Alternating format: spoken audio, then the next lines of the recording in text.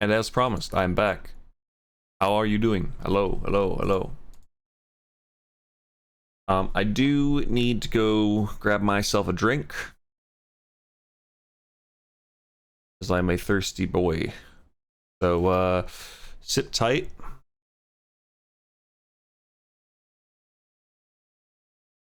I will be right back.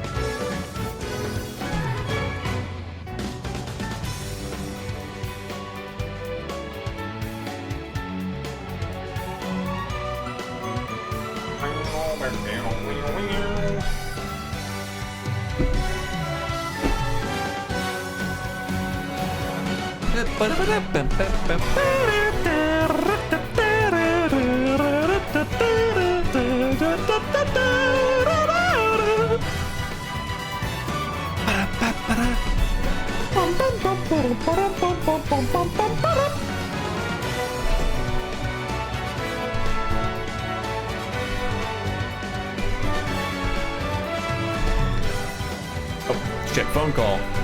I got a phone call, so I actually have to step away again. Sorry. Here, have a different song.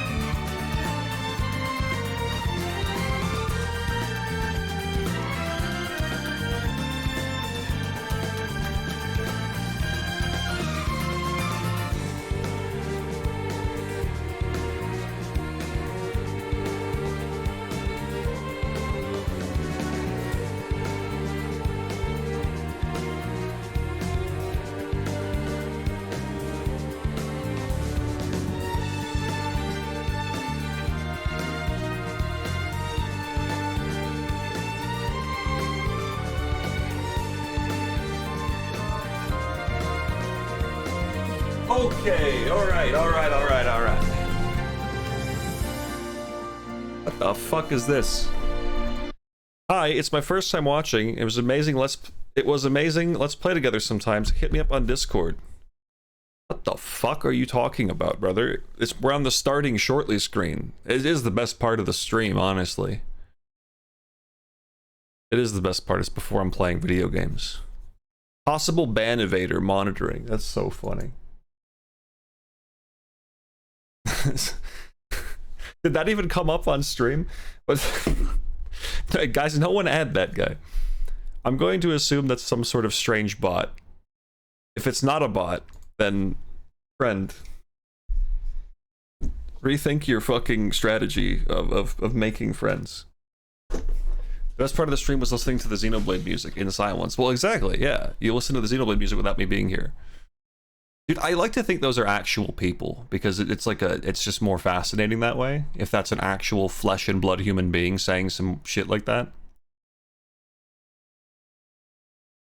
What streamer is gonna be like, oh dude, first time chatter wants me to add them on Discord so we can play games together. I guess I gotta add that guy. Like, who's doing that? That's what I'm wondering when I see those types of bots. Like, what the fuck's going on, bro? What's happening? Welcome to Umineko, When They Cry. Hold on, I need to go to Do Not Disturb on Steam. Hold on. Do Not Disturb, thank you. So for those who have stuck around, hey, how you doing? It's time for some Umineko. Let me just pour myself a nice glass of Diet Coca-Cola. I was at a restaurant earlier and I had Diet Pepsi. It is not as good as Diet Coca-Cola, but it is better than Pepsi. I'm 100% serious when I say that pretty much every diet or zero sugar variant of soda is better. In the United States of America, if you have like Coca-Cola or Pepsi, you just taste like fucking syrup, man. The texture is just not like pleasant. The mouthfeel, whatever you want to say. It ain't it. I can't imagine why a human being would prefer a full flavor Coca-Cola over a Diet Coke. And anyone who does not drink soda pop, power to you, because you're living the best life there is. But some of us have become addicted. So give us some room. Anyway, last we left off, things were about to get really interesting. Also, Salty. Okay, sorry. Salty, I don't know if I said hello to you earlier when you came in and started having a laugh, but hello. Hope you're having a splendid day. Quit it, Aniki. Aneki? Aneki, stop. ガキどもがいない間に本題に入ろうじゃねえか。それこそ知的な話よ。Rudolph glanced over the faces of all present and let a slight sigh, and some let a small look of resignation cross their face. They were approaching their unavoidable, true agenda. 去年の時点で余命3ヶ月だったんだ。ってことは、すでにマイナス9ヶ月ってことじゃねえか。いつお迎えが慌ててすっ飛んでくるかもわからねえ状態ってことだぜ。当主様は今でも健在でおられます。このような不穏当な話を日も明るいうちからなさろうとするなど、ルドルフさんの正気を疑わざるを得ません。I guess actually, real quick point out, obviously we don't have the same effects because we're opening with this scene today, but the music up to this point has 90% of it has been very kind of upbeat, happy, joyful, nice music, but now it's just pure ominous, like tolling of death. だがな、夏日さん。こういうしょっぱい話はいざことがあってからじゃ遅いんや。今が元気だからこそ余裕あるうちにしとくもんなんやで。これも財産のエチケットみたいなもんや。諸君の関心は親父殿のようじゃないか。南條先生、あなたから説明してくださいませんか。彼らもそれをお望みらしい。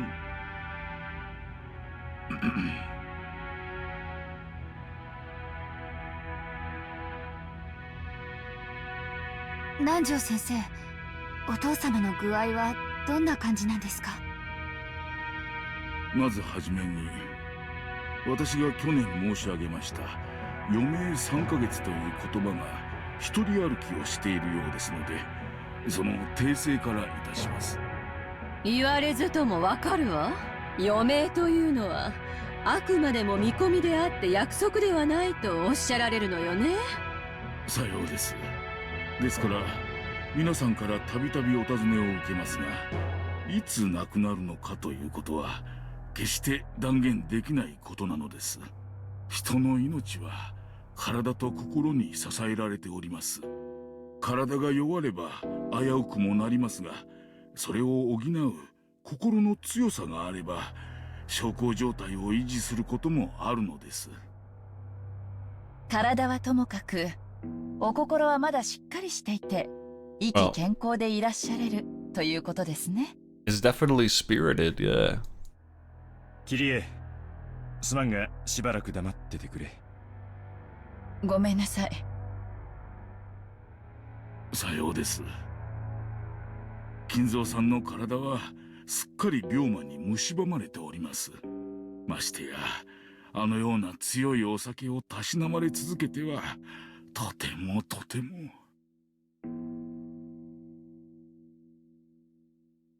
崖っぷちなのも酒のせい、ながらえてるのも酒のせいか。酒豪の親父らしいね。それで先生、もちろん見込みで結構なんですけども、お父様来年の今日まではさすがにどうかしら。当主様に対してあまりに無礼な質問です。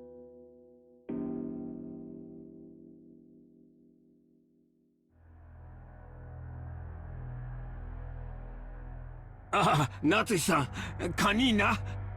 エヴァ、お前も少し言葉を選ばんか。ごめんなさい。お父様の容体が気になって仕方なかったもので。Giggle. そうですか。それは気づきませんでした。南條先生、聞かせてやってください。父親の寿命を気遣う娘の麗しい家族愛じゃないですか。Rouse laughed sarcastically. An identical chuckle. That's loving children. It's so nice when family cares. 質問ですが、医者の私としてはとても難しい。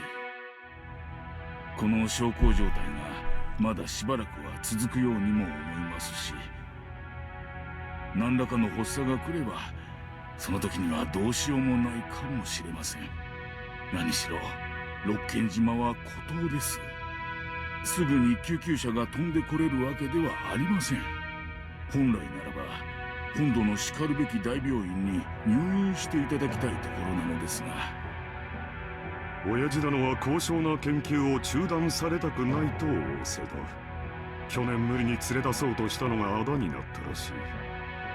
外へ出れば病院に閉じ込められてしまうのではないかとひどくお疑いになられていてな。すっかりこのざまなのだよ。南條先生の診察は受けておられるの？親父殿は南條先生には心を許しておられる。機嫌が良ければ診察も受けられるようだがね。容体を見はするが、薬を勧めようとも入院を勧めようとも聞き入れてくれん。本当に見るだけですがな。お医者嫌いの方もおるもんや。しかし困ったもんだのう。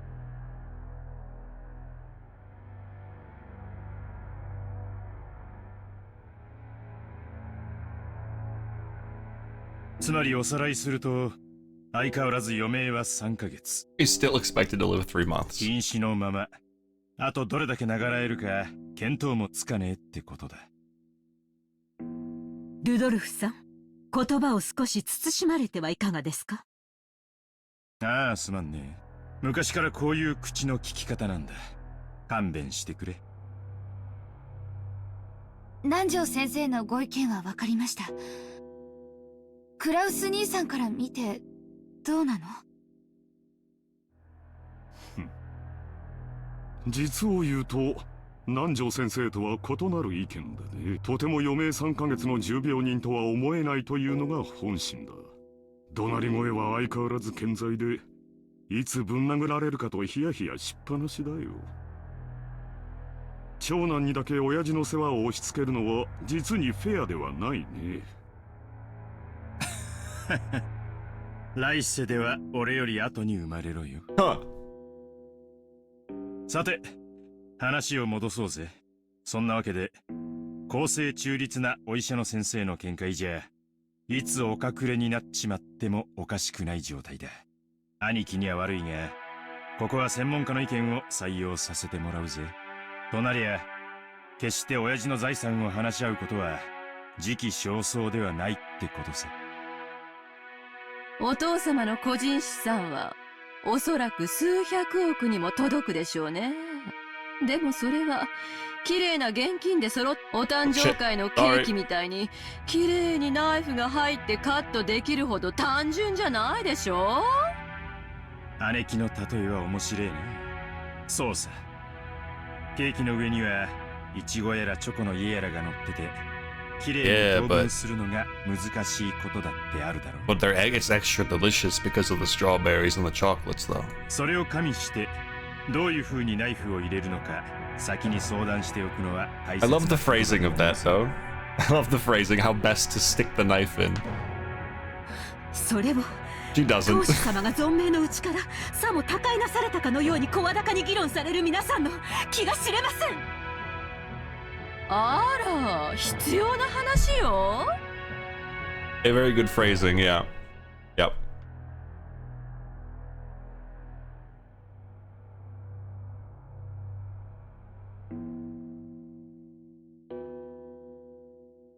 だって遺産相続はその時点で直ちに行われなきゃならないものよ。ましてや栄光ある後宮家の財産は莫大。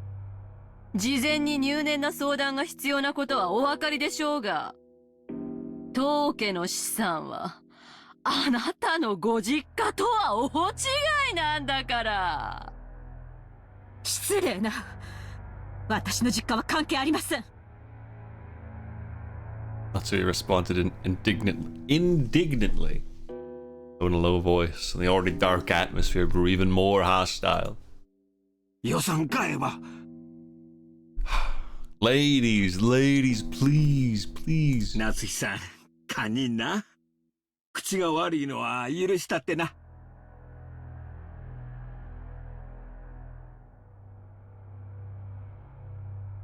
これ以上はお邪魔なようですな。失礼させていただきましょう。Nanjo knows his shit. He knows. He's just here. He's like, I'm just gonna head out.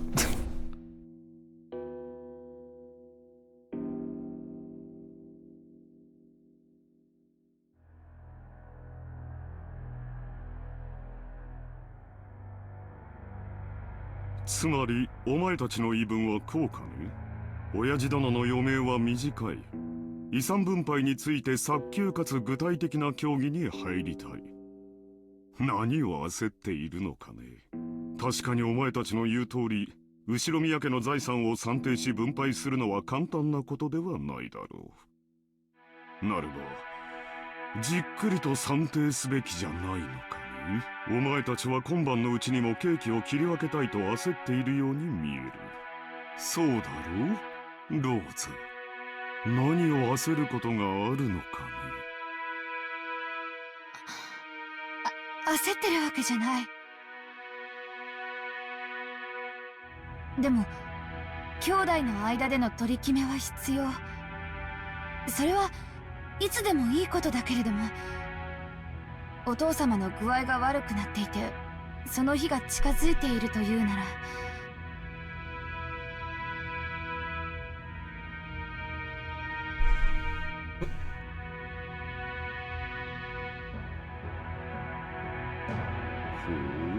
ほう。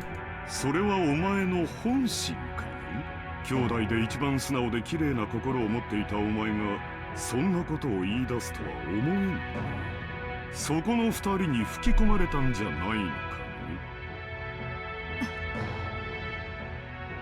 ね。よせよ兄貴。 Hey, we're back. We're back. It's just like the beginning, but with an I instead of an E. This is his catchphrase. ローザだって兄弟だぜ。親父の遺産に公平な権利がある。関心を持つのは当然じゃねえか。親父だっていつかは必ず死ぬし、それは遠い未来の話でもない。むしろ兄貴が悠長すぎるくらいさ。まるで遺産分配から話をそらしたくて仕方がないように見えるぜ。それはどういう意味ですか？主人にやましいところがあるとおっしゃいたいのですか？まあ、夏日さん。話は聞いておくなはれ。兄さん、今は大変強気だそうじゃない？そうよね。去年以降、空前の好景気で円は上がる一方、ドルが100円に至るのだって夢物語じゃなさそうよ。それに、与党は来年頃に保養地整備法を成立させようっていうじゃない。今や日本中のリゾート開発会社がどれだけ軍資金を集められるかって奔走してるところよ。詳しいじゃないか。これから日本には空前の好景気が訪れる。親父殿が後宮家を再興した時と同じくらいの大規模な需要拡大の時代がね。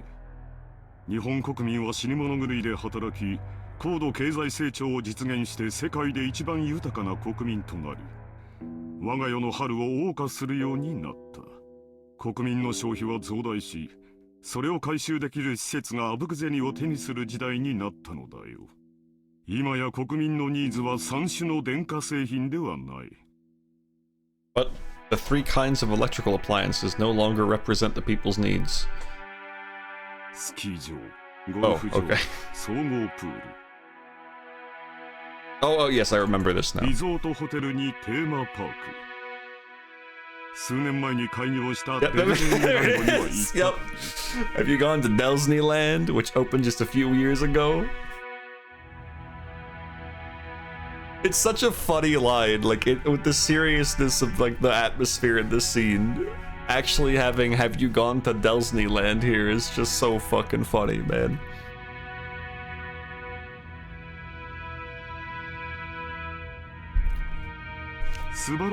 What an excellent theme park. あそこでは大人も童心に帰り家族で楽しむことができる。I feel like gotta be legally distinct. Like this is such a great like. I want someone to listen to like one of those songs that was submitted to me in Feb. I want someone to listen to one of those songs with, but the picture for the video should be this. This should be the picture. Imagine hearing some of that shit with this in the background. Oh man, that'd be great. かつて家族を顧みずに滅私奉公することだけが美徳だった時代はもはや終わろうとしている。我々は世界で一番豊かな国民としてようやくそれを享受できるようになったのだよ。クラウス兄さんの読みは大したもんや。わしも数年前に聞いた時はそんなアホなと思ったわ。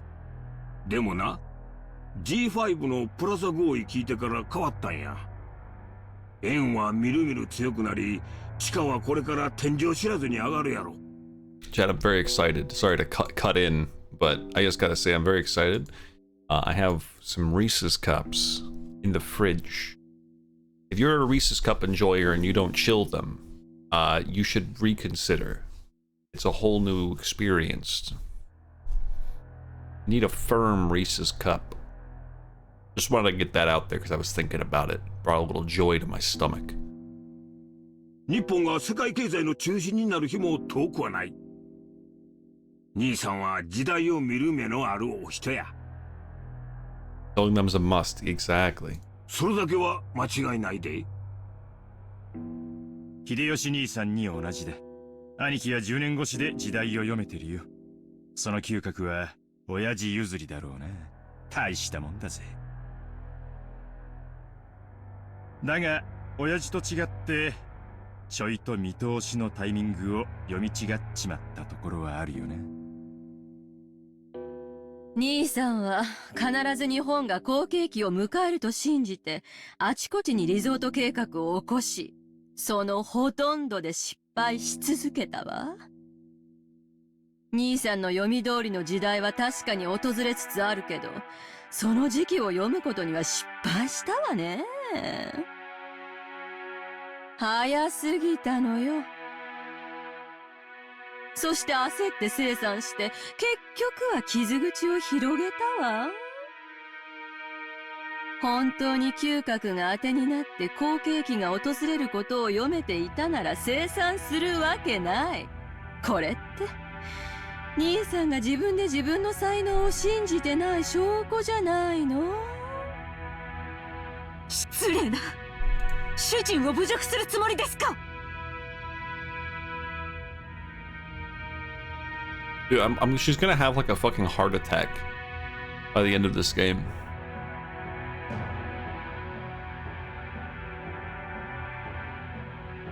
よさないか夏日。昔からこういう言い方しかできないやつだ。少し落ち着きなさい。また頭痛に触る。兄さんに才能がない証拠は私たちのすぐ近くにもあるわよ。だって兄さん、この島をリゾート化するって張り切ってたじゃない？素敵なリゾートホテルも建てて、庭園もきれいに整備して。私は素人だから分かりかねるけど、相当のお金を使ったんでしょう。だから何だというのですか？主人の事業はあなたとは関係ありません。いや、そいつは違うぜ、夏日さん。六軒島は兄貴のものじゃない。親父のものだ。もちろん建てたホテルは兄貴のものだぜ。なんなら俺たちは今夜の宿泊料を払ってやってもいいさ。な、ローザ。それはまあ持ち合わせで足りるなら。リゾート化できればこの島の資産価値は上がる。支出がかさんだことは事実だが、未来に大きな収穫を期待できる。そうなれば結果的にお前たちにとっても有益なはずじゃないか。それはわかるわよ。この島の価値が上がればそれを遺産分配する時の私たちの取り分も増えるもの。もちろん島や屋敷を4分の1ずつ切り取れとは言わないわ。それを算定したお金で解決してくれればいいだけの話よ。そこまで分かっているなら、私の事業に何の不満があるんだね。不満じゃねえさ。不安なのさ。第一兄貴。あのホテル、いつになったら開業するんだ？このままじゃ俺たちの手垢だらけになっちまうぜ。そうよ。大切な商売道具でしょ。確かに開業するまでずっと鍵をかけておくわけにもいかないわよね。少しは使って風通しを良くしないと建物は傷んじゃうもの。でも、私たちが年に一度泊まるだけのゲストハウスって言うんじゃ。ねえ、ローザ。ローザそうね。あんなに素敵ならオープンしたらさぞや人気が出るでしょうね。ああ、あなたが前に言ってたホテルってゲストハウスのことだったのね。立派なもんだろ。ローザの言う通り、オープンできたら人気が出るだろうよ。lodging they had been guided to wasn't originally intended to serve as a guest house, originally constructed as a resort hotel. However, even though it was built 2 years previously, there was still absolutely no prospect of it opening. 兄さんのいつもの事業と同じよ。着目や企画はご立派。そしていつも途中で立ち行かなくなって何も回収できずに終わる。この島をただ住むだけにしか使わないのはもったいないって兄貴の着眼は立派さ。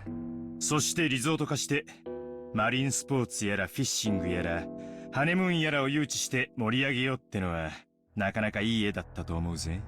俺だって長男だったならこの島を何かに有効利用できないかと頭をひねったに違いないさ。でももう出来上がってから2年も経つのよ。2年経って未だに開業のめどはつかないの？任せてる管理会社はどこ？失敬な。それは主人の手落ちではありません。主人の仕事を請け負う会社間でトラブルが生じているだけで、うちはあくまでも被害者です。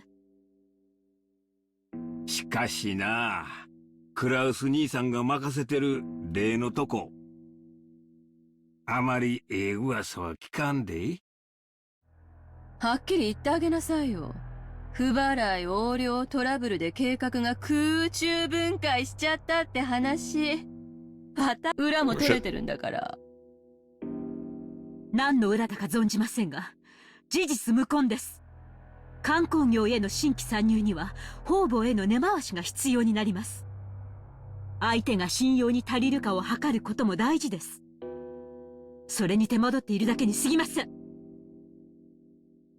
ホテルの完成が早すぎて勇み足になったことは認めよう。だが維持費がかかってるわけじゃない。やがて大きな意味を持つ布石だ。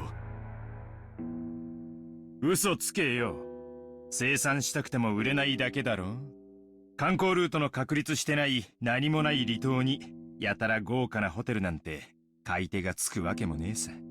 それに事業に集めた融資はどうなってんだよ。維持費はかからんでも回線借金は膨らむ一方や。すまんがクラウス兄さん、この島の開発計画の話ちょいと調べさせてもろたんや。正直こっちもええ話は聞かへんのや。秀吉さん、確かに今の財政状況だけを見たらそういう印象を持たれるかもしれない。だがこれは先行投資なのだよ。その読みを誤り、これまでに多くの負債を生んでしまったことは認めざるを得ない。だがようやく時代が私に追いついた。これまでに失った分はすぐに取り戻せる。いや、それどころかこれまでの投資だってやがては私のもとに戻ってくる。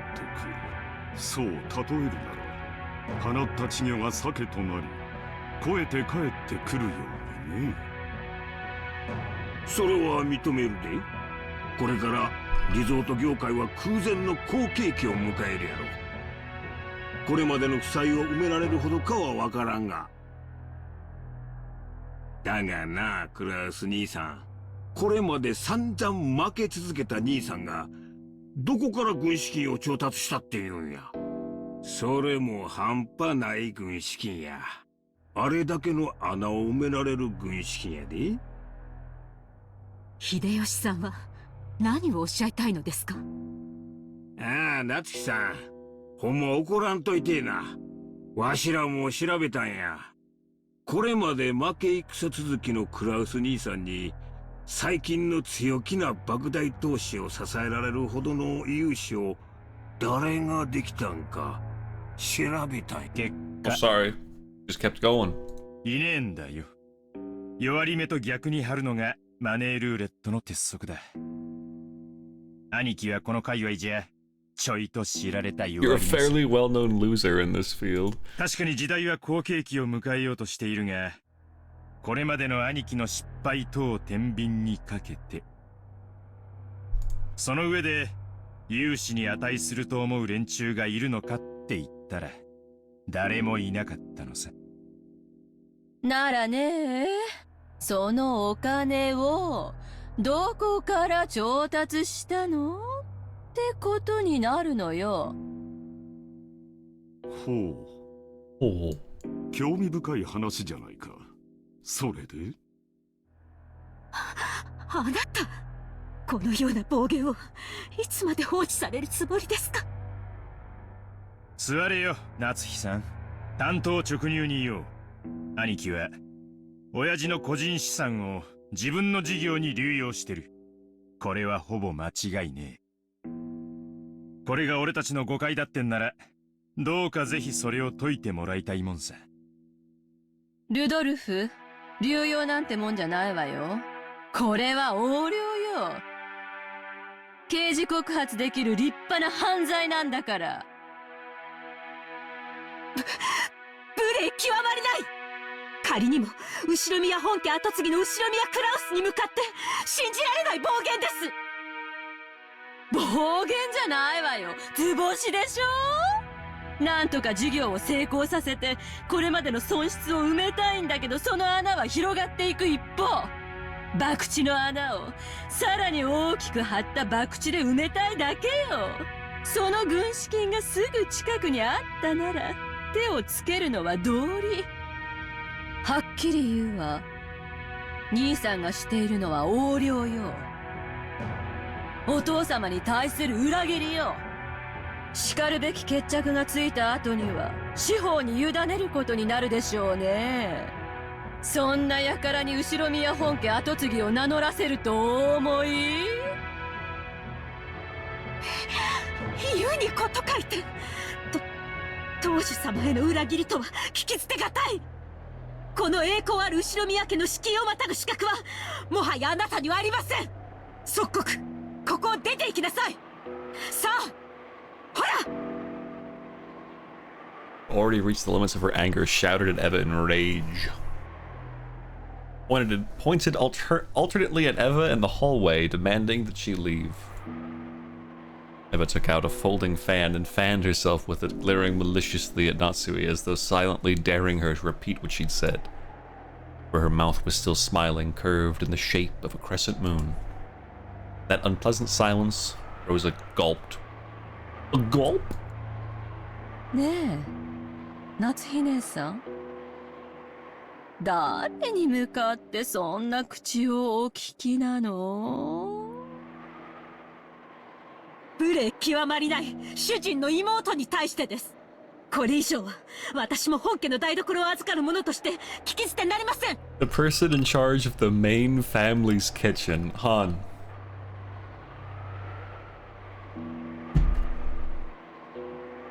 I don't know how to put this, but maybe you ought to go join that, like, Nanjo in, like, the lounge or wherever he went.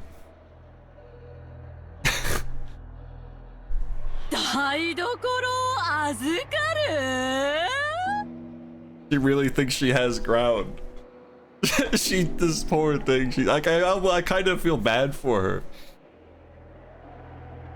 She probably she should probably go like sit on the couch with what's her name, Kyrie? Kyrie? Whatever, I don't know how you say her name, whoever she is. Hold on. Don't know how to say her name. Kyrie? You go sit on the couch with her, man.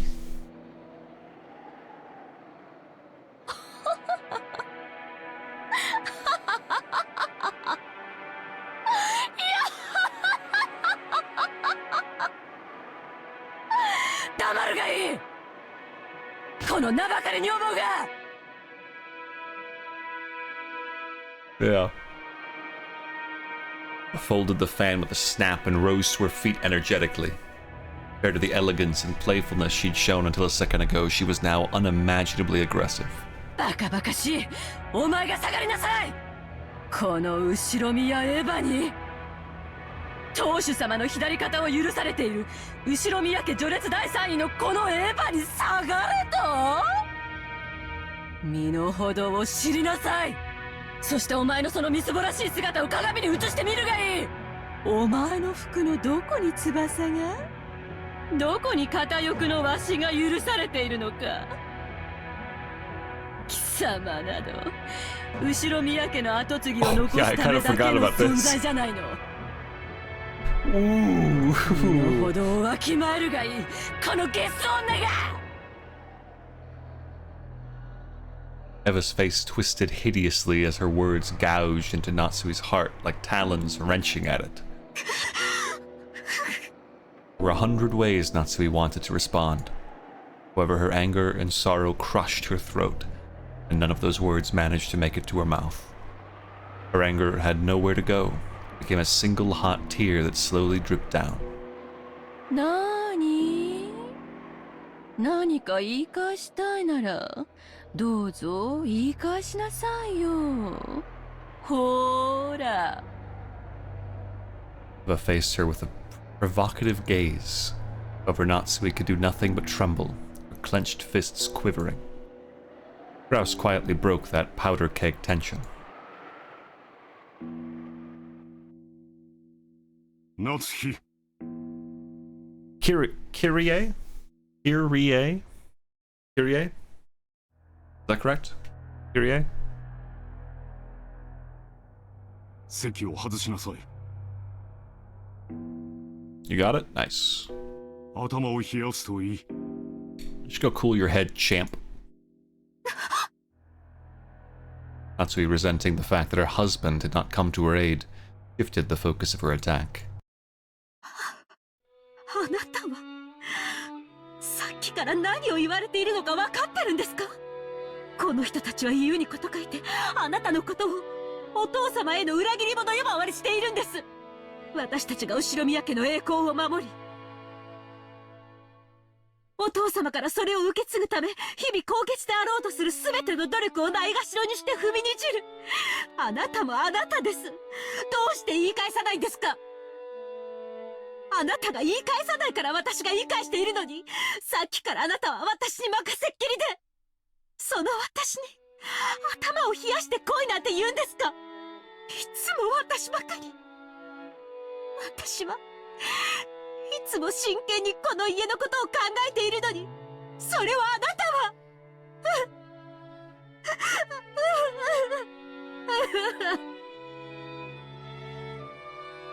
Natsui was already unable to hide her tears.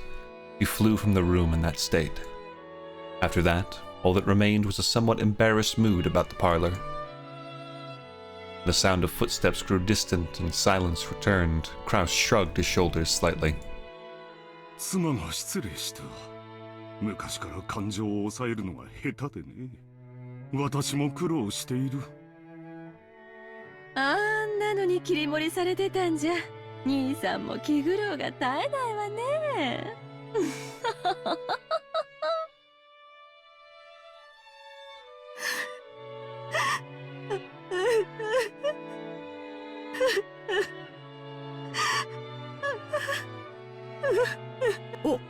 奥様。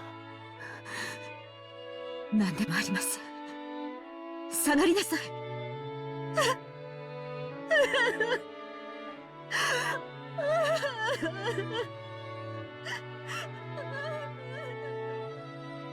おいたわしや奥様。奥様とエヴァ様は犬猿の仲。このお二人の関係を説明するのは女の私にはとてもしんどくございます。後宮家は血を特に重んじられますが、嫁いで家を出れば本来は序列から除籍されます。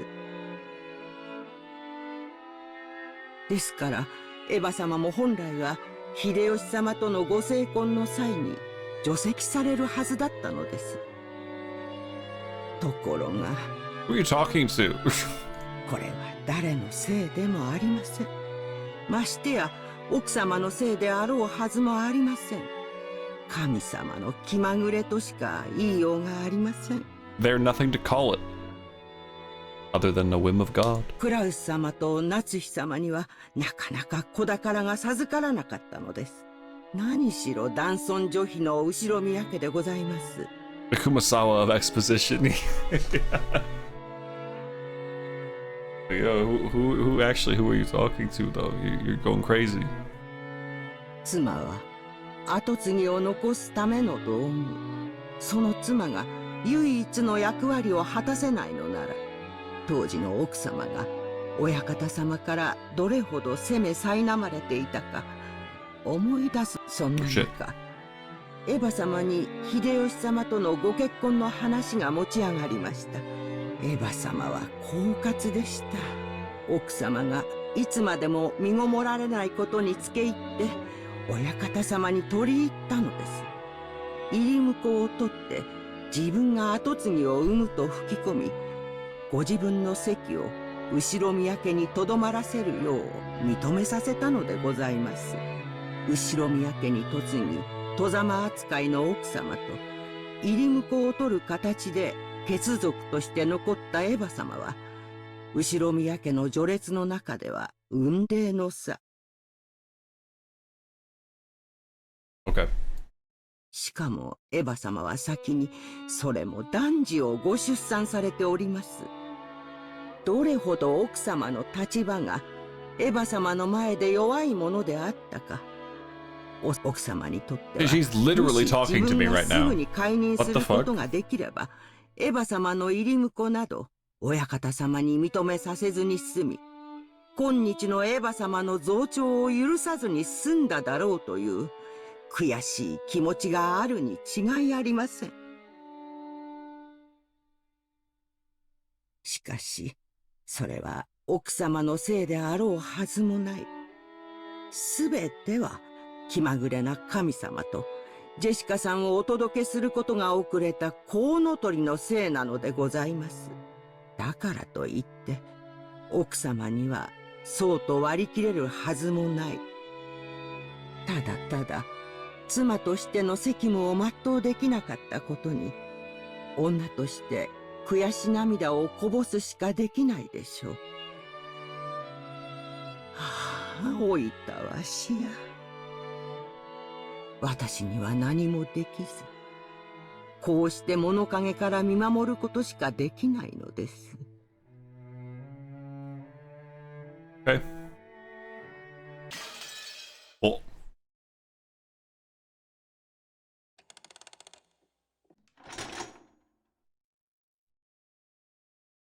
Meanwhile,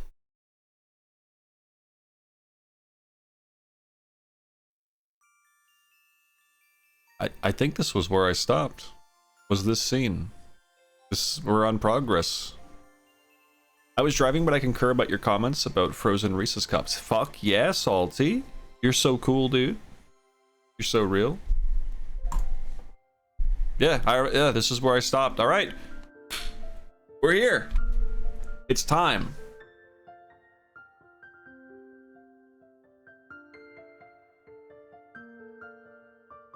Are you intrigued yet? Yeah, of course I am.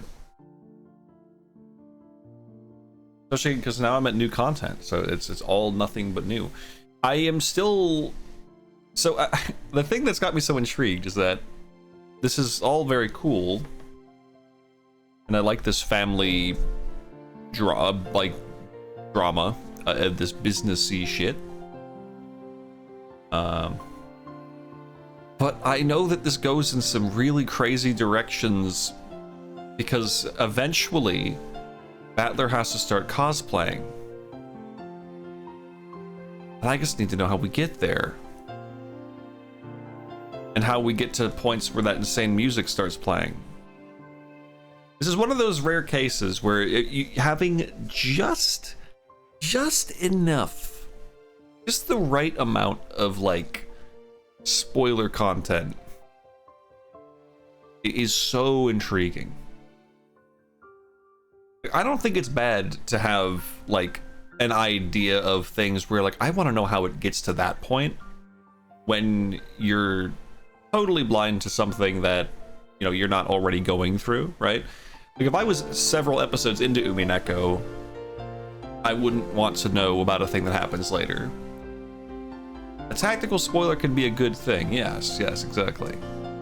Like, I need to know why the fuck would Battler start to wear a goofy cape?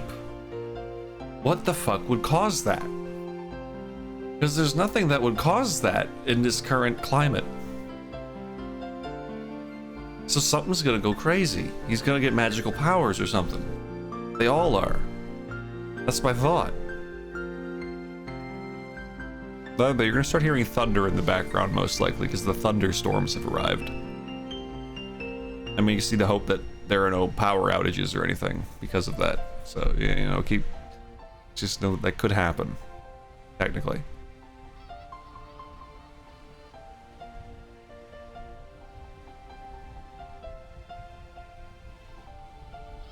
Hold on 1 second.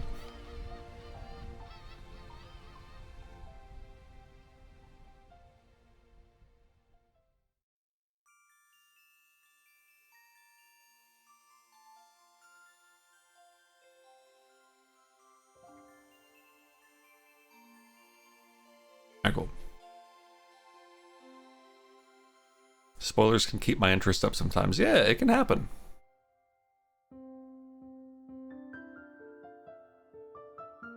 Or some really good cases are sometimes you get spoiled on something and that's like the thing you're waiting for the whole time. So all of the other really interesting like big moments or plot twists, they really catch you because you were spoiled on something else that occurs, right? Still, ideally, the best case scenario in my opinion is usually no spoilers at all. In most cases.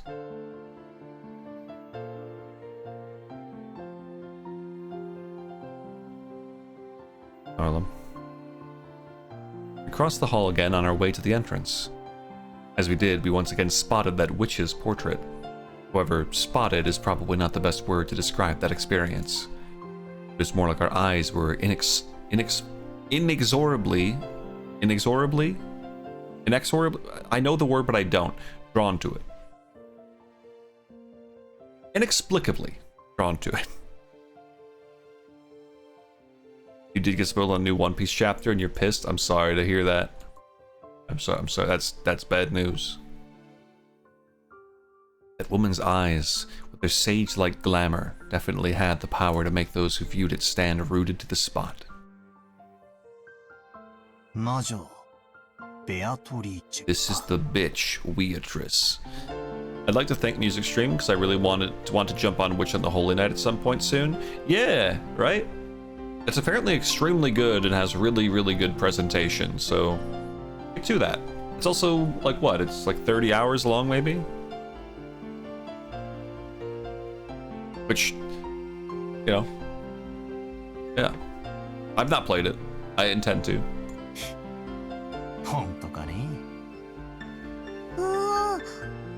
Oh God.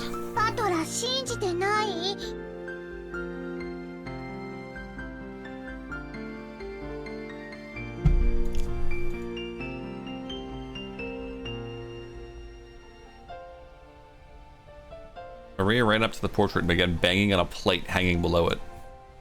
Maybe the title of the portrait was written there. Maria, trying to prove that she wasn't lying, obstinately continued to hit the plate.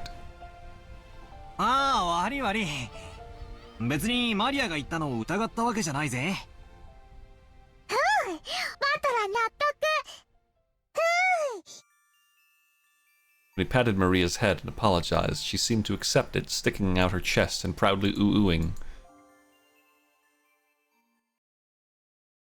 Beatrice.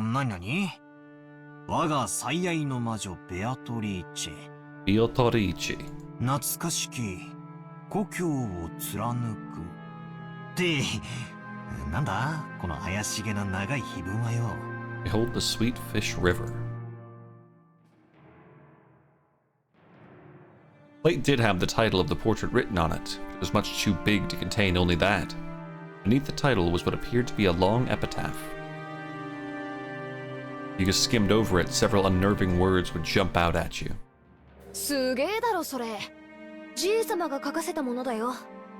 Away with you, child.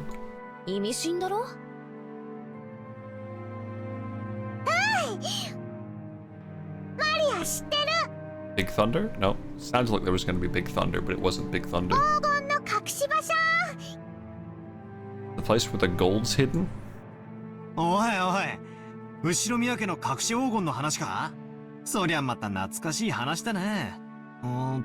ていうか兄貴、これマジなのか？これを書かせたおじい様は、この絵とこの碑文に関しては何も語ってくれないんだ。でも親類たちの間では、おじい様の黄金の隠し場所を記したもので、この謎を解いた者に家督と黄金の全てを譲るという意味ではないかと、もっぱらささやかれてるよ。マリア聞いた黄金いっぱいいっぱい。さてな、10トンの金塊なんてね。10 metric tons of gold bars. 私はちょいと眉唾だけどな。しかしよ、こんな碑文を読んじまうとマジかなって気になっちまうな。I already explained grandfather's upbringing. Let me also mention the Ushiromiya family's legend of the gold. Grandfather succeeded the Ushiromiya family after it was destroyed in the Great Kanto earthquake. By successfully riding the stormy seas after the war, he managed to accumulate great wealth. That much of the story everyone knows. However, this is where the strange part begins. Part of it involves grandfather's black magic obsession, so its credibility is extremely low, but, well, wait until the end before you doubt or make fun of it. After the war, grandfather correctly predicted what the future would hold and won in a huge gamble, accumulating a vast store of wealth. There's a mysterious legend about how he gained his initial funding. Grandfather came from a branch family and had no connections in the business world or the financial world. Even though he later built connections with the occupying forces, he supposedly started as a nameless person who hadn't yet gained anyone's trust. It takes trust to gather money. There's no way anyone would lend money to someone they didn't trust. How did grandfather, who had no reputation at all, manage to obtain his first vast chunk of moolah? When asked that question, grandfather supposedly answered like this. On a certain day, I encountered the golden witch Beatrice. Beatrice! Grandfather then went on and on about his continuing research into alchemy and techniques for summoning demons in order to become a great magician. And the entity summoned as the result of the demon calling ceremony was the golden bitch, Beatrice. He then apparently made a contract by which he would receive fortune and honor in exchange for his own soul. The witch then granted grandfather 10 tons of gold. Grandfather used this gold as collateral to prepare a vast quantity of funds, which he then used to multiply his wealth many times over, to revive the Ushiromiya family. It seems the story is so old that even our parents were told it when they were still children. So back when our parents were young, they explored this island in all sorts of ways, believing that the gold grandfather had received from the witch might be hidden somewhere. However, since there was the danger of them getting lost in the abandoned forest, lightning flashes, big thunder, big thunder, no big thunder. Grandmother began to spread the story that the little bit of thunder, a little bit of okay. Grandmother began to spread the story that the witch lived in the forest and approaching it was forbidden. そんな話があったな。俺たちも小さい頃、親からその話を聞かされて、宝探しと称して島中はあちこちうろうろして、森で迷ってワンワン泣いて、塩兄さんに見つけてもらって、親にめちゃくちゃ怒られたんじゃなかったっけ？懐かしいぜ。バカだったよな。だってよ、じいさまはその資本金で儲けた挙句でこの島を買うんだぜ。この島に来る前から黄金を持ってたってことになるじゃねえか。この島にあるわけがないぜ。そうとも限らないよ。その黄金が元からこの島に隠されていて、それを確実に自分のものにするためにこの島を丸々買い取ったとかね。何しろ10トンもあるんだもん。安全な場所に移すより隠し場所そのものを確保する方が現実的だよ。この碑文を書かせたのは2年前。それもじいさま自身ってなると、なるほど。黄金伝説も信憑性が増してくるじゃねえか。じいさまが後ろ宮家復興の資本金にしたという魔女に授けられた黄金が Yeah, you gotta respect Grand Papi Kinzo. He's so honest with everybody. You'd think after summoning a fucking witch through a demonic ritual and then getting 10 tons of gold and selling your soul that maybe you wouldn't tell people that you did that. But then when everyone asks, he's just so honest. He's like, yeah, I summoned a witch through demon rituals and I got 10 tons of gold and I sold my soul. He just tells everybody. He does. There's no secret there. He just says it. So that's pretty funny when you think about it. He's a really nice, honest guy. そいつがどこかに今も眠っていて、じいさまはこの謎を解けたやつに全部を譲ろうって。じいさまらしいセンスというか、なんというか。マジならなんとも景気のいい話だぜ。The epitaph carved into the plate was very mysterious, with something like a poem or a song written on it. The text was incredibly disturbing, filled with the signs of grandfather's black magic hobby. Its contents were in truly bad taste. But it could definitely be viewed as a puzzle, which, if solved, might lead to the hidden gold.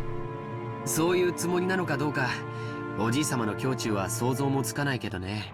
一つ言えるのは、このうさんくさい碑文を、おじい様は一族全員に告示するかのようにここに掲示したこと。そして、黄金の存在はほのめかしながらも、未だにその隠し場所について一切触れないこと。そこから親たちが想像を膨らませておじい様の知恵比べに違いないって言い出した。欲の皮が突っ張ってるうちの親父あたりだろうぜ。じいさまの黒魔術趣味はバカにしてるくせに、この隠し黄金の話だけは信じてやがる。調子のいい話さ。確かに現実的な話じゃないよね。当時無名で何のコネクションもなかったおじい様に無償で莫大な金塊を融資する人物なんているわけだね。それがいたからこそおじい様はそのスポンサーを魔女と呼んだというなら考えられない話じゃないけど。Fits the song. でもよ、10トンだぜ10トン。一体現金に直したらいくらくらいになるんだ？っていうか、とんでもない量になるはずだぜ。とんでもない量だよ。人類が有史以来発掘した黄金はせいぜい10万トンって言われてる。人類の歴史が手にした黄金の1万分の1を個人が手にしてるっていうのはとてつもないことだよ。それが一箇所にあり、しかもそれをおじい様にポンと貸し出せるような魔女。ただものじゃないね。私はよ、その10トンって数字ももはや嘘くさいと思ってるぜ。第一よ、じいさま以外に見たやつはいないんだろ。仮に気前のいい魔女が実在して黄金を貸したとしても、それは10は10でも10キロぐらいの間違いじゃねえのか。10キロでも相当いい金額になるはずだぜ。10キロの黄金っていくら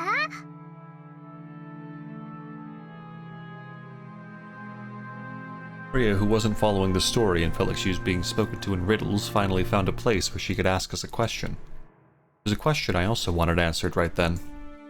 Whether it was 10 kilograms or 10 tons, it still felt like a huge amount. They had no idea exactly how huge. George Aniki folded his arms and tried to remember the market price of gold.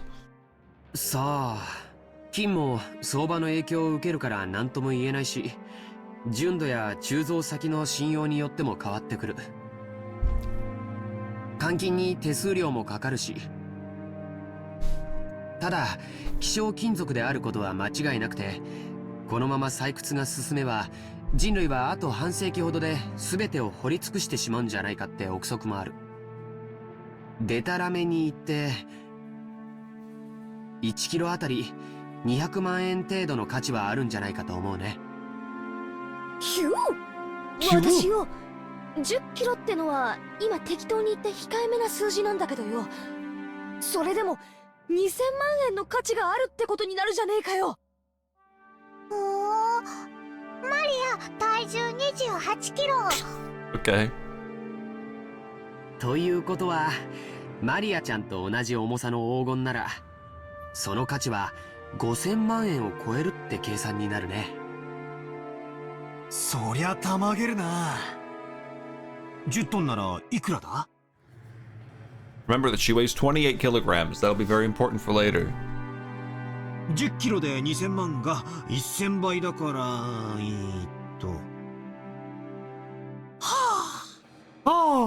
200億円か？こりゃたまらねえや。 How much is 20 billion yen actually worth? You can only measure it relative to our own pocketbooks. Anyway, let's say that a person's wages over a lifetime are about 200 million yen. You grow up and work like crazy, sacrificing your life for your company, and you're finally freed as you approach old age. Everything, including retirement money, might add up to about 200 million yen. In other words, that's the amount of money that'll be made throughout a human's life. No, even call it the value of a life. So 100 times that sum is an unbelievable amount of money. You work from age 20 to age 60, that's 40 years of work. So it's equal to 4,000 years of work wages. And the thunder rolled. You worked every day starting from the Jomon period. You'd only reach that number about now. Whenever that the Jomon period, yeah, whenever that was. Thank you. I'm a historical Japanese person. 200億円。 I know stuff about the world. Is 20 billion yen a lot? Yeah. ああ、すげえよ。 Fucking yeah. マリアの大好きなショートケーキだったら、 You love shortcake, right? 一生かかっても食い切れないくらい買えるぜ。でも、200億円という現金ならいざ知れず、それと同等の金塊が一ところにあるなんて、とても現実的とは思えないね。さっきも言った通り、黄金は非常に重くて、財産をまとめておくにはちょっと便利とは思えないよ。ものすごい額面の有価証券とか、ものすごく価値のある宝石とか、そういうものなら考えられなくもないけれど。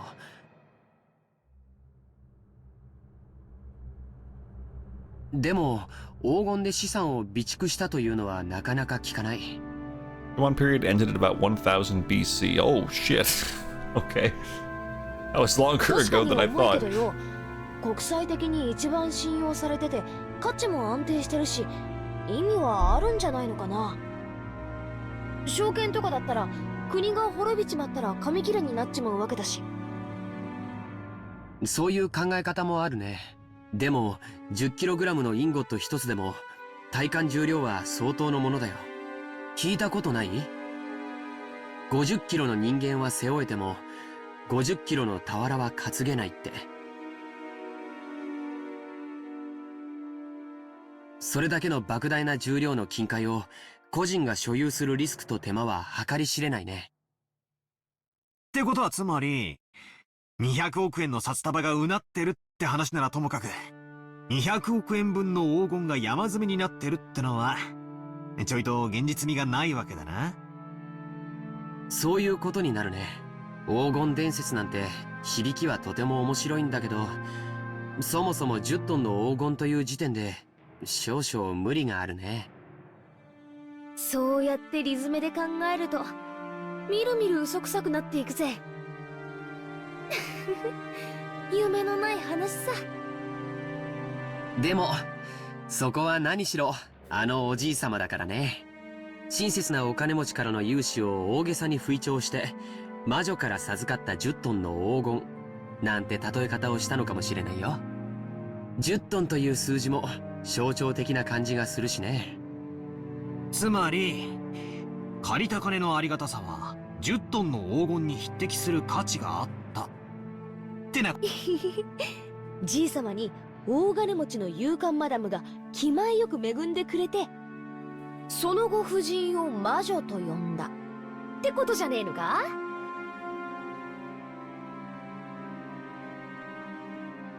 Someone who would generously lend a huge sum of money to grandfather when he still had no reputation might as well be called a witch. Furthermore, grandfather actually did use that money to build a vast amount of wealth later on. The fact that this person was so great at judging people might also justify calling her a witch.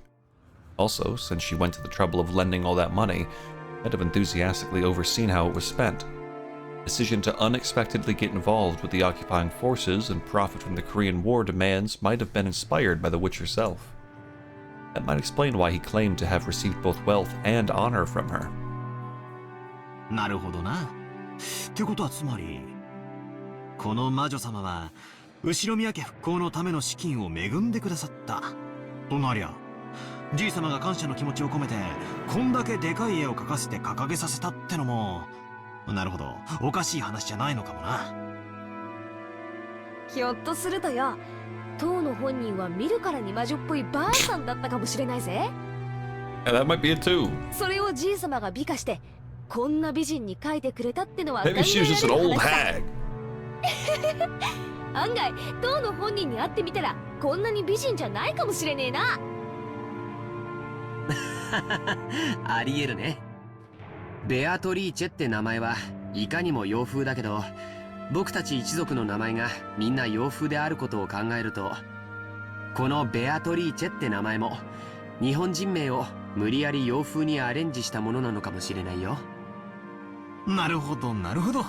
この美人は絵の中にしかいないってわけだな。それじゃあの立派そうな胸は揉めそうにないぜ。Okay, Battler. 鼻っから魔女なんておかしいんだよな。そんなのが地球上のどこにいるってんだ。Laughed and made fun of that dumb, stupid-ass witch, trying to distinguish myself from the kid I was 6 years ago, who feared the witch of the forest. Maria tugged at my sleeve. I could tell by how hard she pulled that she was a bit upset. なんだよ、マリア。ベアトリーチェはいる。 Maria stared up at me. She had on her usual sour look, but I could tell she was angry by the color of her eyes. 魔女いる。魔女はいる。なんだよ、そりゃいるだろうよ。テレビをつけりゃアニメとかによ。いる。魔女はいる。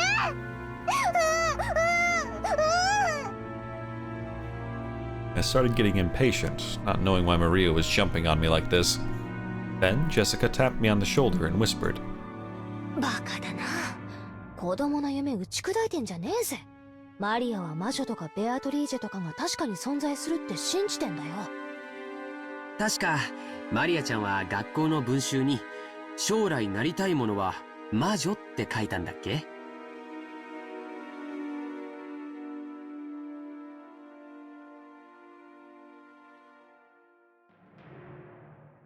Maria nodded seriously. Tears started to run from the corners of her eyes.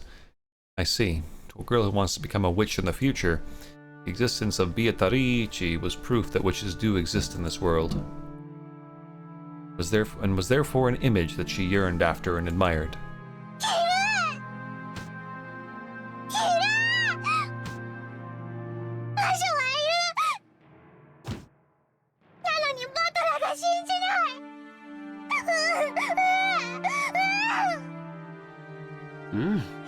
いるよ、魔女は。お兄ちゃんは信じるよ。Georgianiki kneeled down and hugged Maria's head. Watching this, Jessica poked my side. So that's what it is. Like shouting that Santa Claus doesn't exist in front of a child who believes in him on Christmas Eve. Not the kind of guy who likes to shatter kids' dreams. 悪かったぜ。別にマリアの夢にケチをつけたわけじゃねえんだ。謝るよ。ベアトリーチェはいるよな。今もこの島の森の中に住んでいて、夜な夜なこの屋敷で何をやってるのか覗き見しに来るんだろ。だから森には入っちゃいけない。夜はいつまでも暗い森を眺めていてはいけない。森の魔女ベアトリーチェに見つかってしまうかもしれないから、バ様がそう言ってたんだもんな。本当にバトラが信じる？おお、信じるぜ。Yeah, yeah. ケチをつけて悪かったよ。ほら、仲直りしようぜ。Stuck out my hand. Maria grabbed it with her tiny hand, and we made up. Maria didn't grumble any more than that, so George, Aniki, and Jessica were relieved. あら、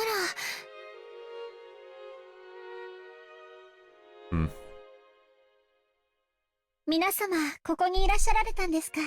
てっきり海岸へ行かれたとばかり。 Shannon-chan, carrying a basket, was surprised to find us all gathered in front of the portrait. シャノンか。いやさ、バトラはベアトリーチェの肖像画を初めて見るからさ、まあ見とれてたってわけだぜ。そうですね。見とれちゃいますね。ベアトリーチェ様って本当にお綺麗です。さぞや親方様を虜になさったろうと思います。パトロン説の他にもおじい様の初恋の人だという説もあるんだ。どちらにせよ彼女に出会ってから数十年を経ているだろうにもかかわらず、今なお心の中に大きく居座り続けているんだから、それは今なお虜にしているということなんだろうね。やれやれ。これじゃばあ様はさぞや嫉妬しただろうぜ。私はよく知らねえけど、やっぱりそういうのはあったらしいぜ。ばあ様は金髪の浮気相手がいると信じてたらしいな。ほう、いい匂い。シャノンからいい匂い。 Maria, sniffing, approached the basket Shannon-chan was holding with interest. After hearing that, I noticed a fragrant scent with a touch of vanilla. 申し訳ございません。熊沢さんからこれを皆さんにお届けするようにことづかりました。なんだろう。素敵だね。クッキーだ。クッキー。クッキー食べたい。クッキー食べたい。お召し上がりいただけますよ。でも、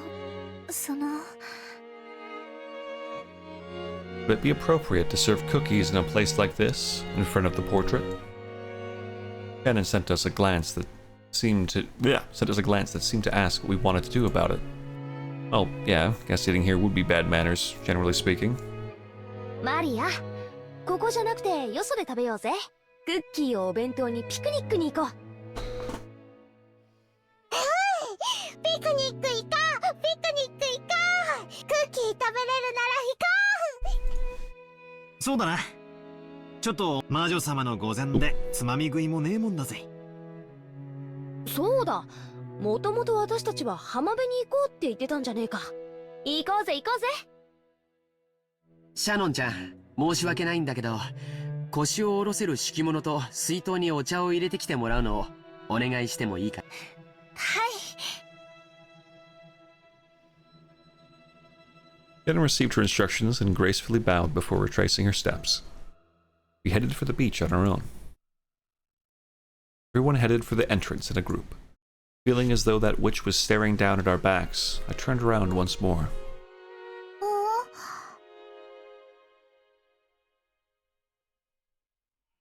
バトラ、まだ信じてない？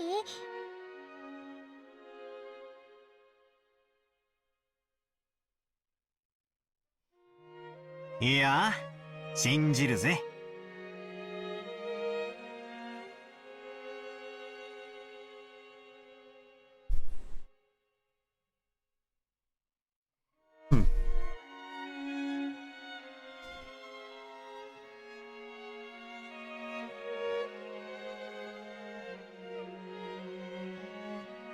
Since I have no idea how the plots of this game and the mysteries work, I'm considering all avenues and opportunities. So right now I'm just like, okay, well, Maria said she wants to be a witch when she grows up. You better believe in witches.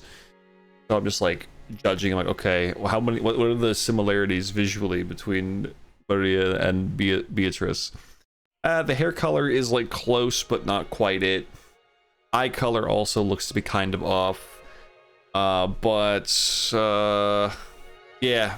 Unlikely, so I don't think time travel is going to be a concern.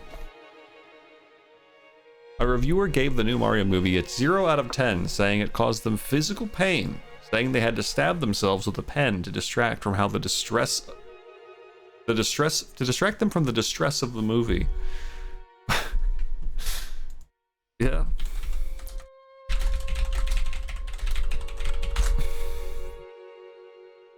What are we looking at?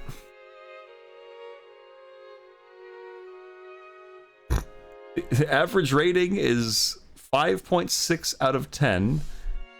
So the all critic score is 45%. Top critics 28%. Or is that the amount of people who gave each review? Well, let's see. That's his number of reviews. Sorry, not the. Let's go to the Metacritic. Ooh, 37.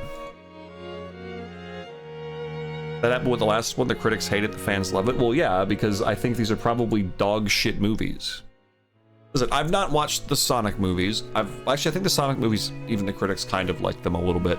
I have not watched the Mario movie. I'll be honest, I personally don't really want to very much, but I know some people do, so maybe I'll watch it at some point. Right, I haven't watched the Minecraft movie. People love the Sonic movies, but that's because Sonic fans are really desperate. They need anything they can get, so their bar might be low. I don't know, but I've not watched them. See, the Minecraft movie probably has a big benefit of being so bad it's good. Like, it's ironically funny and enjoyable, because it's just so stupid and bad, but it's just, that makes it funny. I don't know if the Mario movie can really be that. Like, from what I see of the Mario movie, it doesn't look particularly great, but I also really don't know. The Mario movie was actually enjoyable. Well, that's good. That is good to hear.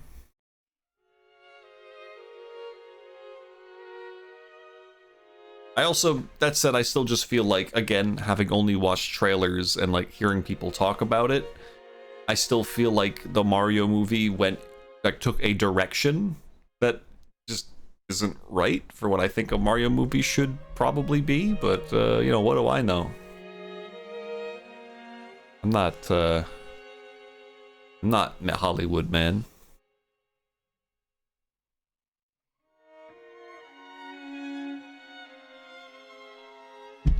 What do I know?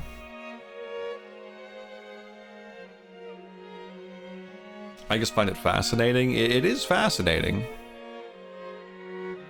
What I find so fascinating about the Mario movie is how, again, from clips and stuff, it feels like the Mario movie is completely separated in every way other than the existence of the characters from, like, the games. Like, there's nothing about, like, the vibe or energy of the movie that matches the games, from what I've seen. I could be wrong about that. Again, I'm not watched the movie, but it's just strange. But that's not uncommon for video game movies, so it's not like that's that strange. Except Sonic, that's not the case, because Sonic has had many adventures in his games where he interacts with human beings in human worlds to save humans. So that's not that weird.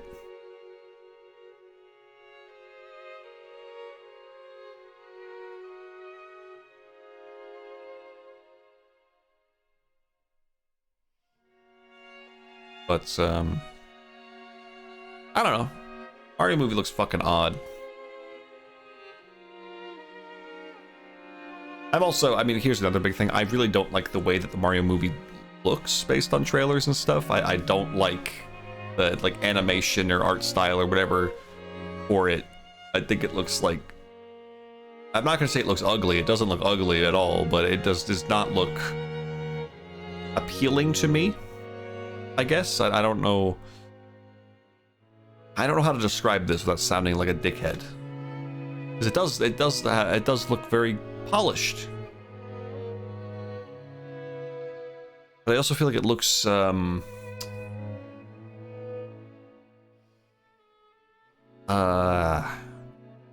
uninspired. I don't know. Just go full dickhead. Well, I just feel like it looks uninspired. It does not look uniquely Mario to me. Not that Mario has a specific art style by any means, but it kind of does in its 3D games. Kind of does. And I mean, I don't know, the animation style and stuff just looks like, I don't know, it just looks,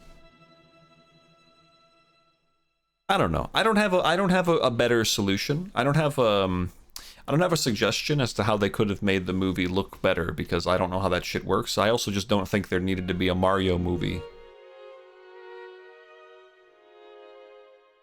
Not that just to be fair, just because something doesn't need to exist doesn't mean it can't exist. I just you know.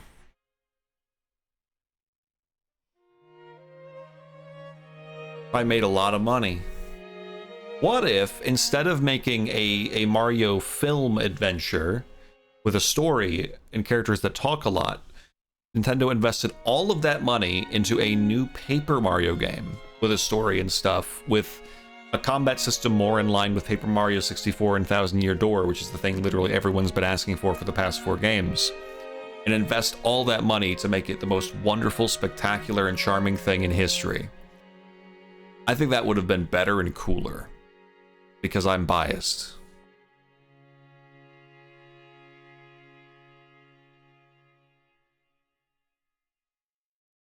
Yep.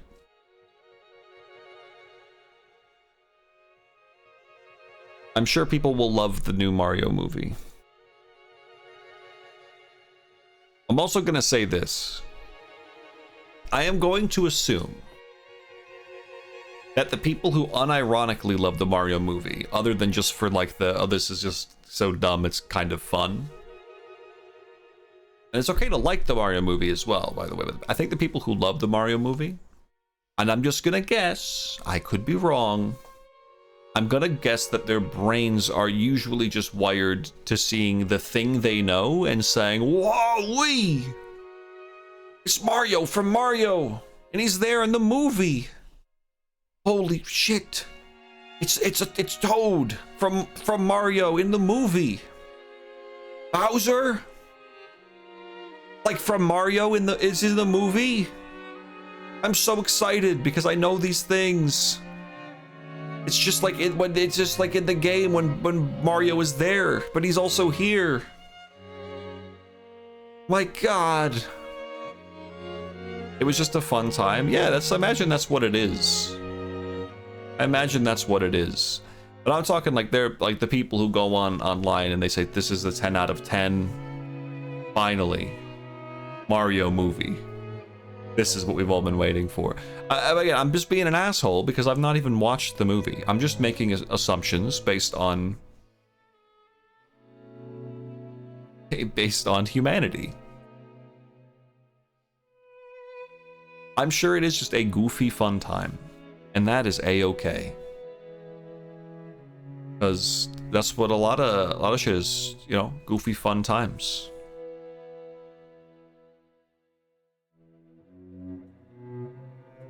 But I also have to question this, and this is also not something that needs to matter all that much, because the whole point of an original adventure is that it is a newly defining thing for it, right? Because what I'm about to say can be used against me.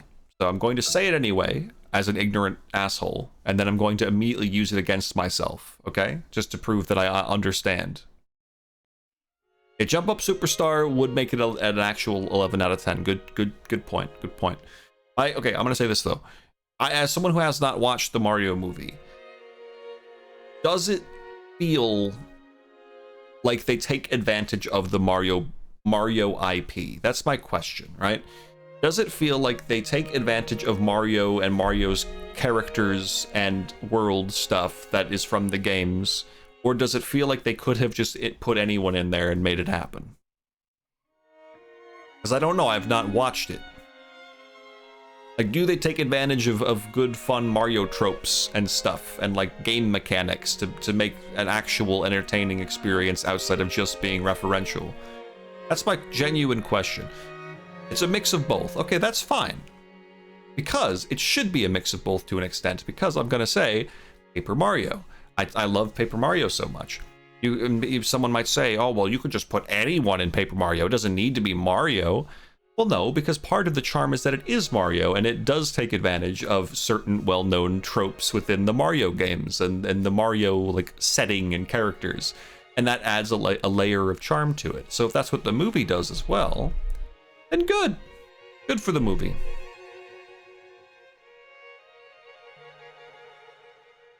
That said, I'm going to assume, based on my very limited knowledge of both, that the Sonic movies are way better.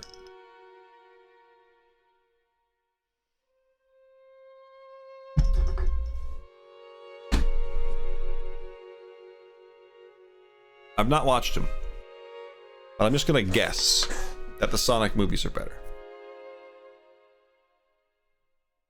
And that's purely because of the reception. I hear people talk about how much they love the Sonic movies all the time, whereas I've just heard people talk about the existence of the Mario movie more so.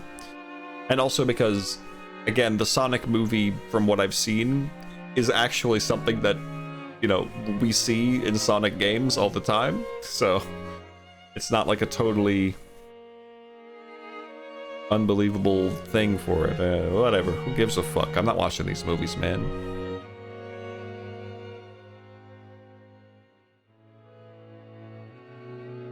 I have a standard for quality.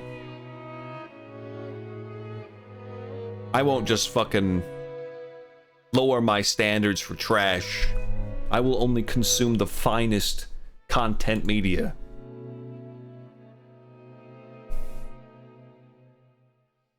I would never in all my life play something mediocre or watch something mediocre. I really liked Pokemon Legends ZA last year.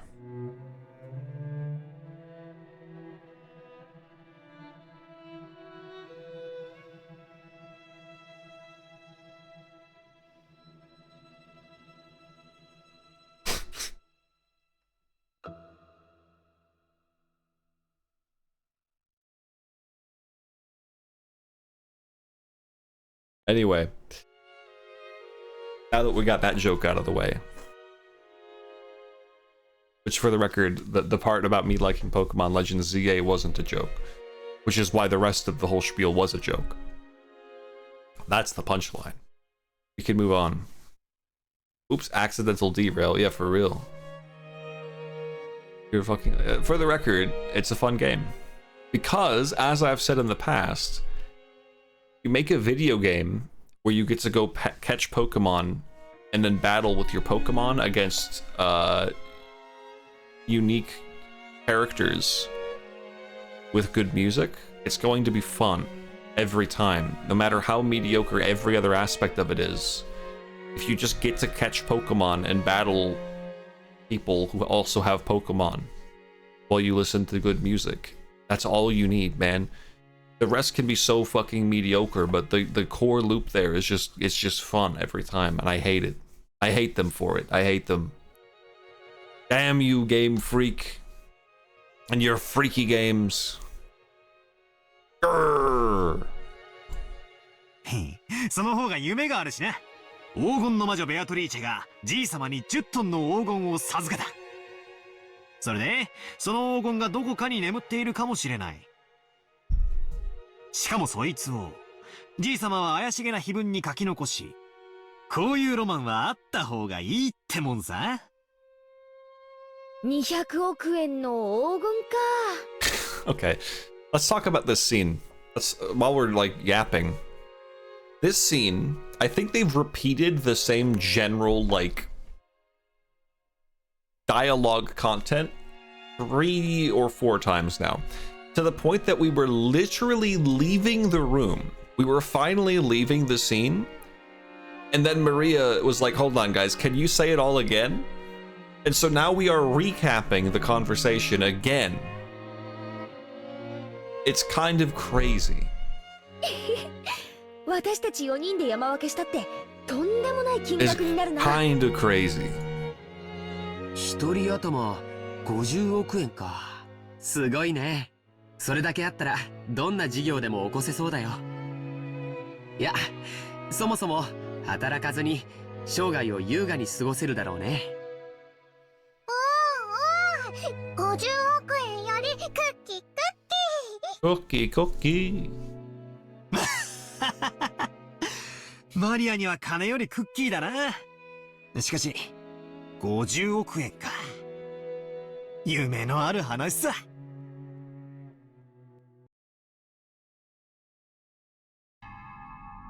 バカバカしい。Ah, here we go. We're back with the adults, baby. まさかお前たちは親父殿の黄金伝説を本当に信じているのかね。魔女が黄金を与えた云々はさすがに信じねえさ。 Okay, but adults, please don't recap the story. The whole point of that last scene was to explain the story to me. You guys can just talk about it. Umineko Twitter would be mad at you right now? Would they? Did they hold that scene in high regard? For its writing chops? だが黄金の話だけは間違いじゃない。There's a lot of arguing about how Ryukishi needs an editor, whatever how you pronounce the name. Yeah, it's like the Brandon Sanderson of visual novels. Sorry, that was an insult to someone, and I'll leave that up to you. You can decide who got insulted there.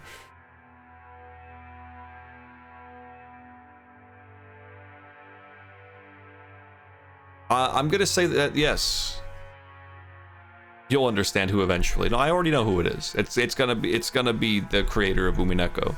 That was the one who was insulted. Because while yes, there's too much dialogue in this, at least the dialogue feels like it's doing something more worthwhile overall as a whole. Because I can at least know in my heart that because of the reception to this, of course. It's because of the reception that I know the dialogue's setting shit up without me even knowing it. So, I'll put faith. I'll put trust. But yeah, get the guy an editor. Oh, dude, oh my god, you know it would be such a good video if no one's done it. Oh, it would be awesome. It'd be a rage bait, as the kids say. Dude, make a series going through Umineko and editing the chapters and removing lines of dialogue. Like going in and saying like, yeah, we can actually cut this one out. We can cut these 3 lines out. These aren't necessary. We can really trim the fat on this one. Dude, that would get people really mad, I think. That would make people fucking furious. That would be funny as hell. Ooh, that'd be funny. Downhill F probably went as well because they were pretty strict with him. He improves with each episode of Umineko too. Oh, I imagine he does, yeah.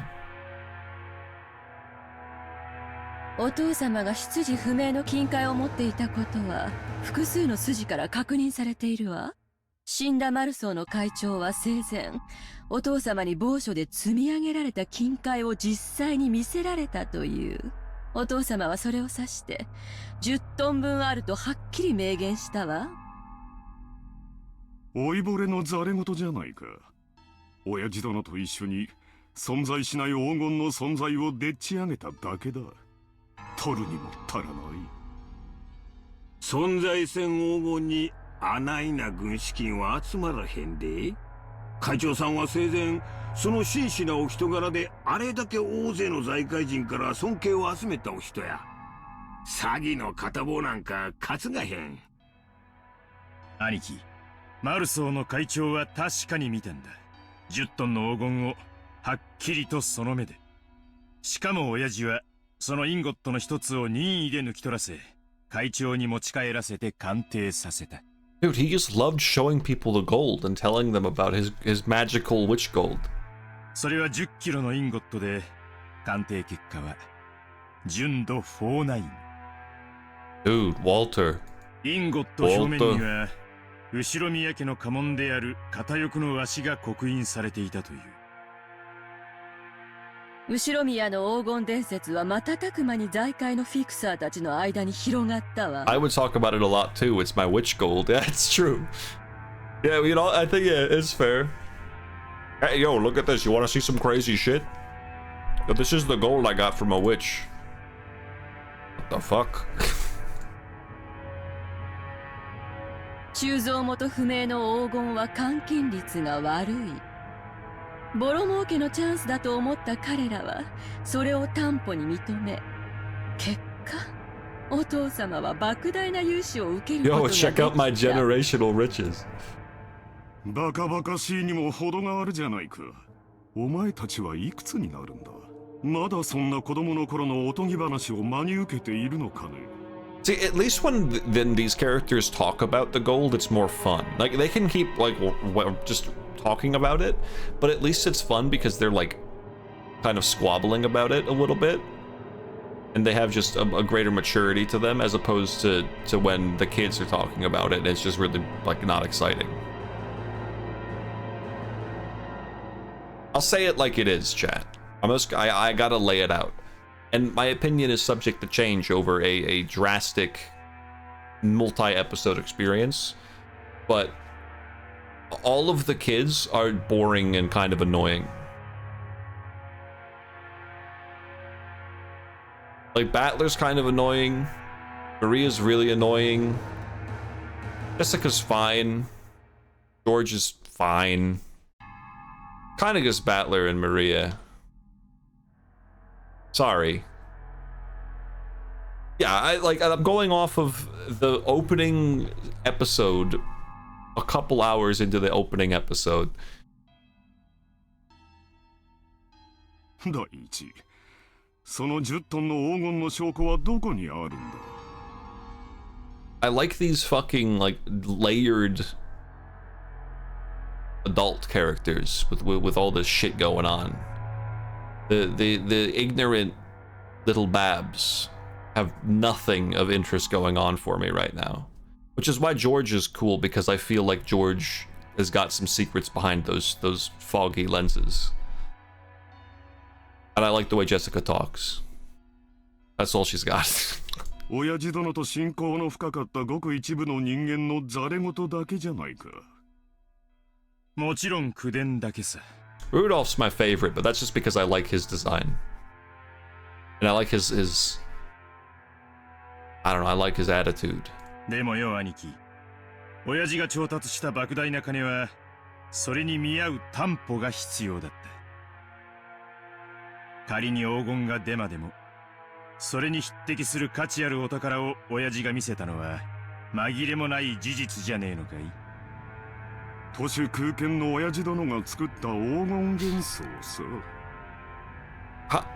Does anyone, I don't know if anyone who's currently here other than maybe Bonnie was here when I played through Zero, I think it was specifically Azure. I don't know Kaseki.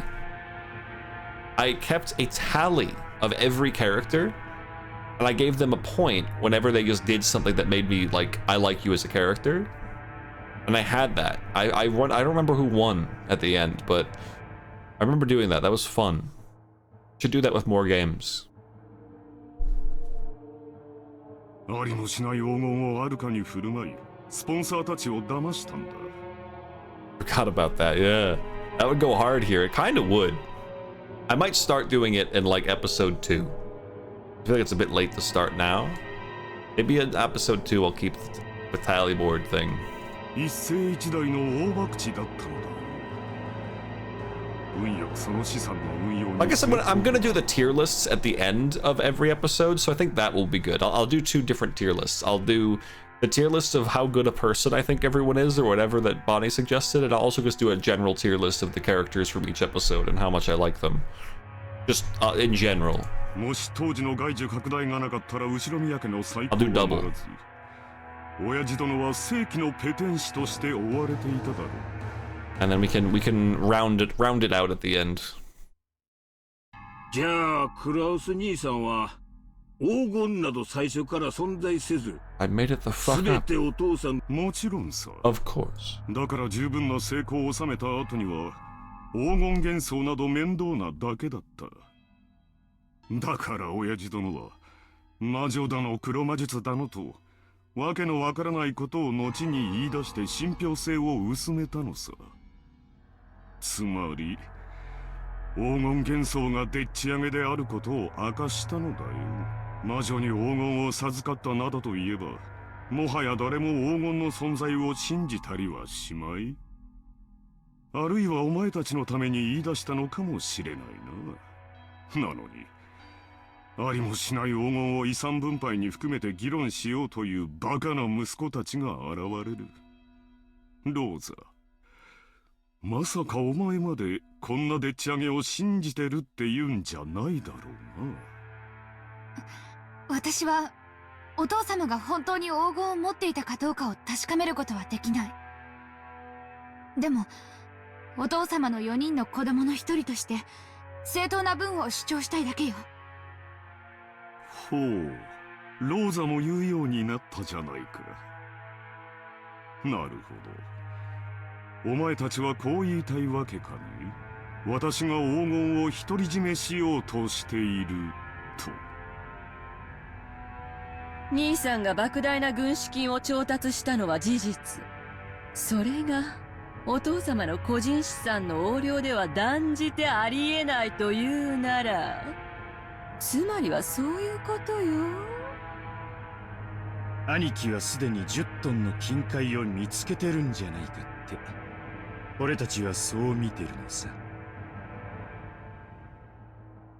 バカバカしい。そんなものは元より存在しない。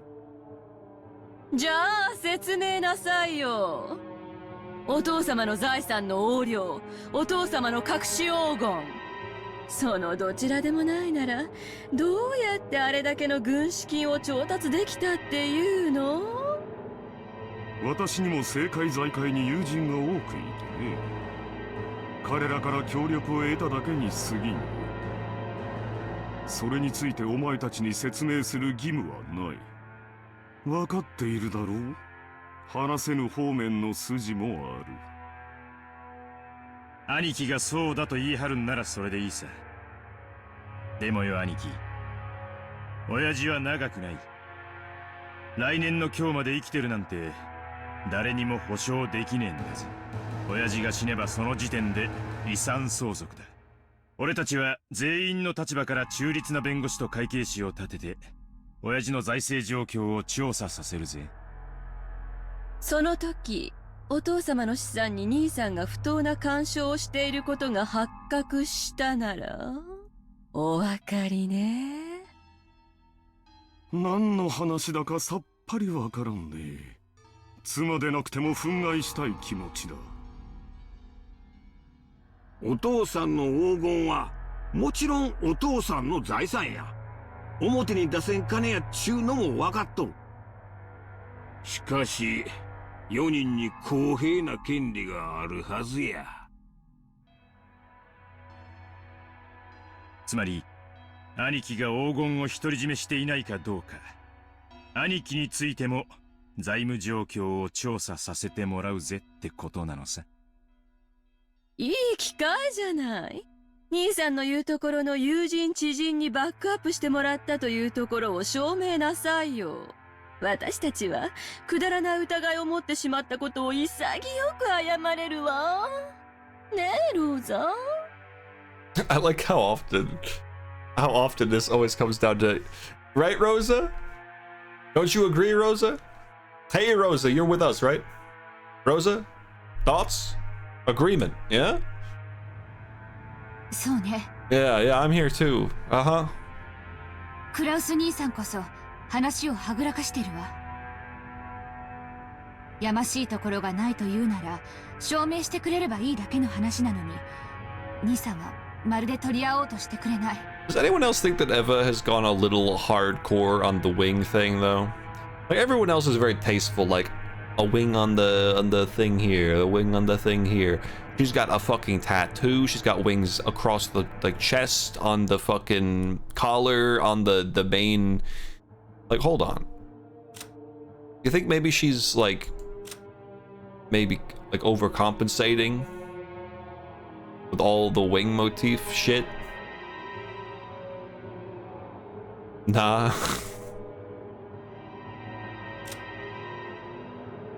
Damn. Whoa. I didn't realize. Holy shit. I didn't realize how fucking sick my man was. I never saw. Damn, dude. I didn't realize his fashion was so tight.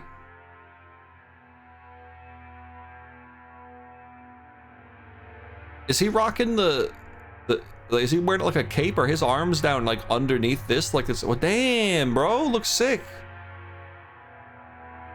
Damn, Ginzo, all right. What a beast. That is not a natural hand in pocket right there. That is an unnatural hand in pocket position, which makes sense for you as a character. I think that's intentional design and it's genius for it. You're basically a fucking mourning widow or something. Fitting. Where's her? She's got the wing on just the arm over here. My man. Man. He's got it here. See, now that's a natural hand in pocket. That's like a more natural hand in pocket. Kind of leisurely. As expected of George. Oh, hold on. He's got the double wing, too. He's got one on the leg. I mean, she's still going to an extreme.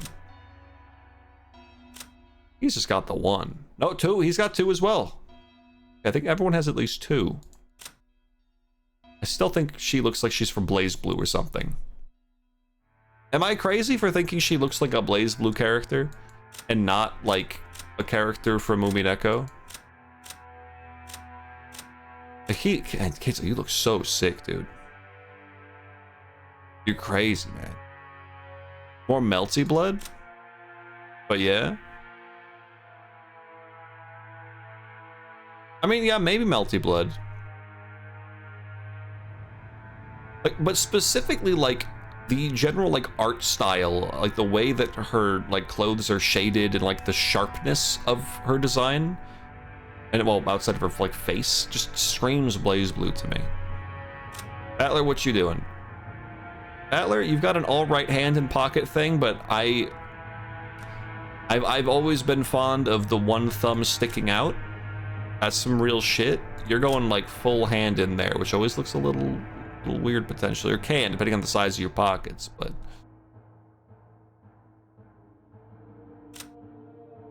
Genji. Kinda crazy that the servants get to rock the wing, honestly. I'm kind of surprised the servants get to rock the wing, since it was apparently brought up as a pretty important thing. Atlas design is really clean. It is. It is. Looks good. She's got. I don't like the wing being on her, like, what do you even call this? Her bib, like an ascot. Like, what the fuck? Just that looks weird.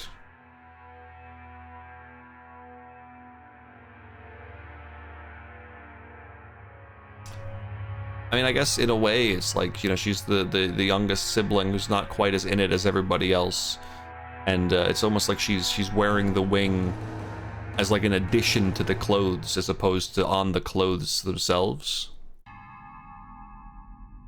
I don't know, maybe there's some sort of metaphor there. She's got the wing just on the one spot. Oh, you have it as a tattoo. Or even like... Huh. Why do you have it as a tattoo? I would not expect the servant to get it as a tattoo. That's kind of crazy. Maybe it's a temporary tattoo she has to reapply frequently. Get it on the thing. I hate your outfit so much, brother. I'm so sorry. Well, that's interesting. I know that Goda is like one of the like newest ones, and so he doesn't have a wing. Oh, but then you're one of the oldest ones, and you don't. Oh, but hold on. I think I see. It's because she's part-time, and she's quit several times. Well, that might be the reason why. But meanwhile, you folks all get it.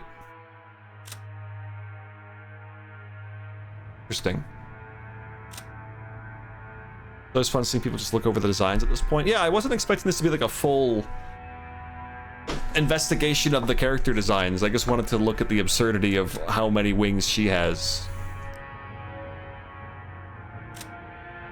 Interesting. Alright. だがまあ兄貴の立場にも配慮するさ。親父の名代ということで俺たちより一つ多く責任を背負ってるところもあるだろう。今まで散々気楽に過ごしてきた俺たちがそれを察しないでブーブー言うのはこりゃフェアな話じゃないぜ。ほう、さっきから脅されたり持ち上げられたりと忙しい。 True, honestly, they really are just going back and forth. 本題に入りたまえ。つまりな、お父さんの財産をあれこれ調べて重箱の隅をつっつくんはクラウス兄さんの言う通り、うまく説明できん金の動きもあるやろ。そこを理解した上でわしらは兄さんに相談を持ってきたんや。お互いにとって悪うない相談や。相談？ほう。遺産分配時に今日まで親父の面倒を見てきてくれた兄貴のご苦労を最大限に汲み取り分配。間違えないでよ。別に私たちの権利を放棄するって言ってるわけじゃないのよ。ただその権利を主張する際に兄さんの立場に立った寛大な理解があってもいいんじゃないかしらということなのよ。つまり条件を飲んでくれたらわしらは遺産分配時にお父さんの財務状況調査をクラウス兄さんに一任してもいいっちゅうこっちゃ。All the siblings from Eva downward suspected that Kraus was trying to steal their father's wealth. So, letting Kraus report the state of that wealth was extremely contradictory and a huge concession. If, as they claimed, Kraus was actually embezzling money, Kraus would be able to hide that fact. Besides which, it'd be possible for him to control the distribution of the inheritance in a matter favorable to himself. Kraus, realizing that this sounded too good to be true, couldn't help but feel suspicious. Couldn't help but worry about what they'd ask for in exchange. ほう、信用ゼロの私に長兄としての信頼を返してくれるというのか。その見返りは何だね。同じ兄弟としての公平な権利さ。俺たちの兄貴は親父の財産をかすめ取るようなやつじゃない。だがしかし兄貴に融資するパトロンも存在しない。となりゃつまりこういうことなら兄弟は納得するわけさ。兄さんは10トンの黄金を見つけ、それを担保に軍資金を作った。そう、お父様がかつてそうしたようにね。そういうことならお父さんの財務状況におかしな点は一切あらへん。クラウス兄さんはずっとお父さんの世話をしてきた高校息子や。そないな人を信用せんわけにはいかへん。回りくどくて分かりづらいな。もっとはっきり具体的に言いたまえ。条件の一つ目、まず兄貴は親父の黄金を見つけていたことを認めること。ありもしない黄金を私が持っていると認めろと。条件2、その黄金について兄弟の取り分を認めこれを支払うこと。バカな。バカ。Oh, hello, Chris. No, it's not. It's me. It's just me. ありもしない200億の黄金について一人頭50億。合計150億を支払えというのか。バカバカしい。最後まで聞きなあれ。そない大金出てくるのは分かっとる。でけへん取引はするつもりないで。もちろん黄金の取り分についてもクラウス兄さんの今日までのご苦労を十分にねぎらって換算するつもりや。条件3、黄金の分配は後宮本家当主跡継ぎの肩書きに 50%、 残りを兄弟の正当な取り分として分割。もちろんクラウス兄さんもこれには含めるわよ。200億のうち125億を兄貴に、25億をエヴァ姉さんに、25億を俺に、25億をローザに。ありがたくて涙が出る分配じゃない。Makes me so grateful I could cry. Yeah, Battler is in this, Chris. 存在しない黄金のためにお前たちに75億支払えというのかね。 I love that every time he says the gold that doesn't exist. 何よ、兄さんの取り分は私たちの5倍じゃない。私なら踊り上がっちゃう好条件よ。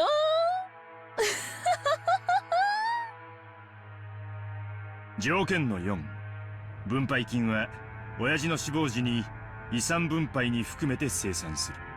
ただし手付金として俺たちの取り分の 10% を即納してもらう。That Mariabelle VA? I have no idea. I don't remember really what Mariabelle sounds like. 支払いは来年3月までだ。どや、クラウス兄さん。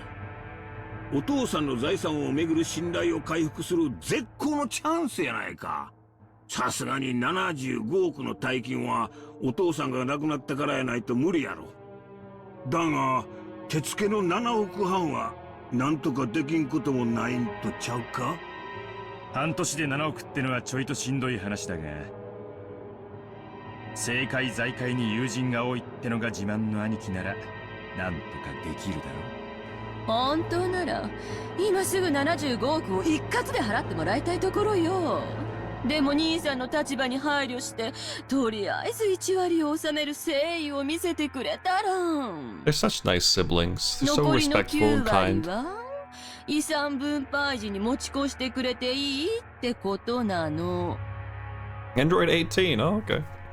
ねね1割程度の誠意なら兄さんにだって示せるんじゃない？親父殿の財政状況調査を私に一任する権利を7億5千万で売りつけようというのかね。上等じゃないか。お前たちも成長したものだ。この私に取引を持ちかけられるようになるとは。これらを兄さんが飲むなら私たち兄弟はお父様の財産状況調査を兄さんに一任する。ただしその調査結果は公弁の対象となる。当然よね。75億分私たちの取り分が減るように調整されちゃったら悲しいもの。原則的に文句は言わねえつもりだ。兄貴が綺麗にやってくれたならそれでいい。よっぽど露骨なことをしなけりゃ俺たちはことを荒立てるつもりなんかねえんだぜ。 Alright, Chris, thanks for stopping by, brother. Have a good one. 俺たちだって早く遺産が欲しい。いつまでもグダグダして取りっぱぐれたくねえんだ。公弁された場合の再調査は誰がするのかね。兄さんでいいわ。多分これが兄弟で合議する最初で最後の機会だもの。そんなことにはならないと信じてる。Cackle, cackle. ローザもたまには言うわね。By this point, it's obvious that Kraus wasn't at all trusted as the oldest sibling, but there's no need to go into detail. The formerly tyrannical oldest brother had always abused his privileges and violated the other siblings' shares. It was in response to this that the other three, now adults, were finally teaming up and striking back for the first time. 申し訳ないが、条件はまだ続くんや。But wait, there's more. 条件5。この取り決めはお父さんの遺言状に優先する。Oh. 後になってこの取り決めが保護になるような遺言が出てきちゃかなわんちゅうこっちゃな。入念じゃないか。なら質問だが、仮に本当に黄金が見つかった場合どうするのか。それに対する支払いを兄貴が済ませてる以上、俺たちは本当に黄金が出てこようがどうでもいいことさ。俺たちの取り分は先払いってな感じになるわけだからな。夢があっていいじゃない。この島をリゾート化するつもりなんでしょ。その工事の途中でひょっこり黄金が見つかるかもしれないじゃない。Eva let out a high-pitched laugh. Kraus watched but didn't even flinch. 条件に7をつけてもらおう。私以外の兄弟が黄金を発見した場合、速やかに私に引き渡すこと。Okay. もちろん保証するわよ。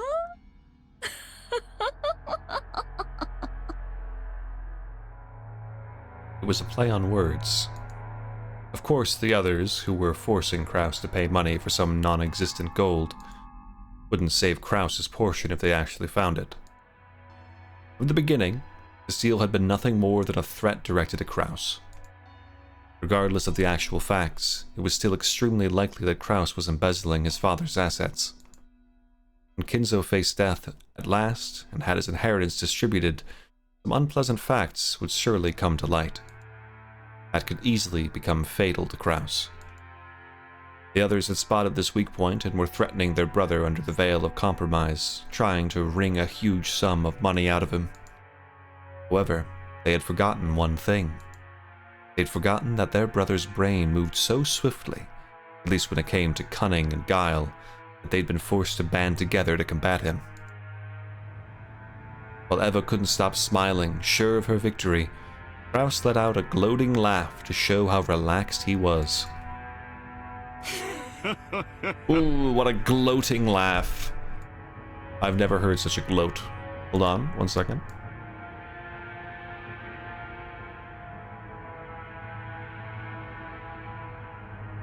とても良い話じゃないか。私もお前たちとの関係が疎遠になっていたことには非常に心を痛めていた。この条件を飲むことによって兄弟間の関係が再び有効なものにできるなら、喜んで話に乗らせてもらおうじゃないか。喜べローザ。取引は成立だ。I don't know why, but I really like this particular portrait. I don't know why. Rosa's expression dimmed. It was never a good sign when her brother started talking like this. Eva also keenly picked up on this. That's why she was unable to wipe away a sense of unease, even though Kraus had obediently accepted the deal. 嫌に素直ね。兄さんらしくもないわ。それはひどいじゃないか。私に下心があるというのかね。あるわけもないさ。お前たちと同じだ。Just the same as all of you. He seemed to emphasize just that one part. The color of Rudolph's face darkened. To him it sounded as though Kraus was saying, I have a plan similar to yours. So Rudolph panicked. He rushed to bring this nearly resolved discussion to a conclusion. ならいいんだ。じゃあ兄貴、ここにサインをもらえるか。今の話を書き出した俺たちの誓約書だ。人数分ある。同じ内容に全員がサインする。Rudolph took 4 written contracts out of his breast pocket that had the details of their deal written on them. クラウス兄さんの提案した条件7ももちろん今から追記するで。安心したってな。兄貴、ペン使うか。Rudolph took a fountain pen out of his breast pocket and offered it to Kraus. Kraus made as if to accept it, but then, with a small laugh, he drew back his hand without taking it and spoke. 実は、この取り決めを確かに履行するために、1点だけ修正を提案したい。Oh boy. As soon as Kraus said that single sentence, all of the siblings felt as though something ominous was creeping up their backs at the same time. ダメよ。もう決まった話よ。黙ってサインを。エヴァ、何を焦っているんだね。もちろんサインはする。お前たちに黄金の分け前75億円分を約束する。親父殿の遺産分配の時、きれいさっぱり清算することも約束する。だが一点だけどうしても譲歩してもらいたい部分があるのだよ。何の話だよ。どの点が気に入らねえってんだ。分け前の1割7億5千万円を即納する点だよ。お前たちの指摘通り、私の財政状況は決して裕福ではない。数々の先行投資によって未来に必ず回収できると保証されながらも、今のこの時点では火の車であることは認めなければならない。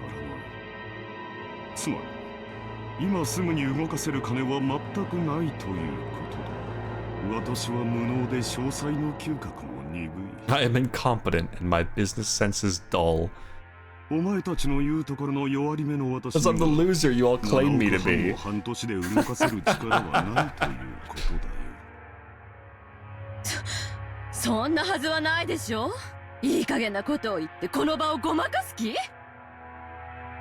遺産分配時に全て一括で清算する。1割を即納する条件を削除したまえ。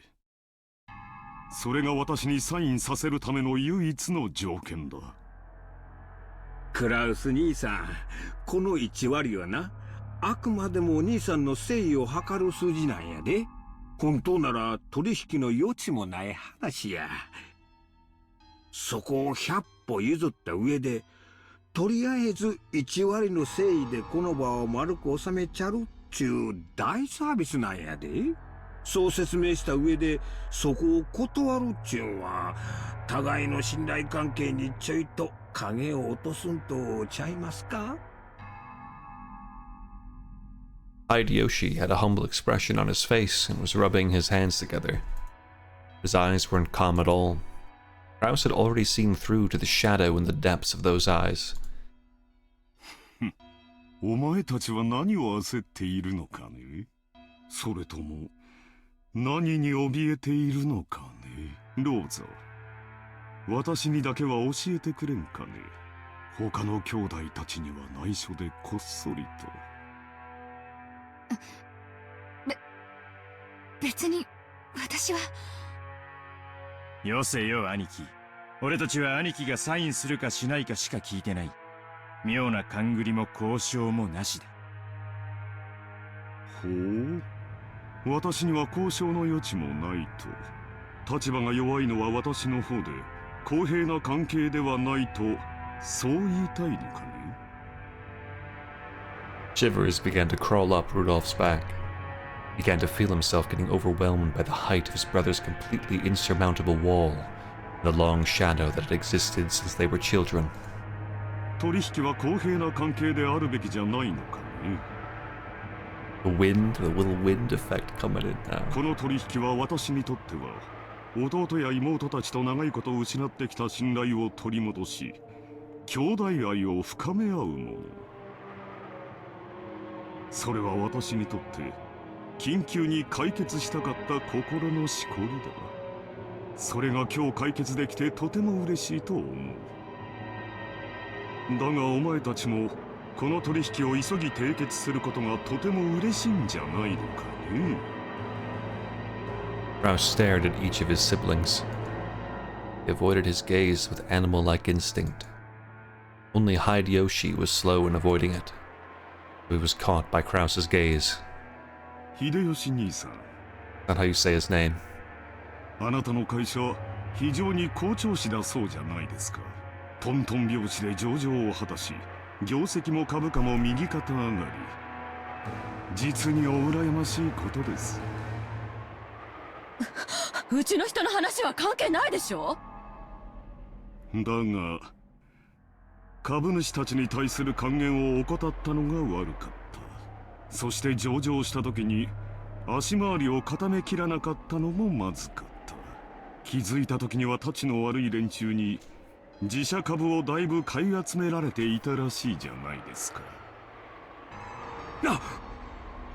なんでそんな話知っとるんや。 No, no, Hideyoshi, you're crumbling. You're crumbling your position. 秀吉さんと同じですよ。私に融資する人間などいないと裏を取れる程度に、私も秀吉さんの裏を取れるのです。そんな不思議があることはないじゃないですか。Kraus grinned broadly. In contrast, Hideyoshi's face was rapidly turning pale. Hideyoshi's company was a restaurant chain management company that he'd started from nothing. Thanks to Hideyoshi's management efforts, the company had achieved success repeatedly. Expanding its range, and a petition to make it a stock-listed company had recently succeeded. The greatest advantage of being in the stock-holding system is that you can sell stock certificates and gain a large amount of financing. That amount tends to be far greater than a business's normal profits. Though this is an extremely effective way to gather massive funds to expand a business even further. However, in exchange for financing the company, the stockholders gain certain rights. They're given rights that allow them to observe and guide the company they've invested in, leading to profits even greater than their original investments. This right is guaranteed to the stockholders, and they sometimes use it to dismiss ineffectual management. The right allows them to keep an eye on management and prevent the money they've invested in the company from going to waste. However, if they use it forcibly, they can eject the former management and take over the company. After all, dismissing management and nominating new management are powers held by the general body of all shareholders. Thank you for the information. I'm glad that you've educated me, Umineko. Thanks for all the info. That power is determined by the majority decision of the stockholders. People who hold more stock get to cast more votes. In other words, if some person or group holds a majority of the stock, they can freely chase out the old management and make the president anyone they'd like. If they want, it's also possible for them to make themselves president. Most companies take various defensive measures to stop malicious people from buying up their stock and threatening their position, like ensuring that lots of stock is bought by those close to them, such as company employees. However, Hideyoshi's company had only recently become stock listed, and he hadn't had time to strengthen those defensive measures. Or maybe Hideyoshi was so engrossed in the management of his company, he couldn't properly understand the dangers of being stock listed. It's hard to say whether he should be viewed as a kind-hearted manager immersed in the work of management, or a foolish manager who had his feet swept out from under him. In other words, there existed some people who wouldn't let him get away with that naivety unscathed. They began repeatedly buying up stock in Hideyoshi's company, rapidly gaining such strength that they couldn't be ignored. They then sent anonymous documents to the shareholders in an attempt to gain control of a majority. Documents read, "Current management continues to make pointless investments and is ignoring the needs of the stockholders. Let us force the current management to retire, cut the current wasted investments, and let this company be born again as one that gives more back to the stockholders." It's very difficult to make the actual state of a company's management known. The fruits of Hideyoshi's sleepless nights and constant concern for his company were cruelly distorted, and he lost the trust of his stockholders. Thanks to these efforts, his group had almost collected a majority of the company's stock. At that point, even Hideyoshi noticed and started to buy back the stock. The stockholders realized that the company was undergoing an acquisition maneuver, and each demanded a ridiculous price for the shares that Hideyoshi was trying to buy back. It continually tortured Hideyoshi, who had no leeway in the negotiation of the price. One of the certainties of capitalism is that the price will rise when two parties vie for the same thing. And one of the certainties of democracy is that the majority controls everything. So in the end, whoever manages to buy up the most stock wins. Put another way, whoever has the most money wins. Unless Hideyoshi could obtain a large sum of money at this critical time, he could easily lose all he had built so far. Therefore, more than anything else, he wanted a lot of money right now. He couldn't wait for the division of Kinzo's inheritance, since no one knew when he would die. ルドルフの方も最近は大変だそうじゃないかね。Jesus, that's all gonna be on the test. 海外は怖いとよく言うが、本当にそうらしいな。アメリカの裁判は極めて感情的に決まる。彼らは外国人に寛大な判決など出しはしない。先方と和解した方が結局は安上がりになると弁護士に忠告を受けたんじゃないのかね。何の話？ Oh, new portrait? Is that a new sideways side view profile portrait? Kyrie remembered she's part of the conversation. まあ仕事上のトラブルさ。大したことじゃない。金でケリのつく話さ。Uh-oh. その通りさ。世の中なんだって金でケリがつく。失った兄弟の絆だって買い戻せるようにな。アメリカは権利侵害などにはうるさい国だ。だが金さえあれば何でも和解できる。資本主義万歳だよ。 Long live capitalism. Hell yeah, dude. This is another great screenshot. With money, think anything can be settled. Long live capitalism. Amen, brother. That's my goat right there. You know what? This is such a great scene, a great screen for me to take a break on. I'll be right back. I really want to just do a quick stretch and grab a couple Reese's cups. Just sit tight and long live capitalism.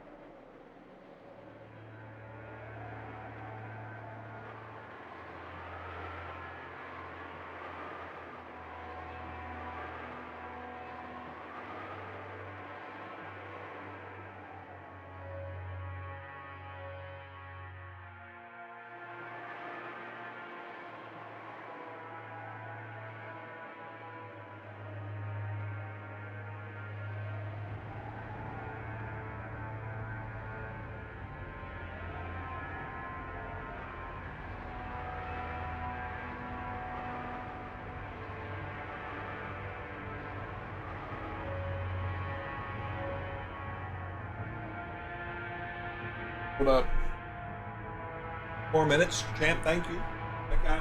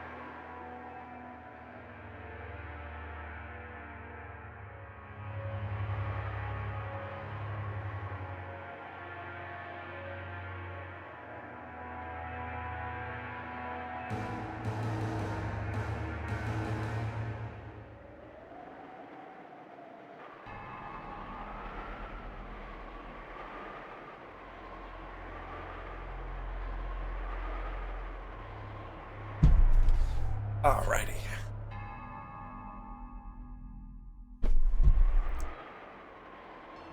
Long live capitalism, my friends.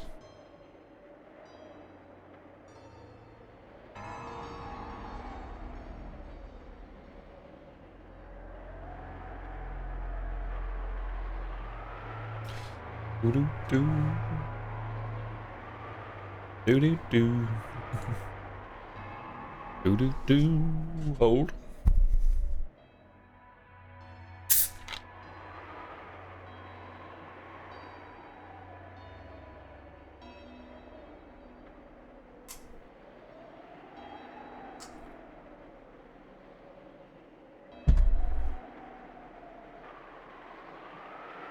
No more Diet Coke. At this moment. That peach sparkling water.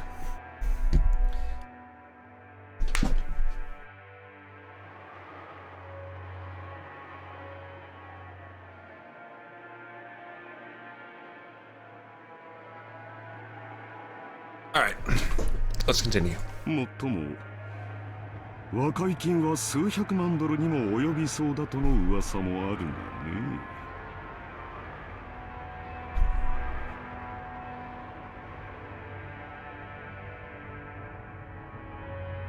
Rudolph has been building a large amount of wealth with a certain type of niche industry. However, a niche is a niche. Definitely wasn't a business exposed to the light of day. An American corporate giant was trying to accuse Rudolph's company of violating their rights. For various reasons, it was thought that victory for Rudolph in this trial would be extremely unlikely, and he was being forced into an all-out surrender. Even so, there was a way for this to be resolved with money. He could just pay that money. It might still be painful. He'd be able to pick himself back up. But if he didn't pay, he'd lose everything. Therefore, more than anything else, he wanted a lot of money right now. ローザは清く正しい妹だ。危険なマネーゲームなどには手を出さない。だが、お人よしな性分が災いしたんじゃないかね。連帯保証人は気安く引き受けるものではないと思うがね。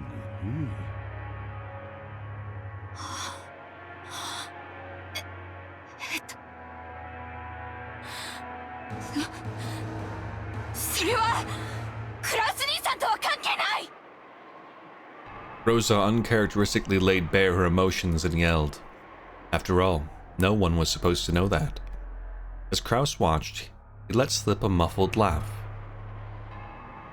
Without exception, every one of them, more than anything else, they wanted a lot of money right now. In other words, the situation had been reversed. After all, the person the younger siblings were threatening was the only one who had no urgent need for a large sum of money. The other three, however, wanted a lot of money. Quickly, right now, no matter the cost. In other words, the longer it took to establish this deal, better position Kraus would be in. Kraus was extremely sly. He had known of their Achilles' heel from the beginning. Even so, he had not been certain. Therefore, he had hidden his knowledge until the very end, striking back only after analyzing their attitudes. 私もできることなら可愛い弟や妹たちの危機に金を工面してやりたいと思っているよ。だが残念なことに持ち合わせがなくてね。7億半もの大金が工面できるスポンサーに心当たりがあるなら先にそちらを当たってもらいたいのだよ。Krause's elated words were so obviously detached from what he actually felt. The other siblings could do nothing more than listen, grinding their teeth. They could think of a sponsor that convenient, they wouldn't have kept up this charade. They had entered this huge battle specifically because they had exhausted all other options. もしお前たちがどうしてもこの兄を頼りたいというなら私の口利きでスポンサーを探してやってもよいのだね。おっと、私にはそんなものはいないと言っていたか。Dude, I'm gonna be so sad when after this scene we go to the beach with the fucking kids, dude. Oh man, and Battler's gonna be like, Jessica, why don't you put on a swimsuit so I can see your tits? And she'll be like, oh, Battler, you wacky guy. And George will go, ha ha ha. Ooh, ooh. Oh man, I'm dreading it. I'm dreading it right now. それではどうにもならんね。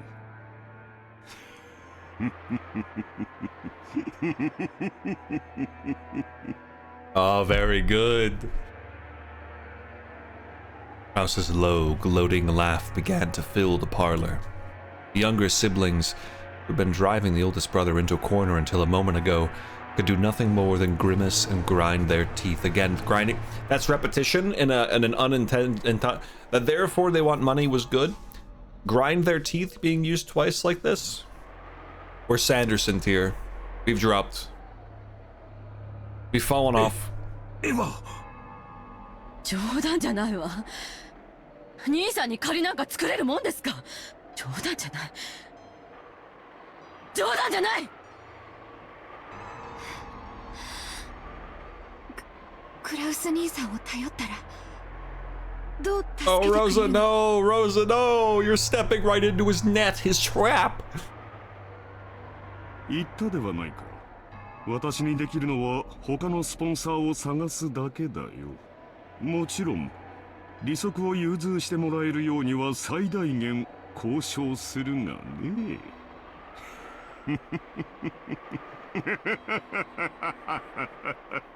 Oh, Kraus, you bad boy. ちくしょう。足元見やがって。あなた、落ち着いて。落ち着いてるぜ。俺は極めて冷静だぜ。クソったりが。Rie grabbed her husband's hand. That action made him feel even more pitiful. Rudolph shook it off. Kraus laughed as though watching something highly amusing. こんな時、本当に親父殿の隠し黄金が見つかればいいんだがね。そうすればすぐに25億ずつをこの場で切り分けてやれるのだが、残念残念残念至極。非常に極めて実にどうしようもなく残念だ。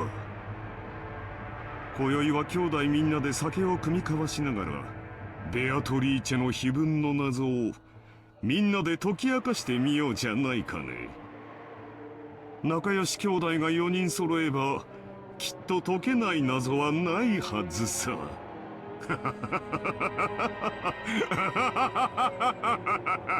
Oh, dude. He's great. I love him. Oh, he's such a bastard, man. No, no, don't do it. No. Don't do it.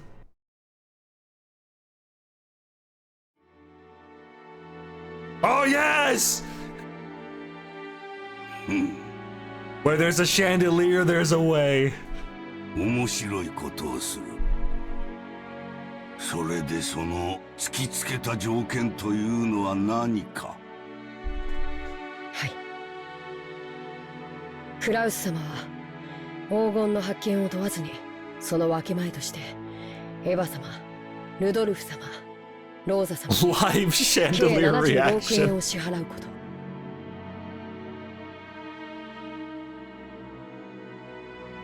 ただしその1割を3月までに支払うこと。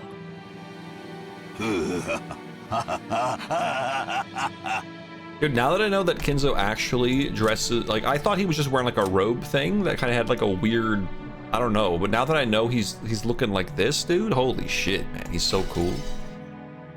I don't know how I thought he was dressed before, but it was a huge meme in Joe's stream.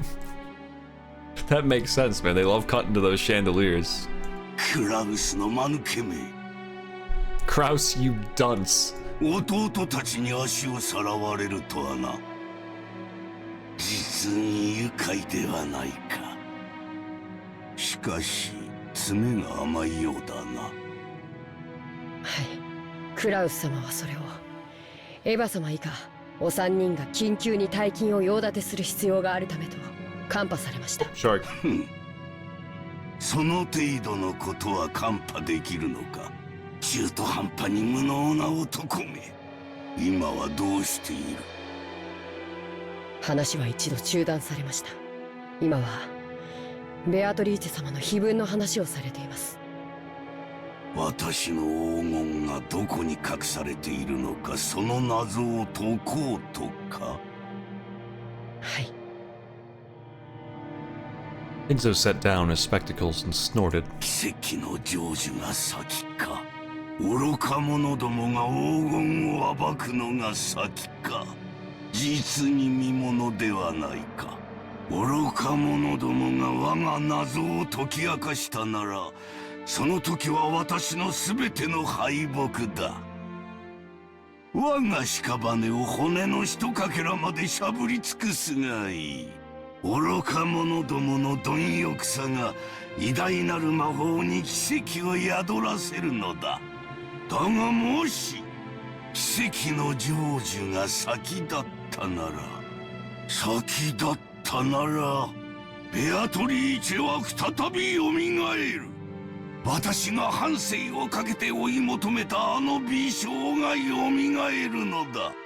おお、ベアトリーチェ、奇跡を落とす聖なる夜がやってくるぞ。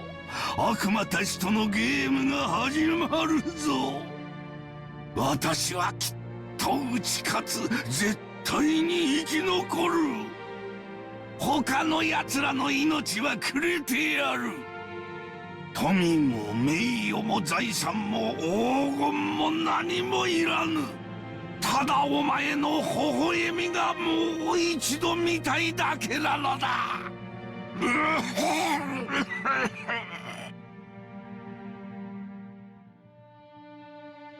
Kinzo choked, apparently in great pain. Cannon got closer and tried to pat his master's back. Kinzo motioned for him to stop.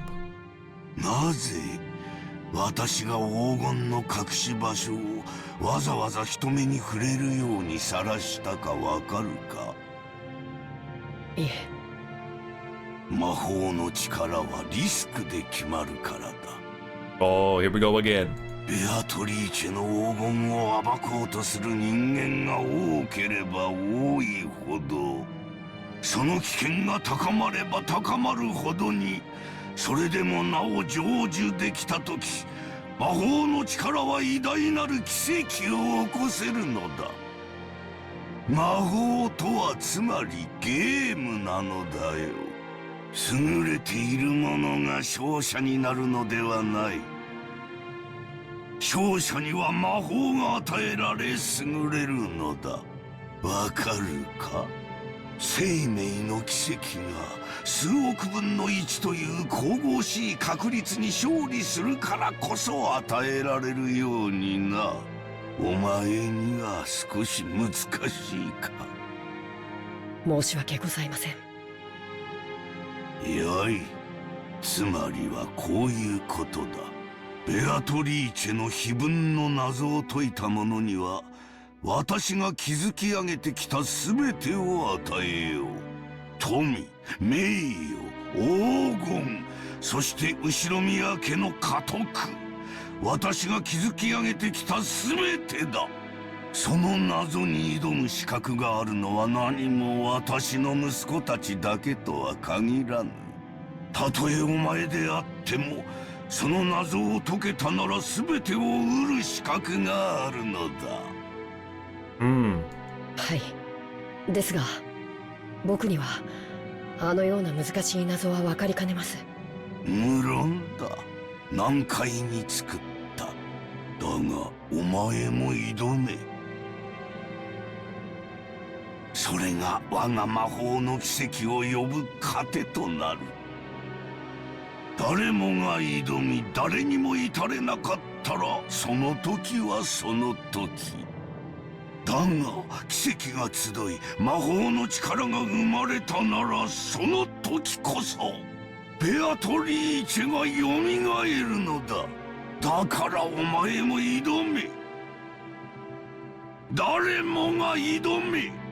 そして我が魔法に力を捧げるのだ。わかるな。はい、努力します。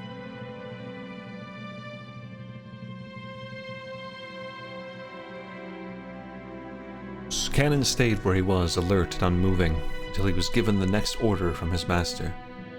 Kinzo eventually realized this. もうよい。下がれ。酒棚に菓子の袋があろう。ダチンに持っていくがよい。結構です。僕は家具ですから。家具は菓子など食わぬか。道理だが。ならばもう下がれ。はい、失礼いたします。Cannon bowed and left the study. As the door closed, a heavy locking noise sounded out.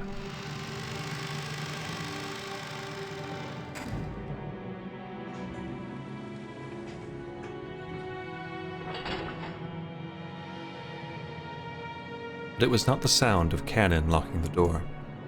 It was the door locking automatically. No one could enter without Kinzo's permission, and once they left, they could not enter again. It was a mechanism that Kinzo, unable to trust his blood relatives, created to seal himself up in his own study and isolate himself from the outside world. He was already unable to trust anyone accepting not the children who shared his blood, but those servants who called themselves furniture.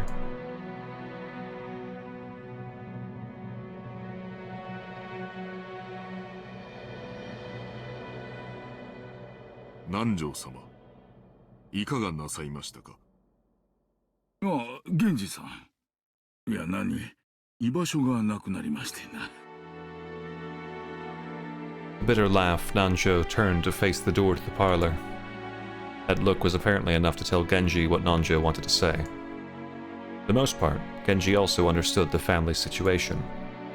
It must have made him want to frown, knowing that right now in the lounge the master he served was being discussed so disrespectfully. But it would have been very difficult to gather that from his indifferent expression.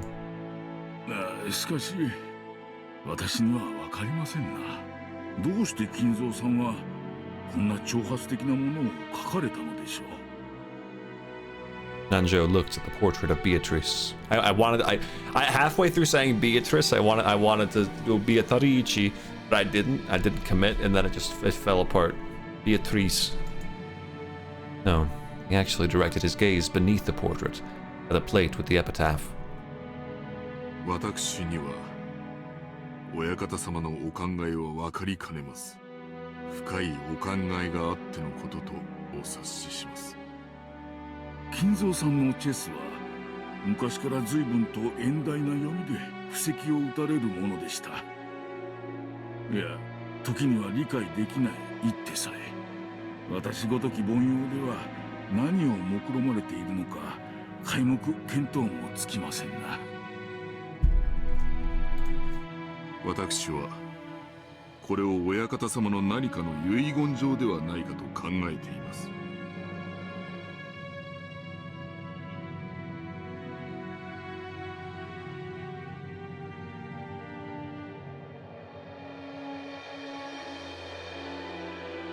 One.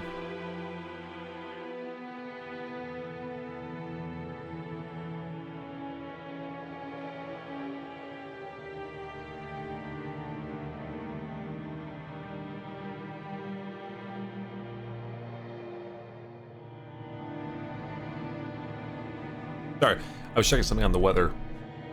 There was supposed to be a much more intense thunderstorm than there actually was, so typical.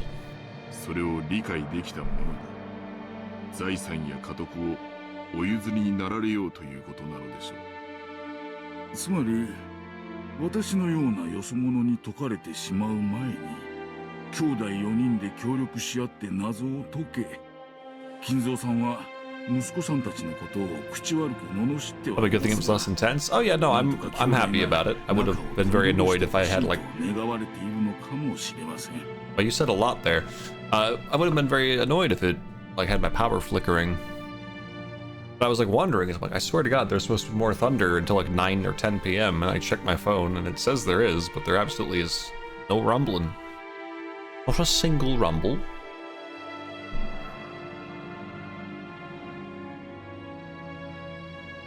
It certainly would be heartwarming if, as Nanjo had suggested, this epitaph had been made to repair the siblings' relationship.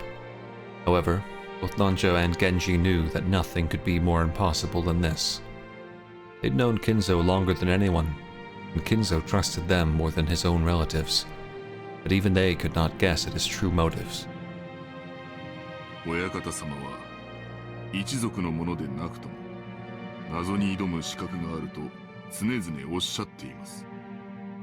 南條先生はいかがですか。いやいや、この老いぼれには少々難解が過ぎますな。実は以前この碑文を手帳に記しましてな。夜な夜な寝る前に挑んでみたのですが実に難しい。お迎えが来るまでの間ゆっくり楽しむことができそうです。源氏さんこそいかがですかね。私めは親方様にお仕えする家具に過ぎません。黄金も財産も私には不要なもの。やれやれ、本当に謙虚な方です。だからこそ金蔵さんもあなたには心を許されるのでしょう。ならば光栄なことです。As Danjo lightly laughed in response, he once again looked at the epitaph. 懐かしき故郷を貫く鮎の川、黄金鏡を目指す者よ、これを下りて鍵を探せ。 Behold the sweet fish river running through my beloved hometown. You who seek the golden land, follow its path downstream in search of the key. That sounds very easy. That seems pretty easy to me, actually. I have no context, so I don't know what the answer is, but it seems like that's pretty straightforward. The epitaph on the portrait called My Beloved Witch Beatrice goes as follows. Oh boy. Alright, hold on. Is this easily viewable at any point that I desire, or should I write? I'm gonna write this down. Behold the sweet fish river running through my beloved hometown. I wouldn't worry about writing this down, as you can view it freely in the tips. Oh, great! That's what I wanted to know. Behold the sweet fish river running through my beloved hometown. You who seek the golden land, follow its path downstream in search of the key. As you travel down it, you will see a village. In that village, look for the shore the two will tell you of. There sleeps the key to the golden land.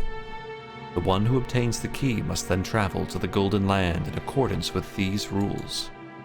On the first twilight, offer the 6 chosen by the key as sacrifices.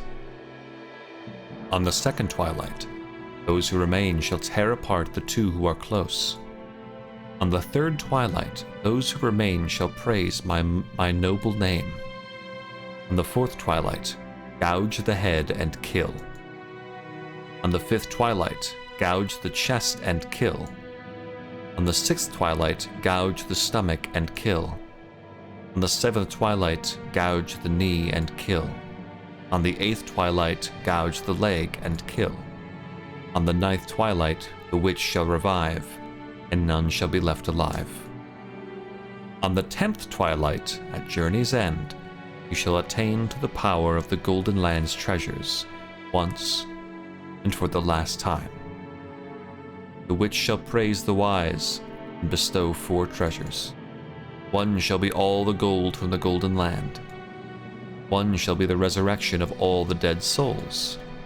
One shall be the resurrection of the love that was lost. One shall be to put the witch to sleep for all time. Sleep peacefully, my beloved witch, Beatrice.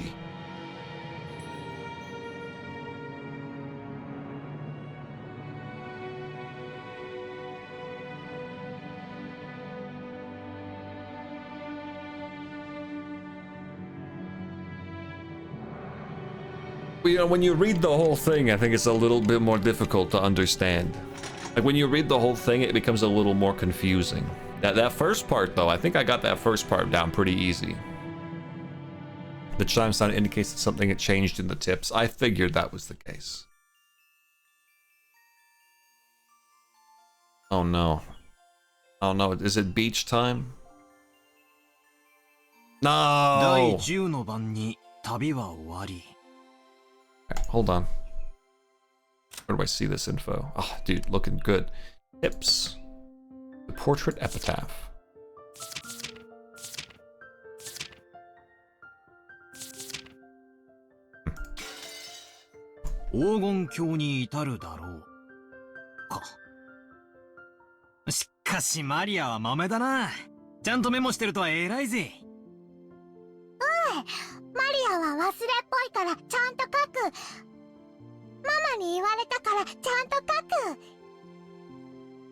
There was a notebook inside the handbag Maria was always carrying around, and Beatrice's epitaph was copied onto it.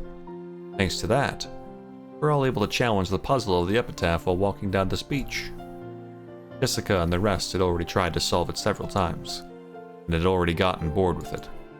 However, since this was a first for me, I was so excited that I couldn't stop. It really tickled my sense of adventure. まず1行目。懐かしき故郷を貫く鮎の川か。じい様の故郷ってどこだっけ？戦前の後宮家は小田原のあたりに屋敷を構えてたって聞いたぜ。で、となりゃ小田原に流れてる鮎の泳ぐ川に関心がいくわけだろ？まずはその川が起点になるからな。んで、黄金鏡を目指す者はそいつを下って鍵を探せとあるわけだ。小田原にある川ってなんだ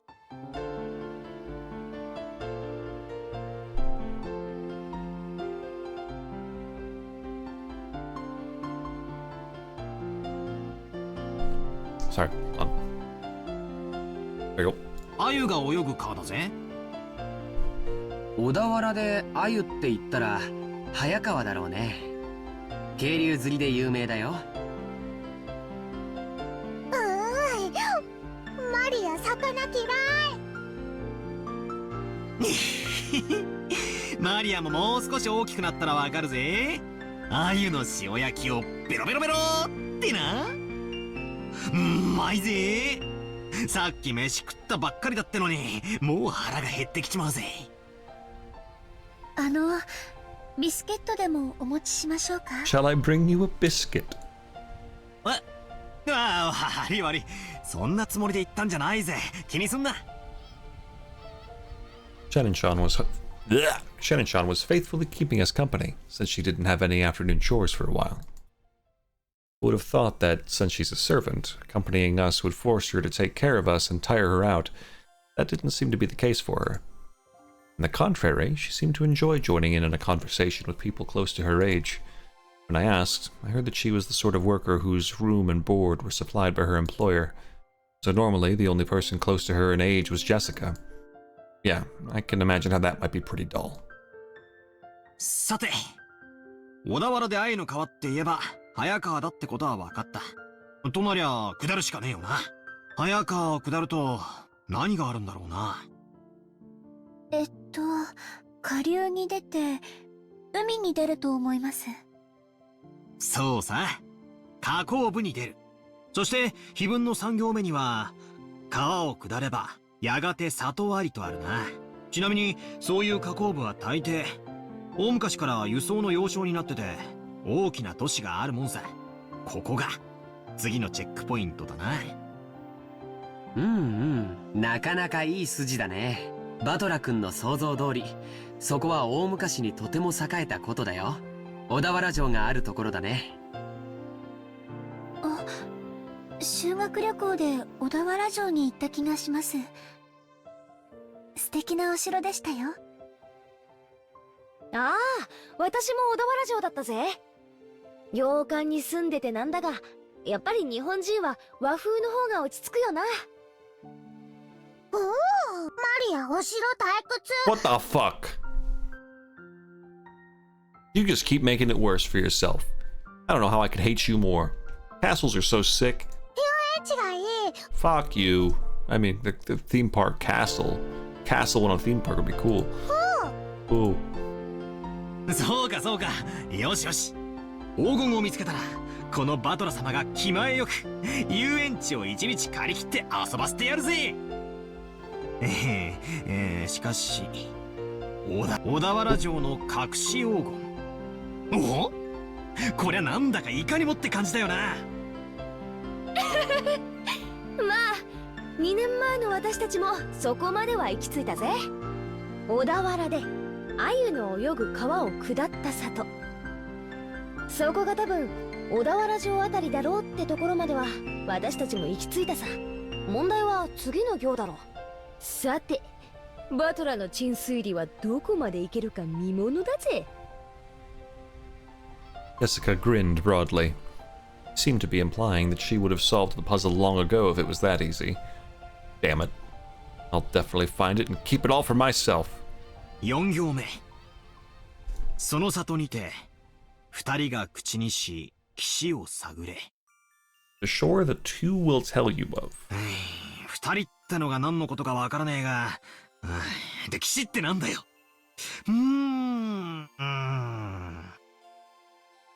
岸って名前がつく地名でもあるのかな。蘇我岸という地名が小田原にあるんだそうですよ。おお、詳しいな。ってことはなんだよ。シャノンちゃんも黄金を狙って謎解きに挑戦してるんだな。となりゃ俺たちはライバルだぜ。別に黄金なんて興味は。ただ以前にジョージ様から教えてもらっただけで。2年前の私たちも同じ推理に行き着いたってわけさ。わざわざ地図を広げて調べたんだぜ。小田原城の北に5キロくらいだったかな。そこには確かに蘇我岸という地名があるよ。でもそこからがわからないんだ。次の5行目にはその土地のどこに鍵があるかは記してない。マリアちゃん、読んでくれるかい？そこに黄金鏡への鍵が眠る。読めた。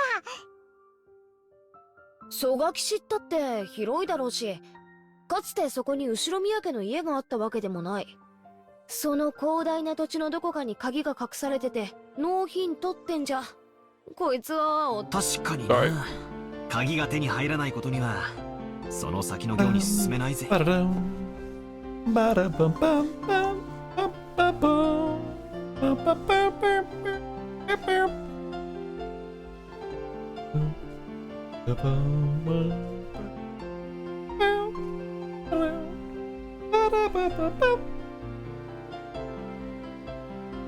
ジョージ兄貴、蘇我市ってのはどんなとこなんだ？さあね、行ったことはないからわからないけど、地図によると山の中みたいだよ。確か浅間山の山麓みたいだったね。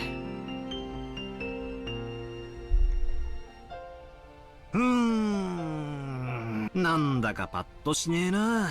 宝のありかを隠した謎ってのはもっとぴったりとはまるもんじゃねえのかよ。どうも蘇我市ってのがそもそも間違いって気がするぜ。私は蘇我氏を疑ってるぜ。私たちが知らないだけで、例えばじいさまの子供時代を過ごした家とかがあるかもしれないだろ。一行目に懐かしき故郷をって行があるくらいだもんな。シャノンはじいさまによく酒とか継がされてたろ？昔話とか聞かされたことないのか？親方様は昔の話はほとんどされません。ただ、後宮家が滅びかけた関東大震災について、非常に人事のように話されることがありましたので、関東地方よりずっと遠方にお住まいだったかもしれません。後宮本家は小田原に住んでたかもしれないけど、分家はその限りじゃなかったろうね。おじいさまはよく自分のことを分家も分家、跡継ぎに最も縁遠かったと言われるくらいだからね。ってことはつまり懐かしき故郷ってのがすでに小田原じゃない可能性もあるってことだな。じいさまの故郷なんて聞いたこともないぜ。聞いても素直に教えちゃくれねえだろうしよ。懐かしき故郷というのが後宮家のルーツを指さないのであれば、小田原説は初めから間違ってることになっちゃうね。もちろん蘇我氏の疑いが晴れたわけじゃないけれども。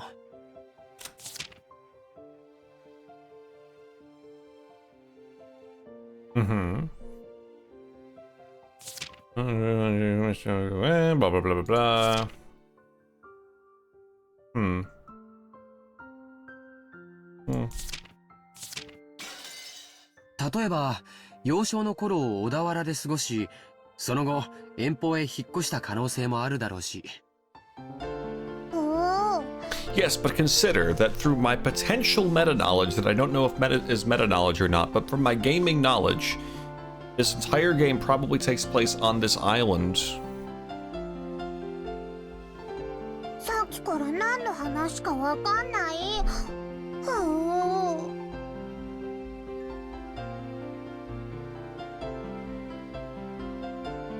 つまりだな、黄金すごろくの最初のスタート地点が決まらないことには何も始まらないってことだぜ。最初の5行で見つかるのは鍵だろ。鍵なんてなくても扉はぶち壊して入ることだってできるはずだぜ。とりあえず最初の5行をすっ飛ばしてその先の推理に入ってもいいんじゃねえか？ A whole new like and but what the fuck? おお、その発想はなかったぜ。まあいいや、どうせ暇つぶしなんだ。続きを聞かせろよ、バトラの推理。でもその先からは急に物騒になるんですよね。It does. Jen and Jean frowned slightly, looking back at Maria's notebook to recall what was written there. Yeah, I was forced to agree. 第一の番に鍵の選びし6人を生贄に捧げようか。いきなり物騒になるな。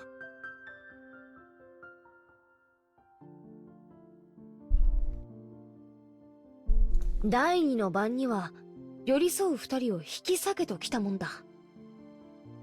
恋仲を破談させるのか、文字通り引き裂くという意味なのか分かりかねるけど、どっちにせよ気持ちの悪い話だぜ。その第2の番の解釈を別にしても、第1の番に6人、第4の番から第8の番までで5人、少なく見積もっても11人が生贄にされなきゃならない。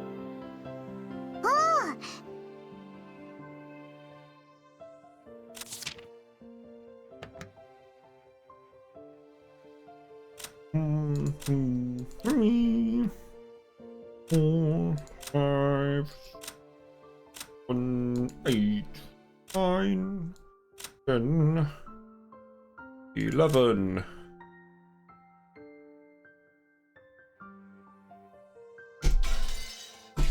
リーチェが蘇るための生贄。なるほど。魔女復活のための生贄か。そういう解釈にもなるな。その結果、第9の番に魔女が蘇って、最後は極めつけたな。第9の番に魔女が蘇り、 Well, yeah. 誰も生き残れはしない。 Well, yeah, none will be left alive because 1, 2, 3, 4, 5, 6, 7, 8, 8, 9, 10, 11. None will be left alive because we see this unless he includes himself in there somehow. But none would mean none of the descendos. But that's okay because next. 結局はみんな Oh yeah, 死んでしまいます。 they'll all be dead. Kill yourself at the end. And then that's fine because they all come back. 次の第10の番にゴールってことになってんな。 They all come back right みんな after. 死んじまうのに黄金鏡へ至るだろうって言われても。 Oh wait, that's true. You gotta get there first, don't you? 鍵を手に旅に出た当人も生き残れないに含めるのかどうかは解釈の分かれるところだね。 Maybe you have to. Oh man, you gotta entrust it to somebody else. しかしよ、最後のところには面白いことが書いてあるぜ。ゴールした後、魔女からもらえる4つの宝の行だよ。一つは全ての黄金。問題は次だ。全ての死者の魂を蘇らせるとあるぜ。Why is that a problem, Battler? You fucked up guy. みんな死んじまったっていうのとかけてるような気がしねえか。それを言われれば、次の失ったアイスラを蘇らせるという部分は、第2の番の寄り添いし2人を引き裂けにかけているようにも見えますね。そうだね。そして4つ目も第9の番にかけてある。第9の番に蘇った魔女を4つ目の宝が再び眠りにつかせている。好意的に解釈すりゃ、死んだり別れさせたりと忙しいが、最後には全部チャラになるわけだな。目覚めた魔女も再び眠るし、手元にはたっぷりの黄金だけが残るって寸法だぜ。Yeah, it's definitely that nice. This is gonna be a game, a whole story with a really I can already see the ending. It's gonna be a beautiful CG with the whole family at the dinner table, in a gold house, surrounded by gold, eating cheerfully, and even Kinzo's there at the head of the table, and he's smiling and doing a toast to his lovely family and all of the servants. It's gonna be so cute, dude. Oh, it's gonna be precious. 死んだり蘇らせたり、別れさせたりくっつかせたりと、魔女様はお忙しいこったな。ついでに起きたり眠ったりな。やれやれ。せっかくの隠し黄金の話も魔女の話が絡んじまうと急にうさんくさくなっちまうぜ。違いないな。I laughed along with Jessica. After all, the idea of a witch was just too ridiculous. Of course, once we started laughing like that, Maria, who believed in the witch, got angry. 魔女はすごい。魔法で何でもできる。殺すことも生き返らせることも、愛を与えることも奪うことも、空も飛べるし、姿を透明にできるし、黄金もパンも生み出せる。Shut up! いけね。悪い悪い。冗談だよ。 Jessica apologized, sticking out her tongue, but Maria didn't accept it. Grabbed her notebook back out of my hands and, opening to some other pages, tried to prove that the witch existed. Those pages held colorful drawings of witches on them, and well conveyed the fantastical image Maria had of witches. It wasn't the normal sinister image of a crooked-nosed hag flying around on a broom, but a dreamlike person with unnatural powers who do anything and wore a beautiful dress. It was just what you'd expect from an imaginative young girl. Flitting through the sky, crossing a rainbow, dancing around all night with a teacup and a teapot that would never get empty no matter how much you poured out of it. With a flourish of her staff, the stars in the sky would become candy and pour down, and flowers that produced sweets would bud by the roadside. To Maria, witches were the only concept that could embody the magical dream that so captivated her. As she grew older, it was the last remaining thing that could give richness to her dull and plain everyday life. That's why Maria believed in witches. She didn't want that dream of hers to be tarnished. That's why she didn't want anyone to tarnish the epitaph, which affirmed the existence of witches. Because the witch named Beatrice is Maria's dream. マリアちゃんにとっては、これは黄金の隠し場所を示すものじゃなくて、魔女を蘇らせるための魔法なんだって。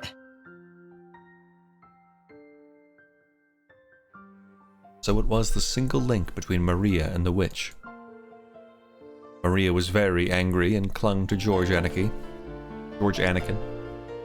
Jessica and I scratched our heads and apologized. It might not be possible to smooth things over again like this. Things I can't speak, bro.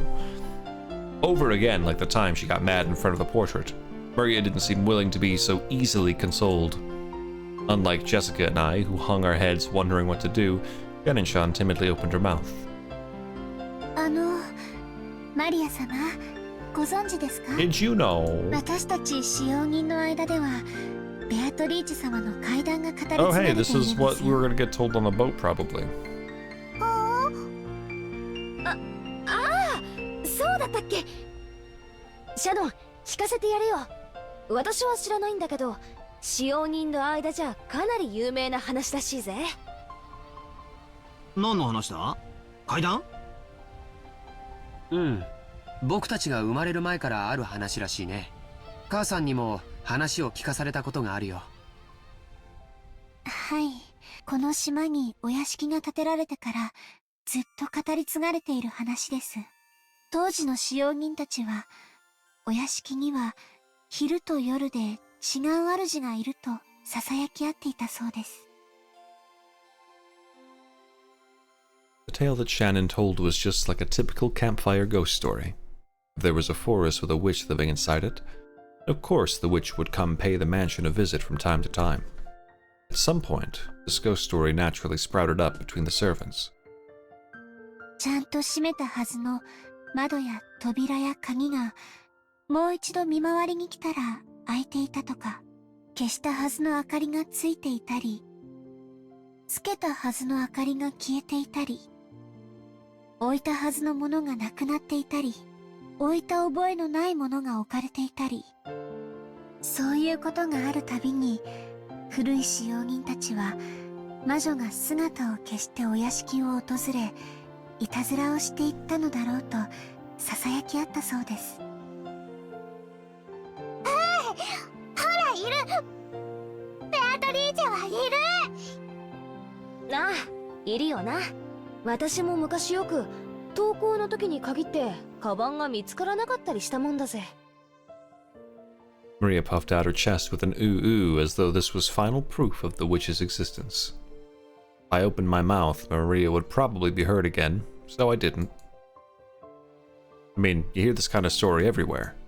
Depending on the place, they might blame it on a dwarf or an elf. The only difference is that they call it a witch on this island. Of course, walking around a vast, elegant mansion at night would be a little unsettling. It's an island devoid of people. Since the mansion is so drafty, walking around on the night of a thunderstorm would probably be pretty eerie. 他にも鬼火や輝く蝶々が舞っているのを見たという使用人も、カノン君もそれらしいものを以前夜の見回りの時に見たことがあると言ってました。あと最近ではお屋敷の中で深夜に不思議な足音をよく聞くと使用人の間で話題です。私たちは肖像画の中のベアトリーチェ様が姿を消してお屋敷の中を散歩しているんだろうと。ずいぶん前ですが、私もそうかもしれない足音を夜の見回りの時に聞いたことがあります。ひゅー、そりゃ怖えな。でも怯えることはないんですよ。ベアトリーチェ様は親方様とは異なるもう一人のお屋敷の主です。だから変に怯えたりしないで敬意を持っていれば決して悪いことはしないのだそうです。ただし敬意を持たないと恐ろしいんだったね。はい。私が勤めを始める直前に階段を転がり落ちて腰に大怪我をして辞めた方はベアトリーチェ様のことを悪く言っていたそうです。だから使用人たちはベアトリーチェ様のお怒りに触れたのだろうと噂し合ったそうです。Don't piss off the egotistical ghost. バトラとチェシカ、きっとお怒りに触れる。Oh. Oh. わあ、悪かったぜ。お怒りに触れちゃたまるねえ。謝るよ、マリア。もちろん、魔女様にも謝るぜ。ベアトリーチェ様、ごめんなさい。よそ者のザレ言と思って勘弁してやってください。私も謝るぜ。ベアトリーチェ様、ごめん。これで魔女様、私たちを許してくれるかな。わかんない。魔女は気まぐれだから許してくれるときは許してくれるし、許さないときは許さない。The rain's picking back up. Maybe the storm is doing a second round. それは困ったね。That is some intense rain. It came out of nowhere. I don't know if you can hear it in the background when I speak. Probably not, but it's there. マリアちゃん、バトラ君とジェシカちゃんがベアトリーチェ様のお怒りに触れないようにするいいおまじないとかないかな。何か魔除けとかさ。We can hear it when you speak? Oh, joy. Well, sorry about that. Like, it's raining, but I also have to have my window open. Because, it's warm.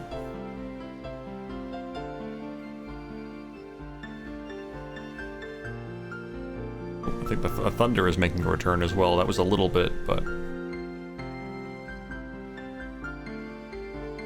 It's starting to settle, quiet down a bit, but we'll see. It's supposed to stop around like 9 or 10, so it's whatever. After taking a moment to cross her arms and seriously ponder whether there might be a charm that could save us, she started flipping through the pages in her notebook. I'd thought it was just a scribbled diary, but there also seemed to be quite a few pages that looked like they'd come from a book on black magic. Maria solemnly considered a group of those pages. Contained things that looked like magic circles. Apparently, grandfather wasn't the only one with a black magic hobby. Yo, Kinzo, has Kinzo actually like met Maria since she got into this shit? He'd be so proud. He'd get along with her really well. I want to hear Kinzo go, ooh, ooh. When Maria finally found what she was looking for, she snapped the notebook shut and threw it into her handbag. She then began fishing through that bag's contents. There seemed to be various jumbled up things in there. After a while, she took out various pieces of junk, although they were probably important magical items to Maria, and repeatedly threw them back in, saying they were wrong. It's all a little humorous, just like when Doraemon took out the wrong tool. Okay. Is Doraemon real? Oh! Is it that guy? Maybe.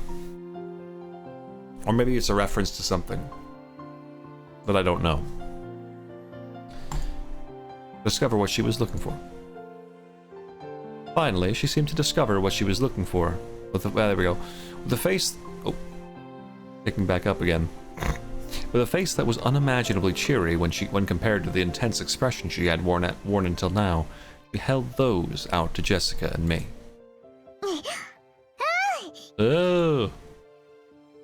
I grabbed it and saw that it was a very cheap-looking charm.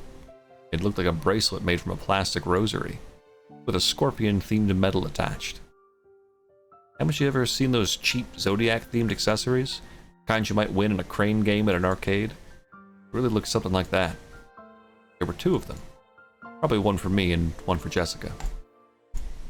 However, the very fact that there were 2 of them made them feel even more like cheap manufactured goods, making it pretty hard to think of them as magical items. Wow, that... Oh, I need to look outside. I need to see what this looks like. Hold on. Oopsie. Ripped my headphones off my desk.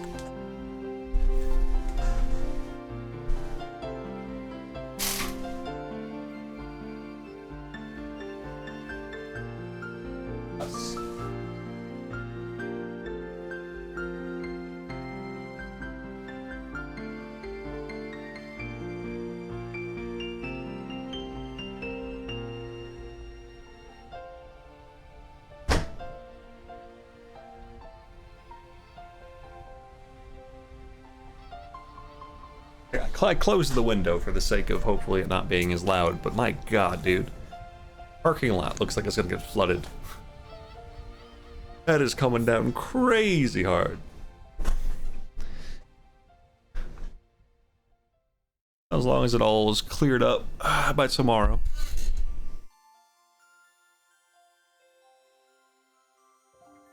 Boom, boom, boom, boom.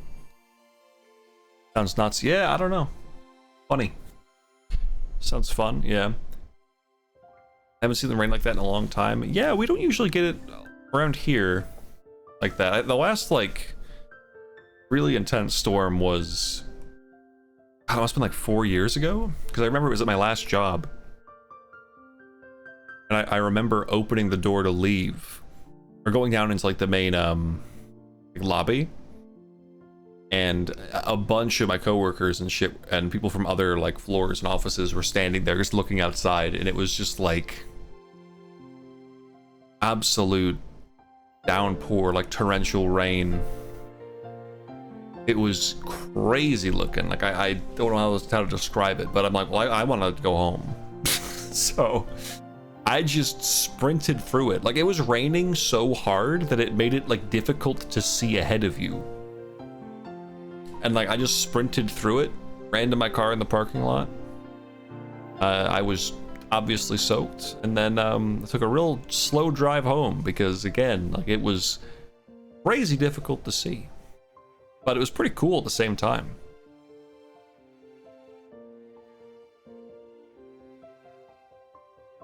Luckily, flooding is not too much of a concern around here, usually at least. Anyway, magical items and all that stuff. これを私とバトラに？このお守りならベアトリーチェも大丈夫。サソリは魔除けの力があるから。 Write that down, write that down. Scorpions have the power to ward off magic. そうなのか？サソリにそんな力がねえ。バトラが信じない。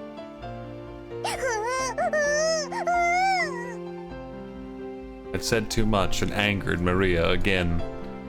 Maria took out her notebook again, pointing out various pages as she went on and on about how the scorpion had such incredible holy power that it had been used in magic-repelling magical circles since ancient times. あ、他の使用人の子から聞いたことがあります。サソリって魔術では魔除けのシンボルとして描かれることもあるんだとか。へえ、そうなのか。サソリは悪い魔法や最悪から守ってくれる。そしてエメラルドは心に平和をもたらしてくれる。だから二重で効果がある。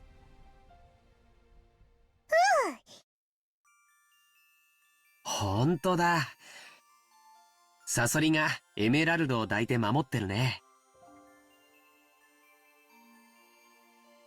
なるほど。これはご利益がありそうだよ。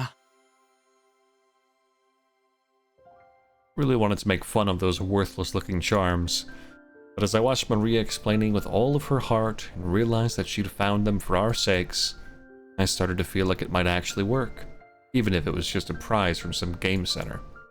Material quality of the charm didn't matter. What mattered was the strength of her feelings. Even I don't think of myself as the sort of loser who'd laugh at something like that. そっか。ありがとな。ベアトリーチェ様には謝ったけどよ。万が一たたりがある時でも。な、ジェシカ。ああ、そうだぜ。ありがとうな、マリア。心に平安が欲しいときは腕につける。お財布に入れるとお金が減らなくなる。That'd be nice. ドアノブにかけておくと悪いものが入ってこられなくなる。便利なお守り。それはすごい効能ですね。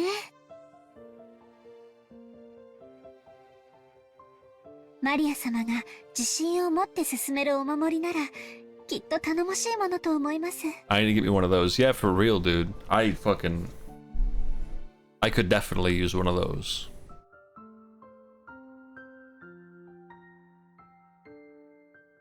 Jen and Sean clapped her hands together, and Maria stuck out her chest.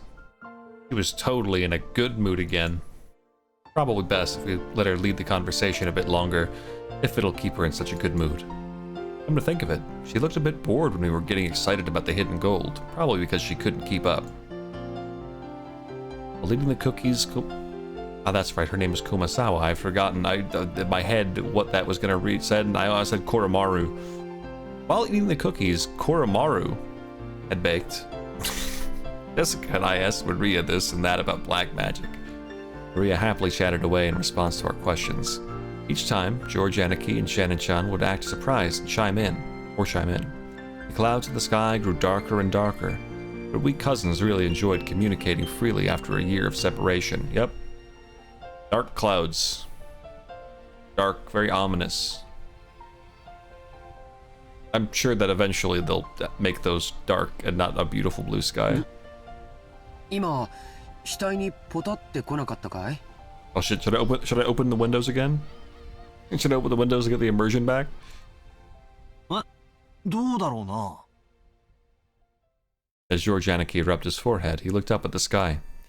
Considering the color of the sky and the dampness of the air, it wouldn't have been odd for a raindrop to hit him. The wind also seemed to have grown a bit stronger. マリアポタッと来ない。マリアだけ来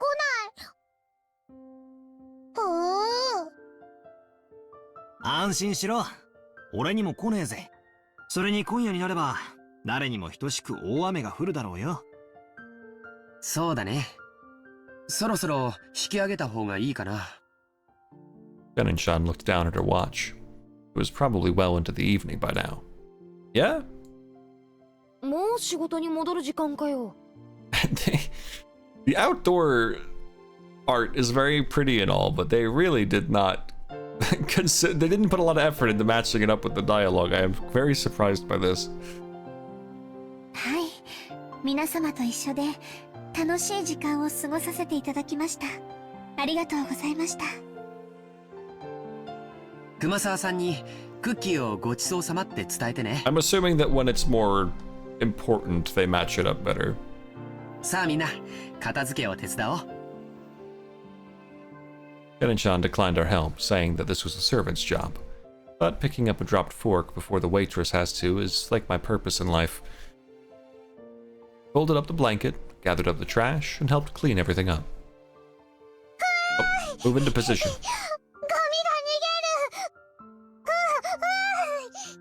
そいつは逃がさないぜ。マリアより先にいただきだ。マリアが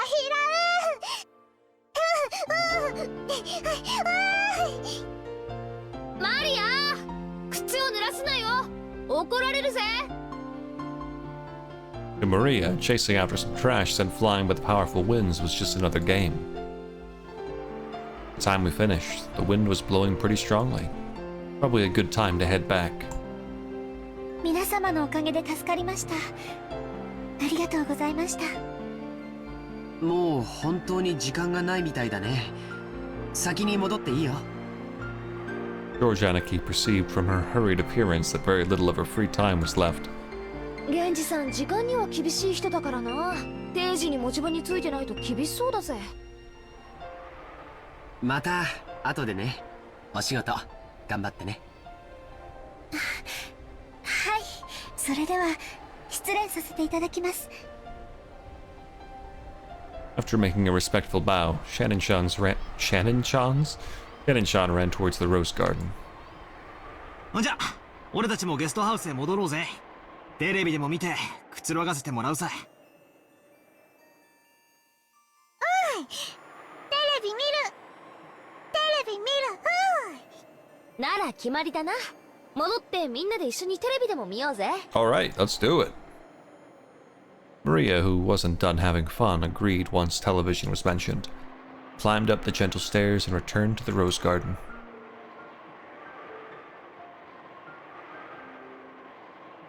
There we go! Finally! The wind had grown very strong, and roses shook throughout the garden like ripples on the water. This might be our last chance to see those beautiful roses. I'll bet tonight's typhoon ruins them. バラ、今夜の風でやられちまうかもしれないな。そうだな。バラたちもラッキーだったと思うぜ。台風の前にバトラたちを歓迎できたんだからよ。花はいつか必ず散る。Alright, George. Don't say that with your fucked up lenses. Hold on. Just realized I haven't saved in a long time. でも、だからこそ咲き誇る今をめでることができるんじゃないかな。そうだな。マリアもよく目に焼き付けとけ。今この瞬間が今年で一番のバラなんだぜ。目に焼き付ける。Right then, Maria suddenly clapped her hands. It looked like she'd remembered something. マリアのバラ、台風で飛ばされちゃう。Yeah, the fucked up looking one? ああ、ジョージの兄貴に目印のリボンをつけてもらった。あの元気のないバラか？ Maria apparently remembered where the rose was. She ran at it full speed. The rest of us followed her.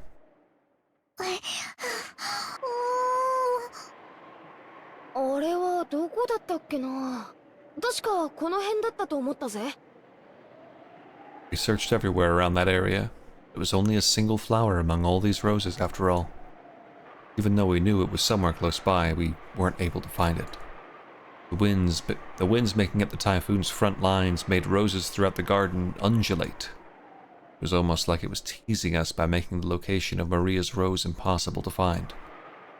ここじゃなかったかな。少し手分けをして探してみようか。そうだな。人海戦術で行こうぜ。なんだよ、マリア。As we made to split up and search, Maria tugged at my jacket with an unhappy face. You could tell that she didn't want us to leave that spot. なんだよ、どうした？マリアのバラはここなの。ここにあるの。でも現にないぜ。この花壇の裏側だったかもな。みんなで探せば早いぜ。ここなの。マリアのバラはここなの。探して。探して。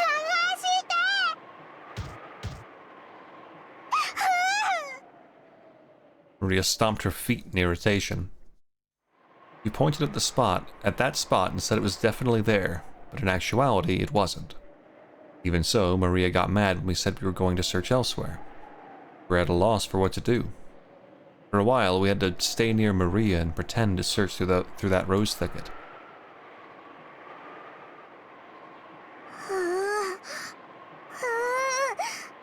ない。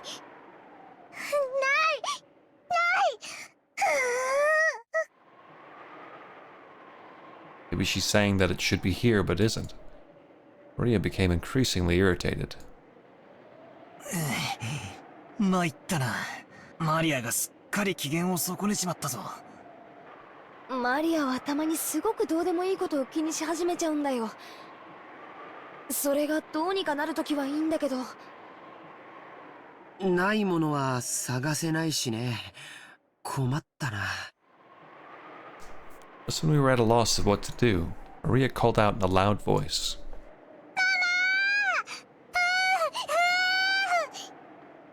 We could see Aunt Rosa in the direction Maria was waving her hand. Maybe she wanted to look at the garden one more time before the typhoon came. Maybe she had some business at the guest house. Aunt Rosa was coming from the mansion. She quickly noticed her daughter's voice and came over. あらあら。どうしたのみんな。何か探し物なの？探してママもマリアのバラを探して。 poor... I'm sorry that you got dragged into this. It's stupid kid season. マリアのバラって？この辺に元気のないバラを一つ見つけて、それに目印をつけたんです。飴玉かなんかの包み紙でキュッと。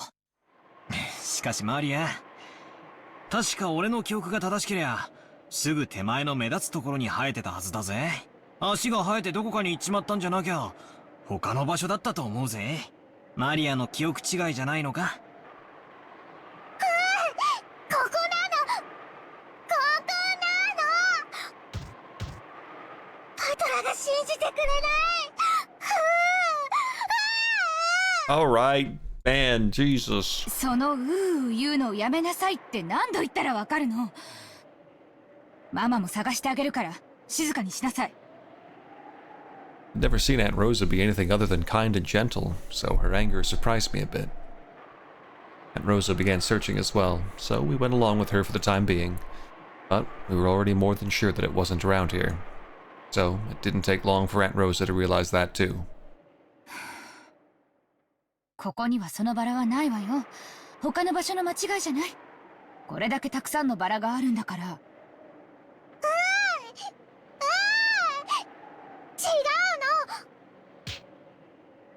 ここにあるの。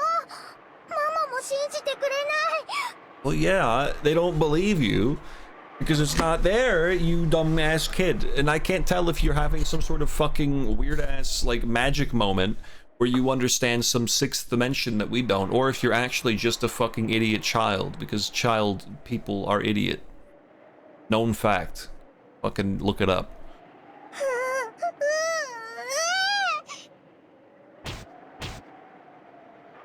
ちゃんと信じて探してるでしょ。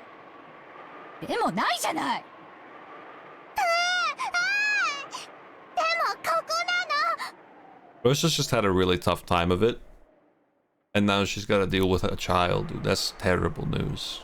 ここにあるのにないの。じゃあ誰かが抜いちゃったんでしょ。 What about the wind? What if we say the wind picked up and probably tore it out? The wind could have taken it. Maybe Beatrice did it. That bastard. とにかくその言うのやめなさい。 Anyway, stop saying ooh. I'm with you.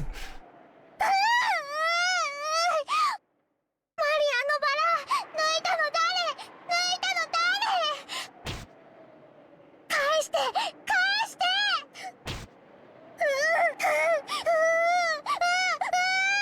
Now, Rosa, I know she's really annoying. I know that you're probably in a bad mood. But it's not okay to hit children. そんなの知らないわよ。やめなさい。その言うのやめなさい。 I know you're on the verge of doing it, but you are technically not allowed to hit children. Ah.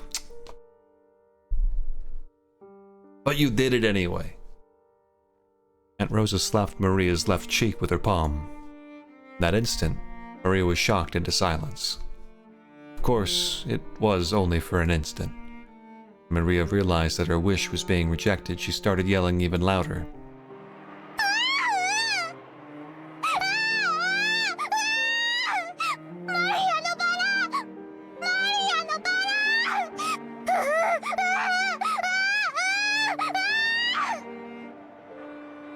の変な口癖をやめなさいって言ってるでしょ。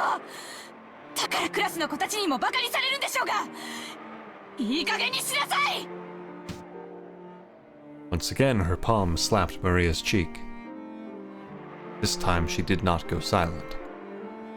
She choked as she started to cry and began to bawl in an increasingly loud voice. Aunt Rosa was clearly irritated and lifted her hand once more to try and shut her daughter up. ローザおばさん、まあまあ、小さい子供のことですし、そんなマジになんなくても。I tried to cut in with a bitter smile, rubbing my hands together. But Aunt Rosa glared at me with a serious face. I realized that I should have stayed out of this. ごめんね。バトラ君たちはちょっとお部屋に戻っててくれる？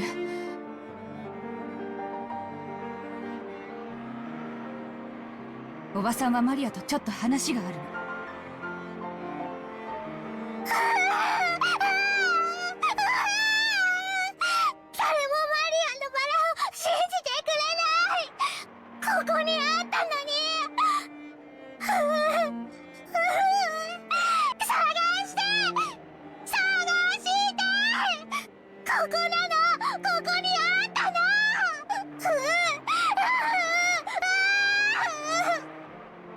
でもないじゃない。なら他の場所の勘違いでしょ。ここなの。絶対にここなの。じゃあなくなっちゃったのよ。諦めなさい。どうしてマリアのバラがなくなっちゃうの？どうして Must have been the wind. I'm sticking to the story, it's a good one. 知らないわよ、そんなの。だから言うのをやめなさい。 Aunt Rosa once again raised her hand, overcome by emotion, and slapped Maria's cheek. It was strong enough to knock Maria over. ローザおばさん、いくら娘でも暴力はいけねっすよ。I stepped between them to protect Maria, who was still on the ground crying ooh ooh. I knew that, as an outsider, problems between parent and child were none of my business. I wasn't brought up to just silently observe something like this. バトラ君は変に思わないの？あなたの学校にうなってる女の子なんている？いや、まあさすがに高校には。でも小学生ならそういう言うのも可愛いじゃないっすか。可愛い？言うのが可愛い？可愛いって？ My careless words seemed to have earned me Aunt Rosa's wrath. She grabbed my collar with a terrifying expression. バカ言ってんじゃないわよ。マリアがいくつか知ってる？ 9歳よ。小学4年生なのよ。幼稚園児じゃないのよ。それなのにまだクラスで言ってるのよ。わかる？この子クラスでなんて言っていじめられてるか知ってるの？この変な口癖のせいで未だに友達の一人もいないのよ。無責任にマリアのこと可愛いとか言って現実から目をそらさないで。この子の将来のことをもっともっと真剣に考えて。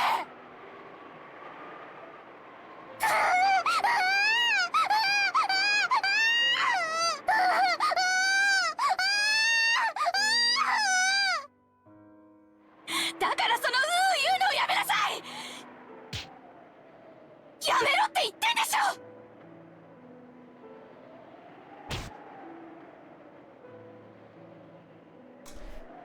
Yeesh. Jeez, man. But usually, okay, hear me out when I say this, because it's gonna sound bad, but usually when in a game or something, like in a cutscene, a kid suddenly gets like hit and they like fall over and shit, it's kind of funny, okay? In a game, in like a cutscene, it's usually something about the absurdity of the situation usually makes it funny. But they also usually don't play out the scene for so long. It's not really funny in this case, because it wasn't just like suddenly a kid got slapped and like it hurled through the air dramatically. Like that's usually really funny. Like that shit's hilarious. But this is like, at first maybe it could have been a little bit funny, but it's just kind of like I'm just getting increasingly uncomfortable. It's not really as funny anymore. Like it not making me laugh. Yeah, Salty, exactly. It's one thing if it's just like a one quick dramatic slap, and usually the slaps are completely unnecessary. But like in this situation, when it's actually a person who's like totally just overwhelmed by everything going on, and then their kid starts doing some shit and they just go fucking psycho mode, and they just keep doing it and it just keeps going on. That's like, oh fuck. Wait, this is actually an unpleasant thing to act a spectator to. Suddenly remembered a situation like this at Walmart and now I'm drinking. Now that's funny. Ugh, I gotta praise Rose's VA. Yeah, she's doing great. Rose's voice actor, great job. Anyway, I just wanted to bring this up because I'm sure anyone who's here usually knows I laugh when the kids get like hit. Again, in games it's usually dramatically absurd, but in this case it's not. And I think this is a form of praise for this game, to take something that usually ends up being funny because it's not really executed very well and makes it actually the uncomfortable thing it might be intended to be. So anyway, I tried to stop it, but Aunt Rosa pushed me away. My back hit George. 昔はローザおばさんもマリアちゃんの幼児言葉の一つだくらいにしか思わなかったんだけど、小学校の中学年になっても治らないのを最近はだいぶ気にしてて。別にどういう言葉遣いをしようと。I mean, to be fair, if she isn't making any friends and she's getting bullied, like that is a problem. I'm not sure how in control she is of her ooing, though. そのまま社会人にはなれないよ。Yeah. だから見ていて気持ちのいい光景ではないけれど、これはおばさんたち親子の問題なんだよ。I mean, yeah, I'm not so sure about the hitting her in the head over and over part being just something you sit and watch, but what do I know? 私もこの言葉遣いのせいでよくお袋に怒られるけどよ。When they put it that way, maybe even a scene as painful as this isn't something an outsider like me should butt in on.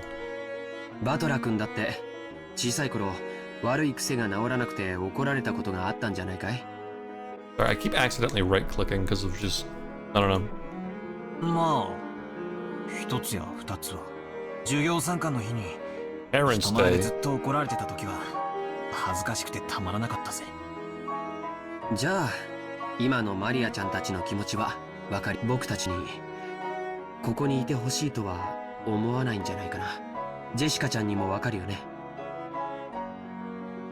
怒られてるところを誰かに見られてえとは思わないぜ。行こう。Yeah, guys. Let's leave this woman to beat her child in privacy. ゲストハウスへ戻ろう。It's just the respectful thing to do. そしてマリアちゃんが戻ってきたら何事もなかったかのように迎えてあげようよ。This is crazy, dude. This is insane. Holy shit. This is awesome, man. I don't think I've ever seen characters like this. That's crazy. Holy shit, man. Dude, yo, she's beating the shit out of her kid. What the hell? Yo, hold on. Weren't you also yelled at and or beaten as a child? Yeah, I guess I was. Yeah, so you know how it is. We should really leave and just let them do this in private. It's very embarrassing otherwise. Oh, yo, okay. Should we talk about it later? No? We should never draw any attention to it, ever. Okay. Yeah, that seems like the right thing to do. それが一番じゃない。 Probably for the best, right? thought George Aniki's point was probably a reasonable one, and we may have been eager to use that reasonable-sounding argument as justification to retreat from this heart-rending scene. Jessica and I nodded at George. And we all left? We called out towards Maria, telling her that we're gonna head to the guest house. She didn't seem to hear. Felt sort of guilty and shameless after saying it. それなら好きなだけ一人で探しなさい。ママは知りません。探す。マリアが一人で探す。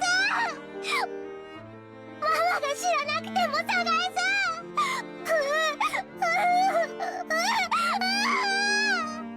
勝手にしなさい。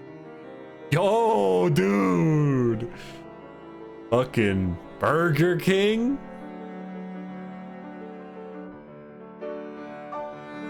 After blasting her with those last few words, Rosa spun on her heels and quickly returned to the mansion. Maria probably viewed that as a cold gesture meant to injure. That wasn't Rosa's intention. It was because the hand with which she had so emotionally struck Maria's cheek was still numb. It was because, if she stayed there screaming, she might again be taken over by her emotions and continue slapping her daughter's cheek over and over. After Rosa left, Maria was left alone in the Rosa garden, if you will. The wind began to blow stronger and stronger, and every once in a while a raindrop would fall on her forehead. However, Maria couldn't leave that place. Not until she found that poor wilting rose. It had definitely been there. Even so, it wasn't.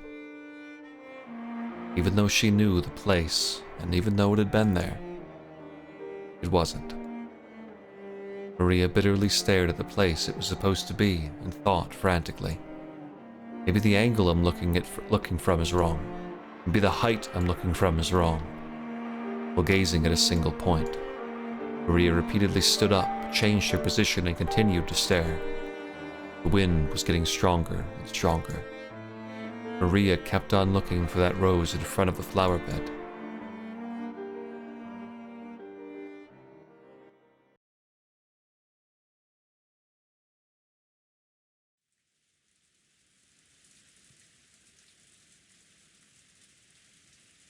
Kinzo noticed the sound of the raindrops beating on the window. It seemed to be pouring down thickly. Pouring down thickly? I don't think I've ever described rain that way in my entire life. The rain is pouring thickly. The thick rain out there.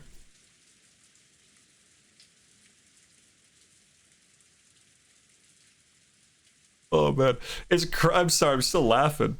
It's crazy. They took a scene that I have been like, you know, this is actually uncomfortable and it's not really funny, and they made it funny by having the 3 most insane reactions I've ever seen in my life. Which, to be fair though, actually good. It would be so easy. It'd be so easy for the writer to sit there and be like, yeah, and then Battler, because he's such a good guy, stands between them and talks Rosa down. Rosa, then realizing that she's afraid of what she might continue to do, marches off, leaving Battler to try and console Maria. It's so fucking easy, but instead Battler's like, fuck dude, this is so awkward, holy I hate being here. Yo, lady, beat your child in peace. I'm gonna fucking walk out, man. I'm gonna head out. Hey, Maria, hey Maria, can you hear me through the slaps? Maria, we're gonna head back. Hey, that cool? All right, well, we'll see you later.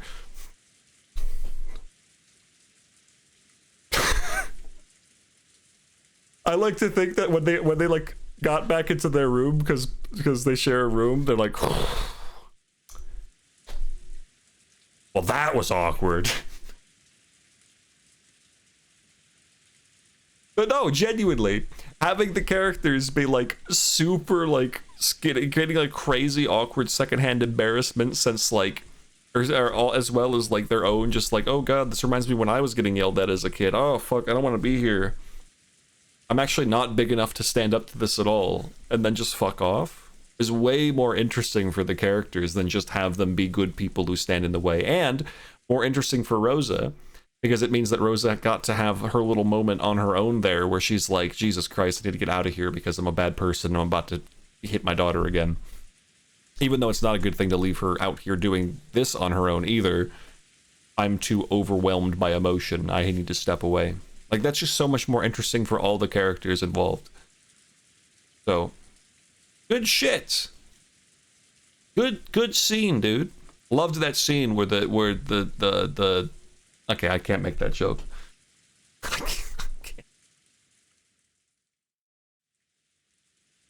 I've never played this, but I remember a lady saying her name is based off this. Her Discord is named after the island Rokkenjima this takes place on, if I remember correctly.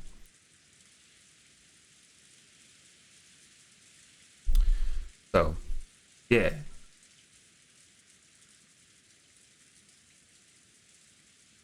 And maybe her username too, I don't know. They might both be based on it, I don't know. Umineko peaks with child abuse. Gee. Kinzo approached the window as if being summoned by the sound of the rain. The sound of rain is a sound of silence.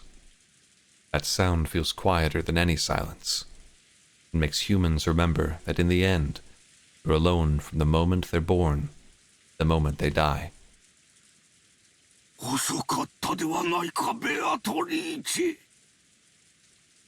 those words directed at the rainy sky? There was no one to be seen in the direction of Kinzo's gaze. Holy shit, dude, he's up there. He's literally sitting on the chandelier right now. Holy crap, what's he doing? Oh, hold on, let us begin. Wait, what's he doing? Kinzo, wait, hold on. 私とお前の奇跡の宴を今こそこの島は現世より切り離された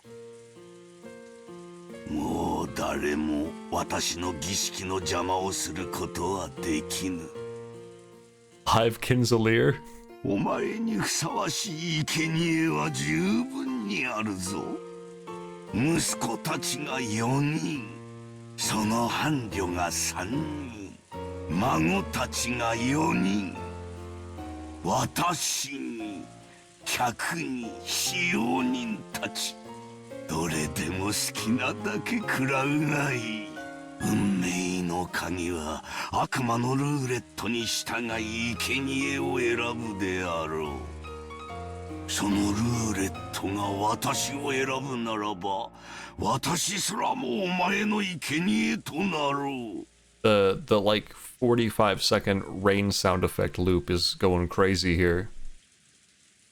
These are things you think they would have updated at some point. だからこそなのだそれだけの狂気をかけるからこそ私は必ずや偉大な奇跡を起こすだろうさあ好きなだけ食らうがいい私はそのルーレットに打ち勝つだろうさあ全てを落とすぞまずは後ろ宮家の家督を返そう受け取るがいい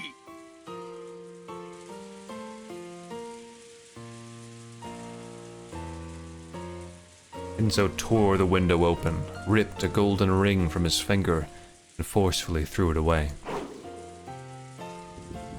That time, the sound of thunder rang out, giving the illusion that the lightning had accepted the ring. そしてお前が蘇った時そこにいるのは私であるだろう私が最後まで生き残りお前の目覚めを見守るだろうさあ来たれベアトリーチェようこそ我が宴私が生み出した全てと引き換えに私にもう一度だけ奇跡を見せておくれおーベアトリーチェ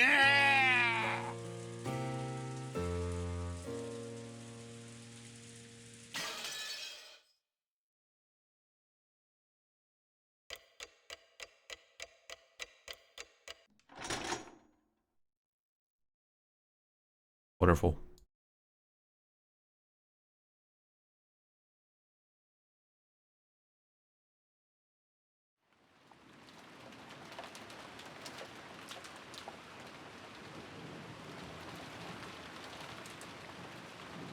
I need to go to the bathroom again. Bathroom break. Bathroom break.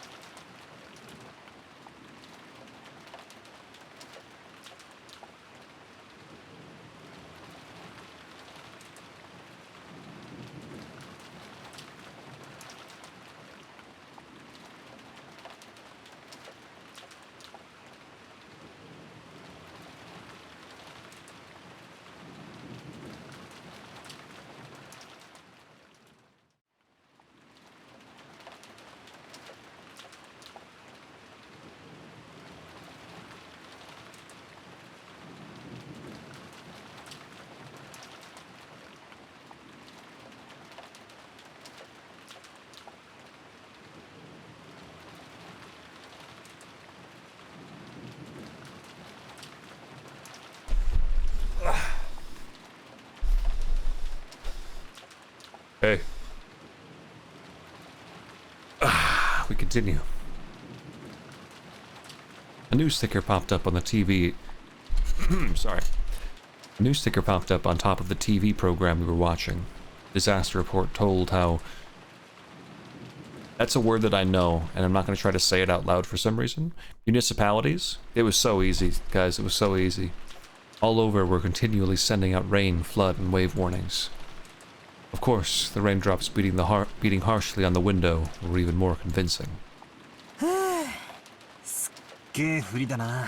でもこれだけ盛大だとすぐにやみそうな気もするけどな。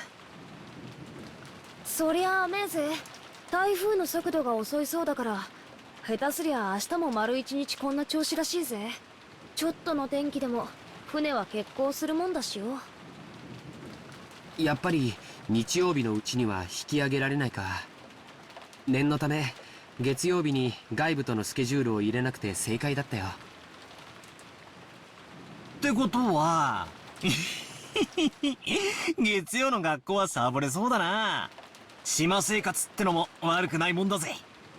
そういや、ジェシカは登校って毎日船で通ってるわけだろ。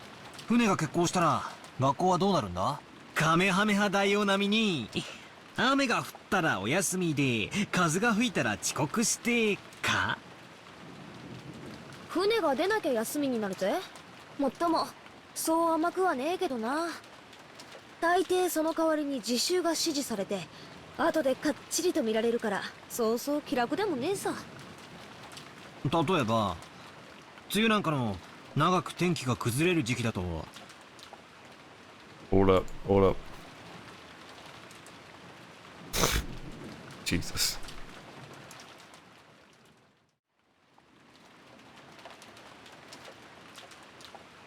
Hey, Unk. They say Unk in Kaino, Gaseki. 数日間くらい登校できないこともあるんじゃねえのか。そういうこともあるぜ。でも毎日きっちり担任から電話がかかってきて、どう自習しろ、何を提出しろとすっぱく指導されるけどな。バトラ君が考えてるほど簡単にはサボれないよ。船で通う人たちのルールに従ってしっかり勉強をしているよ。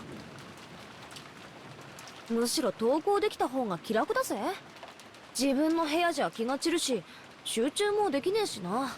それでいて問題集ばっかり数日もやらされてると、かなり精神的に応えるもんがあるぜ。大学の時にはよ、寮のあるところに入ってさっさとこんな不便な島はおさらばしたいもんだぜ。へえ。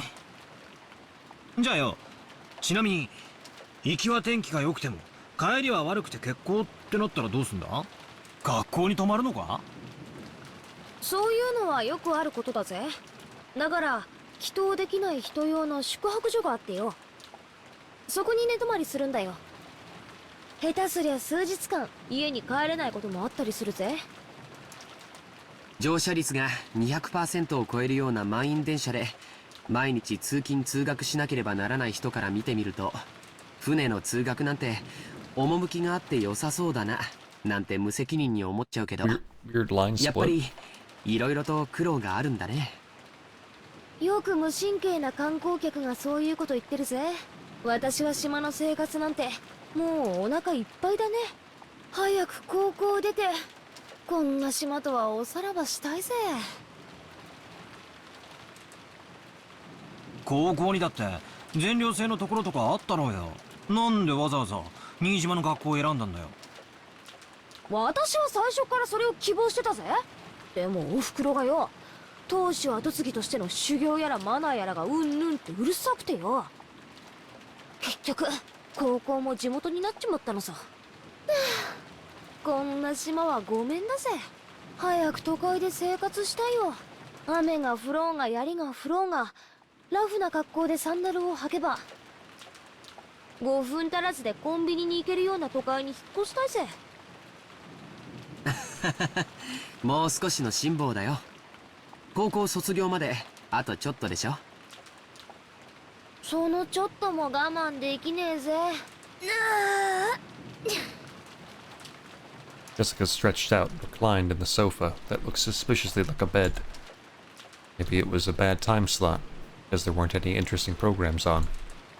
And we had nothing to do but languidly? I actually don't know what the fuck that word is.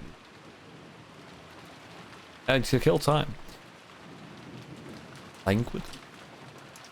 Languidly, what the fuck does that mean? After that episode, Maria never returned to the cousin's room after all. Aunt Rosa probably took her back to the mansion. Had to be pretty boring for Maria, all by herself while the adults had a confusing conversation. Thought we might as well head over to the mansion to see her, but the weather really was awful. Since there wasn't much time until dinner, we stayed where we were. At that time, we heard the sound of a humble knock. Jessica answered. Hi! お食事の準備が整いました。お屋敷へお越しください。 Oh, that really was quick. It's Cannon-kun's voice. Did he go to all the trouble of coming from the mansion in this rain just to get us? Didn't he have just called us on the telephone? Well, I guess servants at work don't always get to take the most efficient route. なんとなくお腹が空いてきた頃だったしね。 Telling me, I'm actually starting to get pretty hungry. It has been like 5.5 hours since I got home. Actually, I have been streaming for 5 hours. It probably says 4 hours, but I did an hour of Olympus Company before this. 行こうか。 Doesn't really feel like it's been 4 hours. George Aniki turned off the television and stood up. 俺はとっくにペコペコ。本家の晩餐は毎回凝ってるしな。それにゴーダさん、子牛のステーキとか言ってなかったっけ？たまらねえぜ。親族会議の日は特に豪華になるしな。私だって楽しみだぜ。行こう行こ As we left the room, Cannon-kun bowed slightly and respectfully, silently. う。じゃあ行こうぜ。外の振りはだいぶひどいだろう。はい。お召し物を濡らさぬよう十分ご注意ください。 After seeing the three of us out, Cannon-kun peered into the empty room. マリア様はいらっしゃいませんか？ Oh fuck. 一緒じゃないぜ。ローザおばさんと一緒じゃないのかよ。Oh wow. We're all bad people. What does the chandelier think about this situation? Rosa was lying on a sofa in the empty parlor, having fallen asleep before she knew it. She was bearing a burden the children couldn't even imagine. That's why she only needed to let her guard down a little, before the wariness immediately dragged her into the world of sleep. Realizing this, Genji brought a blanket over to her. When he tried to spread it over her, her eyes snapped open as though she'd been shocked with electricity.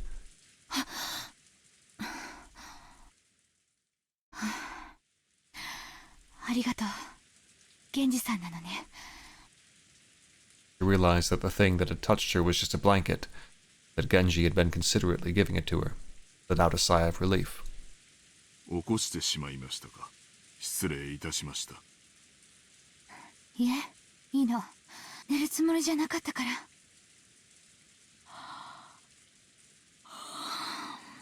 今は何時なの？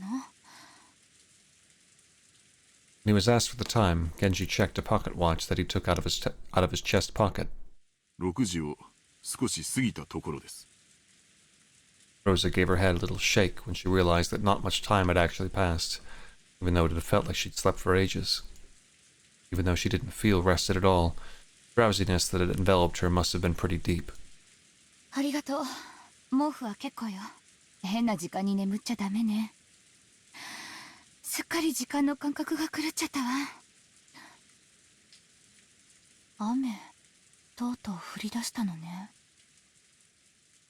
Rosa finally realized that the peaceful sound that had put her to sleep was actually the rain. 風もだいぶ出てるよね。いよいよ台風なのかしら。そのようにテレビでは申しております。遅い台風だそうで。そう。この素敵なバラ庭園も日中のあれが見納めだったのね。The window, what she could see of the rose garden, was completely blurred by the wind and rain. マリア。そうだ。マリアは？私はお見かけしておりませんが、ゲストハウスにお戻りではないでしょうか。Rosa knew her daughter's nature well. A chill ran down her spine. Maria was stubbornly honest. And if she was ordered to find something that didn't exist, she would look forever and ever. Even in pouring rain. 違うわ。いとこの子たちは先に行ってしまったから、あそこにはマリア一人。Man. Man, I cannot get over what shitty fucking cousins they are, man. I can't believe they all ditched, and Rosa ditched too, man. That is... Boy, everybody had a shit fucking moment there. It happens, but my god. 誰かにもうやめろと言われない限り、たとえ槍が降ってこようとあそこに居続けるわ。Second time raining spears have been brought up. 傘もささずに。私は感情に任せてなんてことを。 Okay, well, I'm feeling quite confirmed that Rosa might not actually be a horrible person. Even though she'd known about Maria's simple honesty better than anyone, she'd once again lost control of her emotions and done something terrible.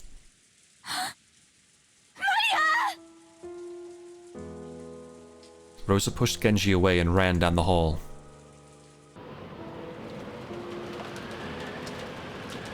Good old smart, responsible George, yep. The outside really looked like a typhoon, and the rain was pouring down spectacularly. Maybe because of some aspect of the terrain, the winds weren't typhoon class, so an umbrella wouldn't be torn out of one's hands. Even so, it certainly was a windy rain. There was no time to admire the roses being drenched. とりあえず今はマリアが気になるぜ。まさかあの後もずっと一人でへそ曲げてあそこでバラ探し。そうだね。さすがにこの雨じゃ。と思いたいところだけど、マリアちゃんはたまにすごく頑固でものすごく愚直な時がある。Listen, we were all rained on as a kid, right? We were all got stuck in the rain as a kid. Yeah, I guess I did, yeah. I mean, you wouldn't really want someone to see you getting stuck in the rain. That would be embarrassing. So why don't we just go to the mansion and leave it at that, and we'll just pretend nothing happened. Yeah, guess that's a good idea.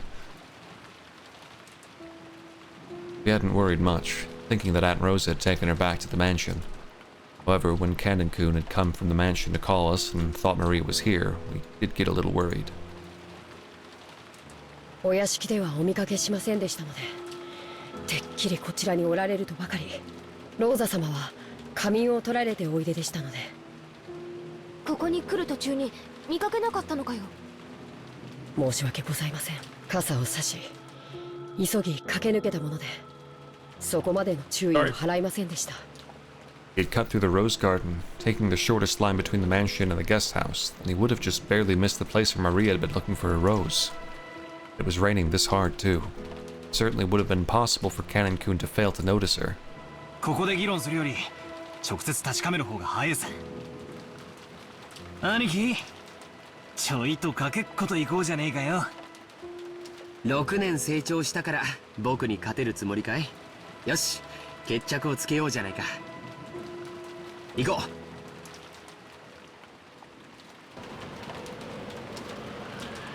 George, Aniki, and I flew out into the rain. Jessica and Kanin-kun followed us. マリアー！いるなら返事をしなさい！マリアー！ローザおばさんだ。おばさん！ When George Aniki called back, Aunt Rosa jumped at him and grabbed onto him. マリアはどこ？ジョージ君たちと一緒じゃないの？いえ、僕たちはあの後マリアちゃんには出会ってません。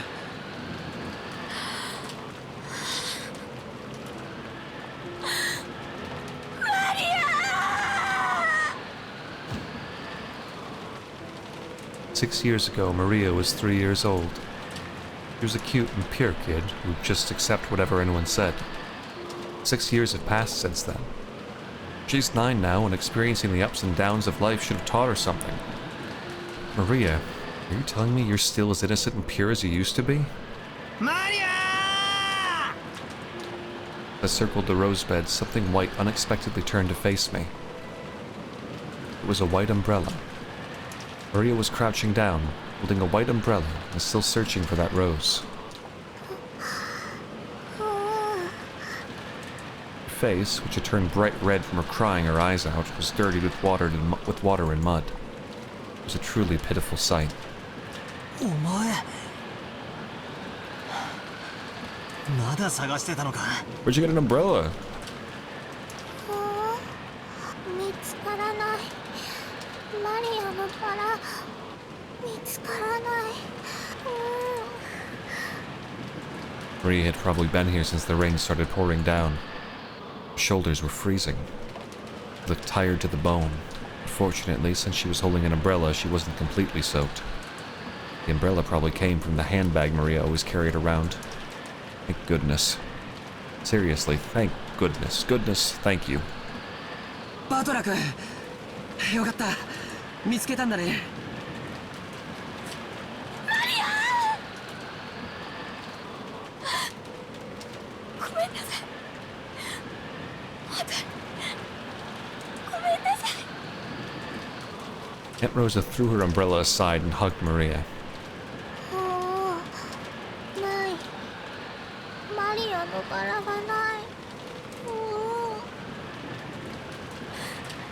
後でママも一緒に探してあげるからね。だから今日はお預けにしなさい。ね。今日はお預け。 Looked like Maria still wasn't able to accept it. She no longer had enough energy left to resist. Jessica and Kanin-kun caught up with us. すぐにお屋敷でタオルの用意をさせましょう。マリアずっとここにいたのか。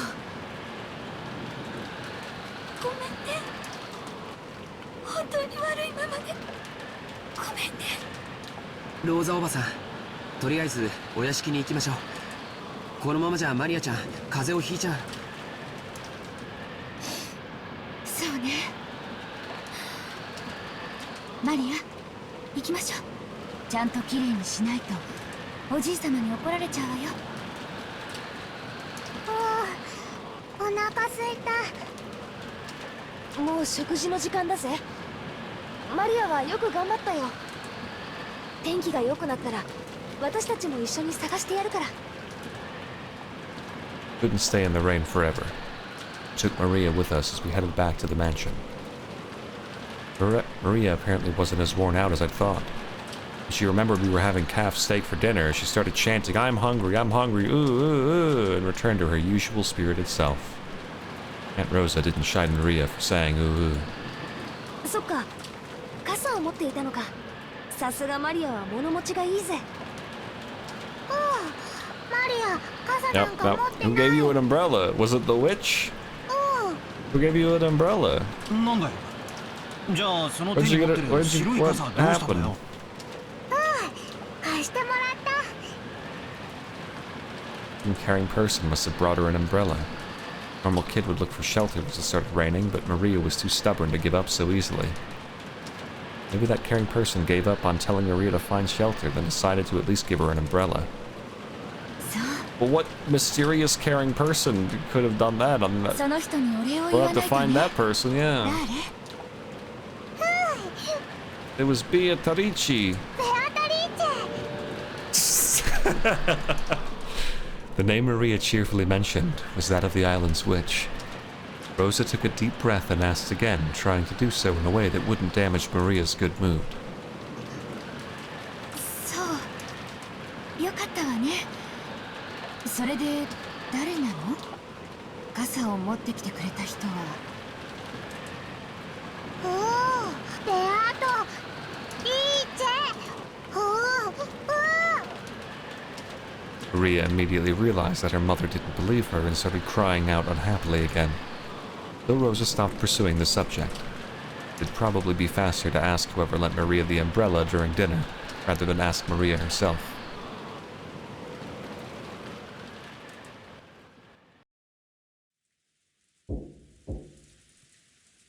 Well, that whole last sequence was pretty great, minus the part where Jessica complained about riding a boat for like 20 minutes, it felt like. I understand they needed to fill that with something, to have some sort of conversation happen, but my god, I didn't give a fuck about her riding a boat being difficult. Sorry, Jess.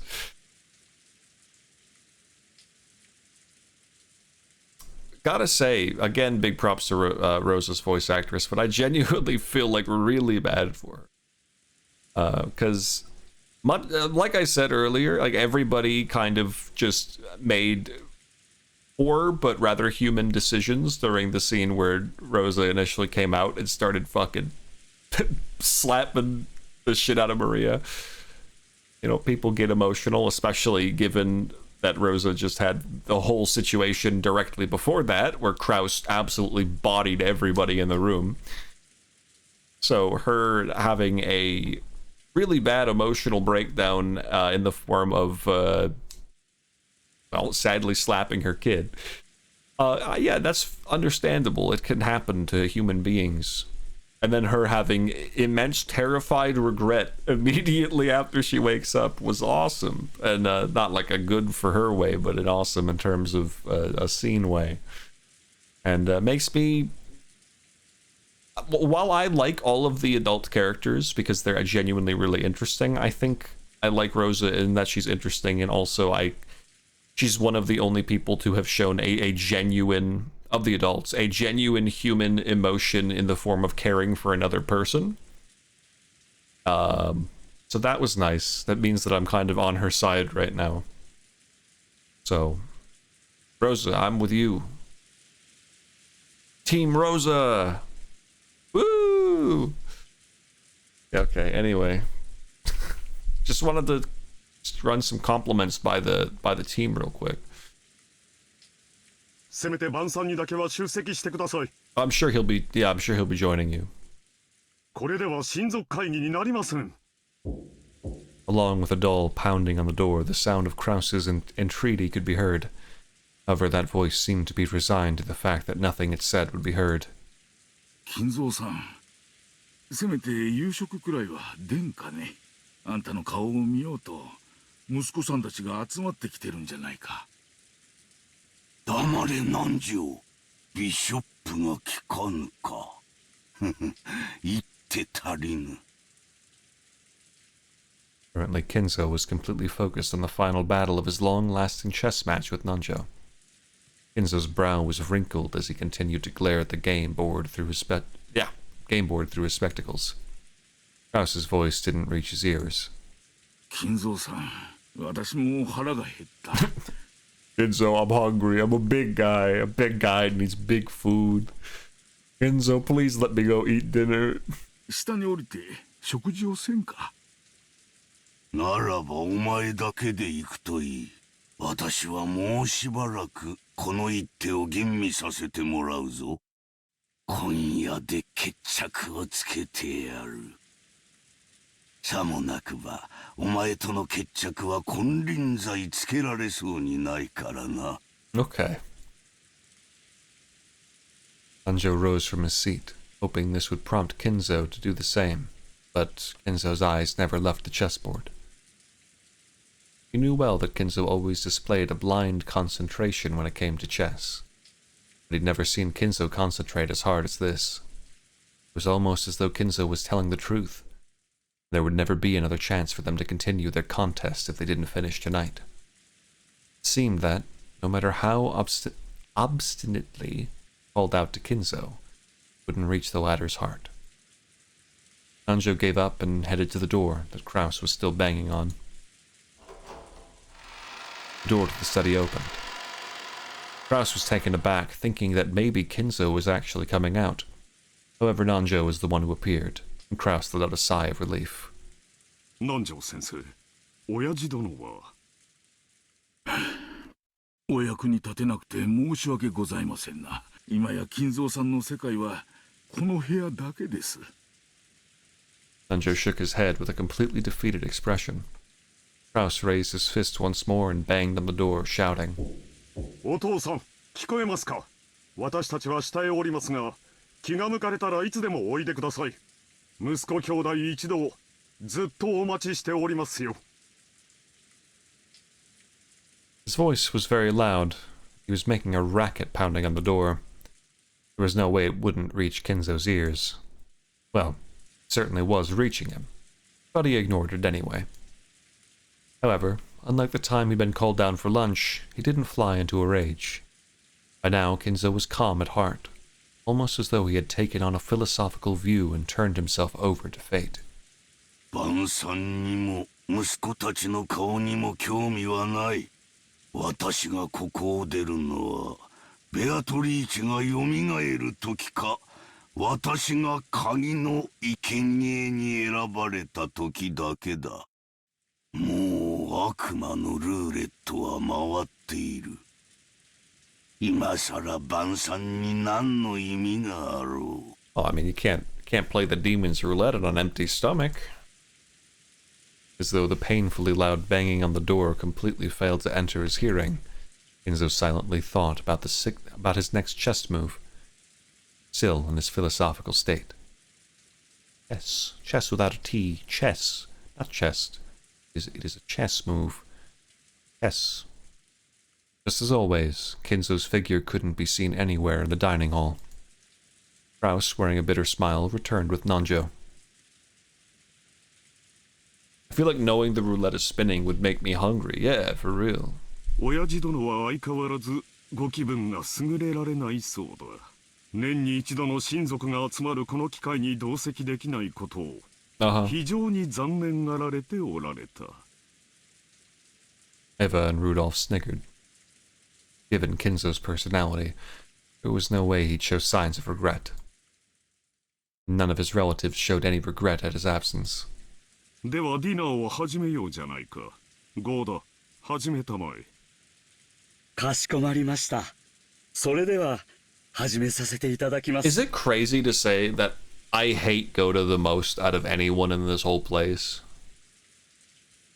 Like, at least the family, like, at least all of their, like, potentially poor decisions and cruel, potential cruel behavior, most of they haven't really done anything too crazy yet. At least all of them have got, like, a lot of shit going on. Like, they're big, important people. But Goda is just, like, just some dickhead, bro. Like, oh, you're a cook? You're a cook and you're an asshole? And kind of a smug cunt? Like, you've got nothing going for you, man. You're just a dickhead. He's a douchebag with wide shoulders, yeah. He's shitty to his coworkers, so fuck him. Exactly, that's a big thing. So, yeah, just like this guy. To be fair, I haven't heard about, well, yet. I haven't heard about any of our main family doing anything terrible to their employees yet. We'll see if that changes. I gotta say that maybe Eva's a bit of a bastard to Natsui. Okay, right? But to be fair, Natsui, she seems kind of like, she seems like she's not a horrible person, really, at all. She seems like she's just so overwhelmed and stressed in a position where not a single person, like, actually cares about or genuinely respects her. So... she didn't really do anything wrong.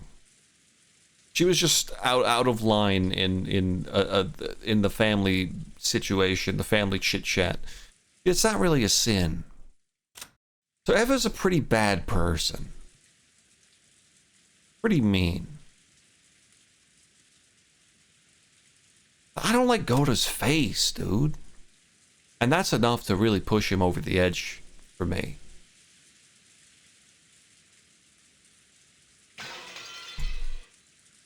When Gota was told to start the family conference dinner, his biggest time to shine of the whole year, he nodded with a broad grin. マリアに傘を貸してくれた人は誰かしら? Come on, Rosa, we've been over this. Rosa timidly cut through the silence of the dining hall. Everyone noticed. 傘? 何の話? さっきマリアがバラ庭園にいた時に雨が降り出して誰かに白い傘を借りたみたいなんだけど、お礼が言いたくて。俺たちじゃねえぜ。ローザが出てった後は部屋を移してずっと Had a friendly chat that whole time. してたからな。はは、そうやで。Yeah. あの後も兄弟で仲良くおしゃべりをしとったのや。Siblings had a real friendly chat.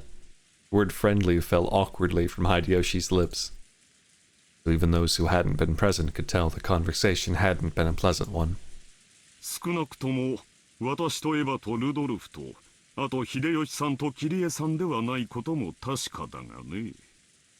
私たちは夏日姉さんとローザさんが出て行った後もずっと一緒だったわ。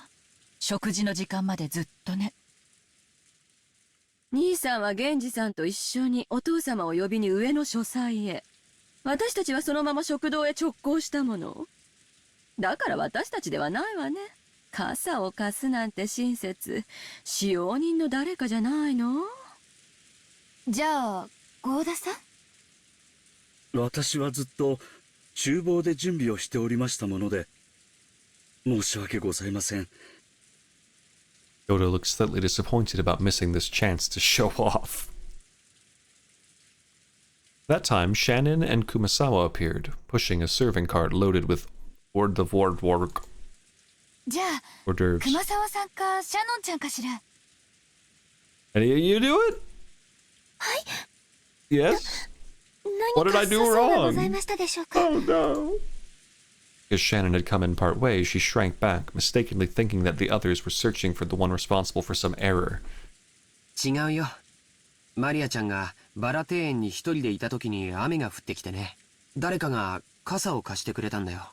ローザおばさんがその人にお礼を言いたいって言うのさ。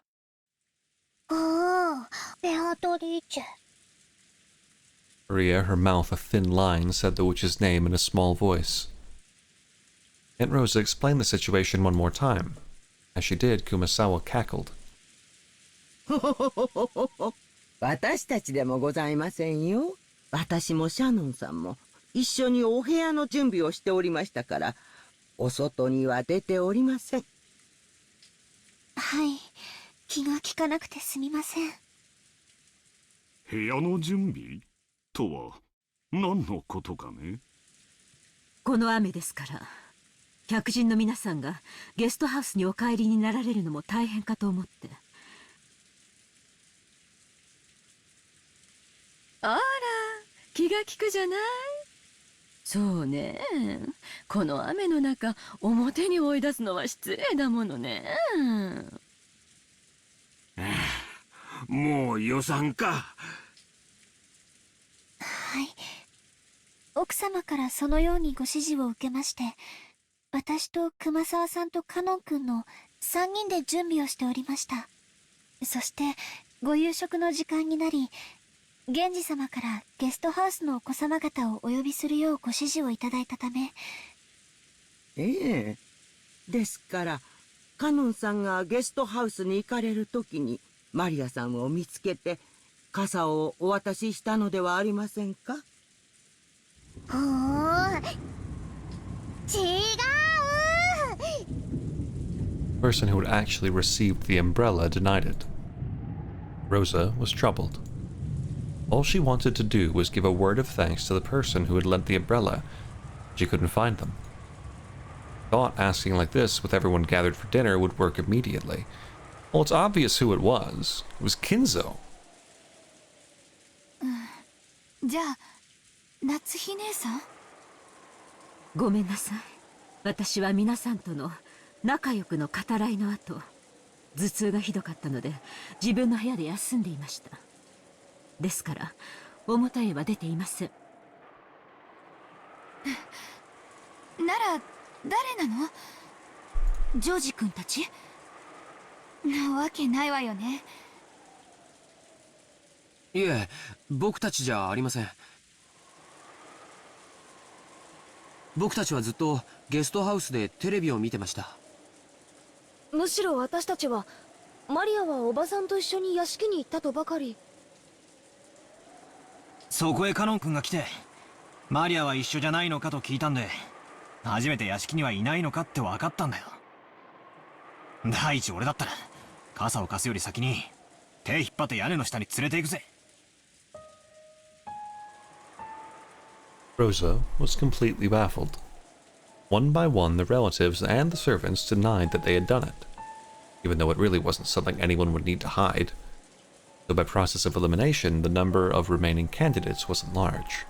もちろん私でもありま Of せん。 course it wasn't me. I hate children. I would love to just see them struggle and suffer in the rain. I hate kids. 雨が降り始めてすぐの頃、金蔵さんの部屋を訪ねて、ついさっきまで一緒にチェスをしておりました。ということはおじい様でもないよね。Oh yeah, that's why we know it wasn't him. Otherwise, it could have definitely been him. なんだなんだ、妙な話になってきたぜ。あと残るのは誰だ？じゃあ誰？源氏さん？ちょっと待って。勘違いしないでくれる？別に私は何かの犯人探しをしてるんじゃないのよ。雨の中のマリアに傘を差し伸べてくれた人に母としてお礼が言いたいだけなの。 Giving an umbrella to a girl loitering in the rain was something to be praised, not hidden. Despite that, no one raised their hand. Why not? Everyone started whispering about how strange this was getting. 落ち着けよローザ。傘を借りた本人に聞けばいいじゃねえか。 That's what everyone had been thinking since the beginning. They were all scratching their heads as to why she didn't just ask Maria, who had been given the umbrella. However, Rosa bit her lower lip. After all, she already knew how Maria would answer if asked. どうりや。ルドルフ君の言う通りやないか。マリアちゃん、おじさんに教えてえな。マリアちゃんに傘を貸してくれたのは誰や？ ベアトリーチェ。 The dining hall was wrapped in silence for an instant, but it was soon interrupted by a burst of laughter. なるほど。森の魔女ベアトリーチェが不憫に思って傘を貸してくれたか。いい話じゃないかね。ローザ、そういうことだ。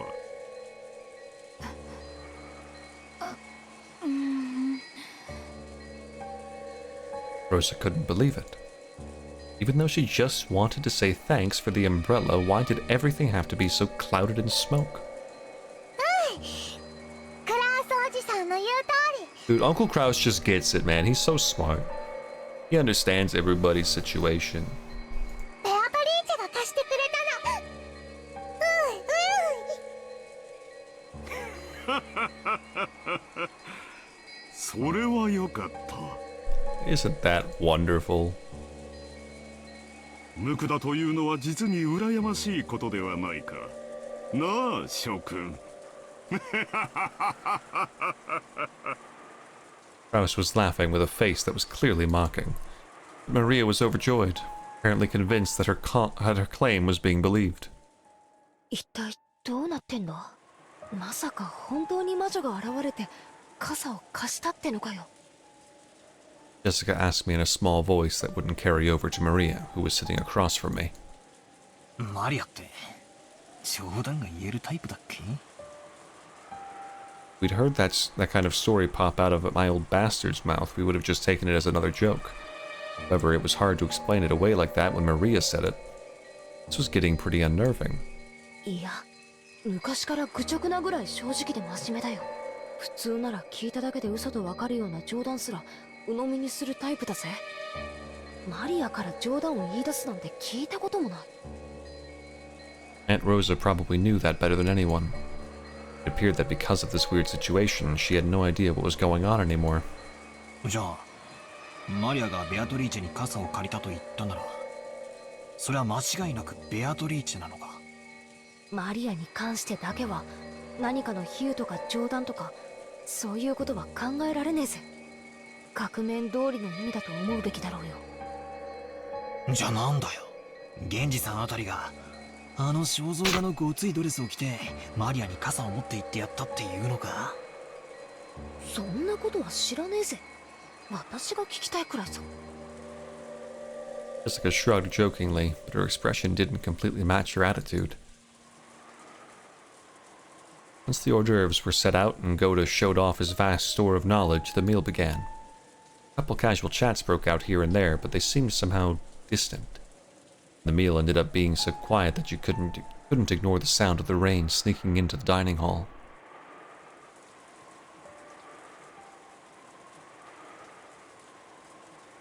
Umasawa and Shannon, pushing the servant cart, ran into Genji and Cannon on their way into the kitchen. ケンジさんですか？マリア様に傘を貸されたのは。傘？何のことだ？はい。雨が降り出した時に、マリア様は一人でバラ庭園におられたそうで、そこでどなたかに傘をお借りになったそうなのですが、それがどなたかわからないのです。僕じゃないよ。マリア様はゲストハウスにいると思ってたくらいだからね。バトラ様が最初に見つけられた時にはもう白い傘をお持ちだった。申し訳ないが、それは私でもない。じゃあまさか親方様。 Both in the dining hall and right here, everyone had stated that they hadn't done it. That left only Kinzo, but... 何かのご用で廊下を歩かれているとき、偶然バラ庭園に傘もささないマリア様が見えたとか。親方様はマリア様のことをあまりお好きではない。 Really? But they both get on with like the black magic shit and love witches. They're like best pals. They all have the same. They have all the same interests. That's crazy. I'd think they'd get on great. 同感だね。親方様がマリア様のために直々に開花までお越しになって傘をお持ちくださるとは考えられないよ。あら、困りましたわね。ではマリア様に傘をお貸しになられたのは本当にベアトリーチェ様ってことに。Umasawa laughed, just like the relatives in the dining hall who had laughed it off. Couldn't think of any other way to break through the smoke veiling the current situation. Just then, the crisp sounds of hands clapping twice rang through the hallway. They all turned around at once to see Goda coming out of the dining hall. さあさあ皆さん、ディナーは配膳のタイミングも大事です。すぐにスープの配膳に取り掛かってください。源氏さん、彼女らは大切なお仕事中ですので、お引き止めになられないでください。Cannon glared at Goda for being rude to Genji, a person Cannon respected. Genji, realizing this, patted Cannon once on the shoulder as a warning. Cannon reluctantly turned away and returned his expression to normal. It's so funny that all of the actual proper real deal OG servants are like chill and cool with each other, and Goda is just a total dickhead. No one likes him. No one likes him, man. 今は晩餐の配膳を急ぐように。ほらほら、時間がありません。タラタラしない。急ぎますよ。But had grabbed the serving cart from Shannon and steadily pushed it towards the kitchen. では私どもも厨房に戻らせていただきます。幸田さんも気の短い方ですからね。私もこれで失礼いたします。Kumasawa and Shannon left. Only Genji and Cannon remained. Through the window, the darkness of the rainy night could be seen, along with the occasional thunderbolt. 源氏様、ベアトリーチェ様が本当にお戻りになられたのでしょうか。わからん。親方様にお知らせしますか。せずともよい。本当にお戻りになられたなら、やがておのずと親方様の前へ現れよう。それにあれは気まぐれなお方。親方様にご報告申し上げたところでお姿を現す。親方様の儀式はすでに始まっているということでしょうか。おそらく。だがそれは我ら家具には何の関わりもないこと。親方様に受けたご恩を最後の瞬間までお返しするのみだ。はい、それが僕たち家具の務めです。Thunder crashed once more. Except for those instants when lightning lit up the sky, nothing could be seen out the window but the darkness of night. Just as humans rule when the sun is up, those that are not human rule when the sun is down. The darkness of night now surrounded Rokkenjima was ruled by another master, not the Ushiromiya family. Did this master take pity on Maria when she was alone and being pummeled by the rain in the rose garden, lending her an umbrella? Cannon looked at the rose garden's lights, dimly visible beyond the window. The dim lights weren't enough to illuminate the surrounding area. Looking at those lights felt like making eye contact with the witch. Cannon forced himself to avert his gaze. He didn't, but like his eyes would be absorbed by that light. Dude, new fucking chandelier just dropped? Oh, fuck, that's exciting. And the weather changed how people act? You often hear stories about how things like atmospheric pressure can influence people's moods and physical health. For some time now, everyone had been struggling to clear the gloomy atmosphere, but any conversation was quickly cut off, and in the end, the dining hall was simply filled by the sound of the rain. That's how you know they're rich here. Dessert was some kind of chocolate cake accompanied by pear sherbet. Sherbet? Sherbet? Sherbet? Is it sherbet or sherbet? Sherbet, probably? Yoda-san enthusiastically explained the recipe as soon as this final dish was presented, but I quickly forgot the details. The guest of honor, grandfather, was absent, the weather was horrible, and the identity of the one who'd lent Maria an umbrella remained a mystery. When dinner ended, no one felt even one bit refreshed. It was too late now. I realized painfully that taste wasn't the only important part of a meal. The whole atmosphere was also critical. Yoda-san, the supposed conductor of this musical piece called dinner, did his best to enliven the place, dropping little jokes left and right, but apparently not one of them succeeded. After taking orders for after-dinner coffee, tea, and orange juice, he left for the kitchen. As soon as he disappeared, Uncle Kraus spoke. やれやれ。せっかくゴーダが腕を振るってくれた晩餐も、こうも沈み込んでしまっては実に味気ないというものだ。まったくね。今日は何を食べても美味しく感じられない、そういう気分よ。ほう、どうしてそういう気分なのか聞きたいね。心が晴れ晴れできるよう、兄として後で協力させてもらうよ。Aunt Eva grimaced slightly. I'd already heard she wasn't on good terms with Uncle Kraus, but it was pretty clear now. When I looked around, I noticed that my father and Aunt Rosa were also grimacing, gritting their teeth even. Apparently there was something besides the weather troubling all of them.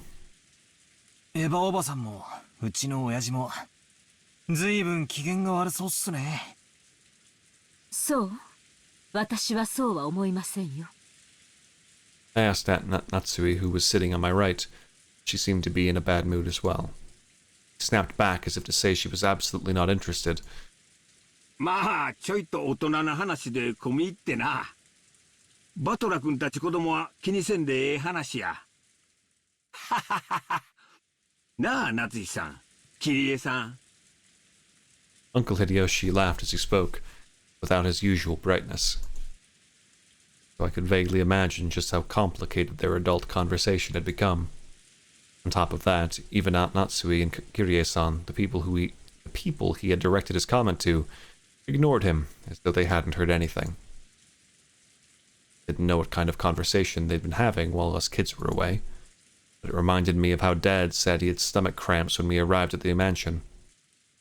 Family conference might have been a playful reunion to us kids, but it was definitely different for the adults. After Uncle Hideyoshi, don't want to mispronounce that again, comment was ignored by the other adults. An awkward silence fell over the room. Kirie-san spoke up. 子供たちの進路はどうなるのかしらとか、そういう話よ。バトラ君は将来はどうするの？ぼんやりと大学進学？そんなのじゃ長い人生レースのスタートラインとしては心細いわよ。あいたたたたたた。桐江さん、飯の最中にそんな話されちまったら消化不良で便秘になっちまうぜ。そうやそうや。バトラ君やジェシカちゃんの進路の話をしとったんや。将来のことは真剣に考えんとあかんで。Hideyoshi heartily agreed as if they really had been talking about that, but that was probably wrong. Kirie-san had been obviously trying to change the subject. However, if Kirie-san had determined that this was the best course of action for now, then she was probably right. Taking this into account, I cast aside my suspicions as to the cause behind Aunt Eva and Dad's bad moods. Long last, the serving cart returned, filled with coffee and tea. Kumasawa-san and Shannon-chan served it to everyone. Koda-san then explained that this concluded tonight's meal. If only the mood had been a bit more cheery, it might have been the best dinner in my life. It was a shame this best of dinners couldn't have been had under the best conditions. Maria's in a great mood. She got to meet a witch. ジョージお兄ちゃん、これでご飯は終わり？うん。これでおしまいだよ。はしてないわよ。お席について、落ち着いてジュースを飲みなさい。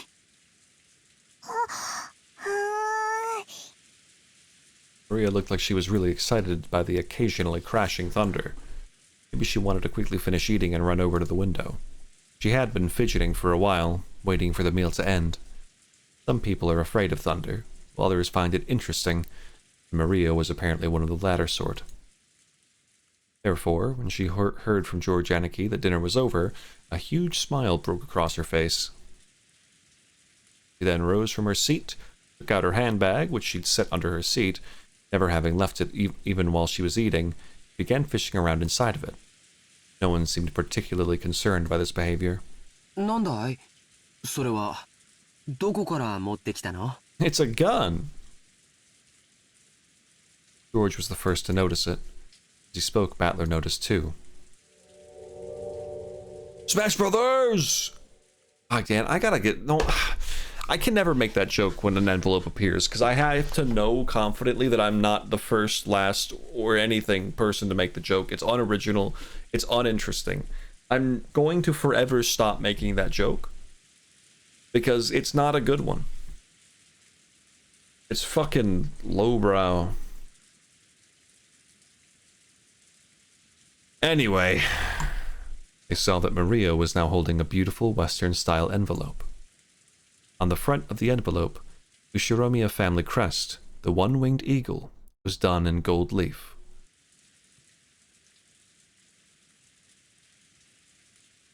Shitty fucking joke. Ruined my race. Your race? Furthermore, the fact that it was sealed with dark red wax made it clear that this wasn't something Maria could have brought as a prank. マリアちゃん、それは何? It seemed that Natsui had also noticed the strangeness of the envelope Maria was holding.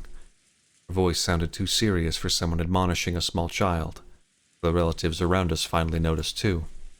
どうしたよ、夏日姉さん。それ、何?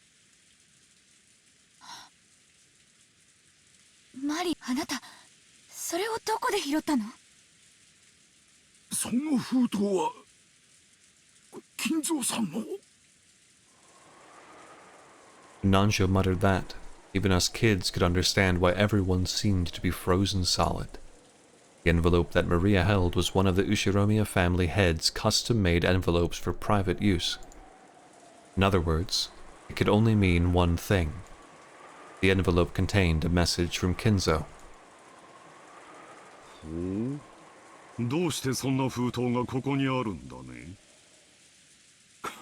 こいつは面白いもんが飛び出してくるぜ。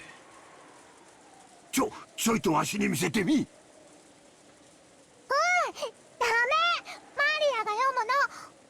マリアがみんなに読んで聞かせなさいって言われたの。 Uncle Hideyoshi tried to snatch the envelope out from Maria's hands. She protected it as though hugging it and didn't let go. 秀吉兄さん、子供相手に力づくなんていけませんよ。Rosa would disagree. マリアちゃん、その封筒はどうしたの？傘を貸してくれた時にベアトリーチェにもらった。ご飯が終わったらマリアがみんなに読んで聞かせろって言われた。マリアは魔女の目。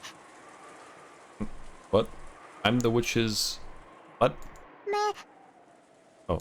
メッセンジャーなの。 Ah, there you go, okay.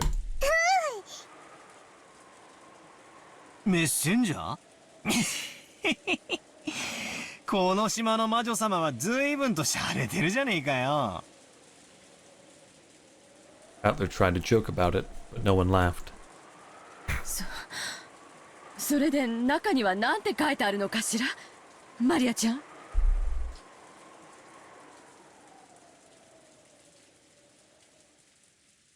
読む。Maria casually opened the envelope. It was sealed only with wax, so she just had to remove the sealing wax to open it. That sealing wax fell onto the desk. Hideyoshi hastily picked it up and stared fixedly at it, then set it at the center of the table. Natsui, Kirie, and Nanjo stared at it. Imprinted in the sealing wax was the one-winged eagle, which was the Ushiromiya family crest, and also Kinzo's personal crest. これは当主様の紋章？私は金蔵さんに手紙をもらったことがあるからわかる。これは間違いなく金蔵さんの風浪だ。でもこのお屋敷にはそれと同じ紋章がいくつもあるのでは？例えば風浪用のハンコのようなものがあれば金蔵さんでなくても風浪はできるのでは？いや、金蔵さんは風浪には必ず自分が指にしている後ろ宮家当主の証の指輪で刻印をする。この形や複雑な意匠は間違いなく金蔵さんの風浪だ。そうとは限らんよ。親族であれば一度くらいは親父の手紙を受け取ったことはあるはずだ。その風浪をもとに偽の紋章を作り、親父殿を語って刻印した可能性が否めない。兄貴に同感だ。風浪に刻印されている紋章がどれだけ親父のものに酷似していたとしても、だからその封筒が親父のものであるという証拠にはならない。私も全く同じよ。風浪の刻印だけでお父様の手紙だなんて決めつけることには同意できないわ。南條先生、曖昧な言葉は慎んでいただけるかしら。これは失礼。Leave him alone. 出過ぎた口でしたな。One after another, all of the siblings from Kraus on downwards rejected Nanjo's statement, saying that the envelope Maria held wasn't necessarily from Kinzo. They were afraid. They feared from the bottom of their hearts. Kinzo's intentions were written in there, that it might be some announcement regarding the inheritance that would be decidedly unfavorable to them. マリア、その封筒は傘を貸してくれた人がくれたのね。じゃわからないでしょ。そうなの？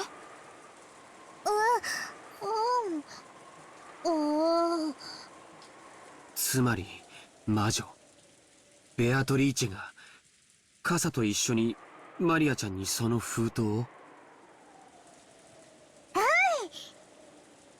Maria nodded forcefully. 主人に私も同感です。得体の知れない何者かが手渡した怪文書です。読むにも値しません。せめて読むくらいいいじゃねえかよ。ま Atler said it to Jessica in a small voice, trying to act tough. Natsui heard him clearly and glared at him with threatening eyes. それでマリアはベアトリーチェに食事が終わったら読めって言われたんだな。いいじゃないの皆さん。これはおじい様の封筒ではなくベアトリーチェの封筒。誰が書いたのかはともかく中身を聞いてからの判断でもいいんじゃないかしら。そうやな。お父さんが書いたとは限らんが中身が気になるんは事実や。マリアちゃん、さっきは無理やり取ろうとしてすまんかった。謝るからみんなの前でそれ読み上げてくれんか。マリア、読みなさい。As all the relatives stared fiercely at Maria, she spread the letter open with a rustle. 本当に親父の手紙だと思うか？ありえんね。親父殿が私たちに何かを発表するときは直接でなければいつだって源氏を通してじゃないか。このようなこじゃれた方法でするとは思えんね。そうよ。マリアをメッセンジャーに？それこそお父様の趣味じゃないわよ。ローザ、これはマリアちゃんが私たちを脅かそうという何かの隠し芸なんでしょ？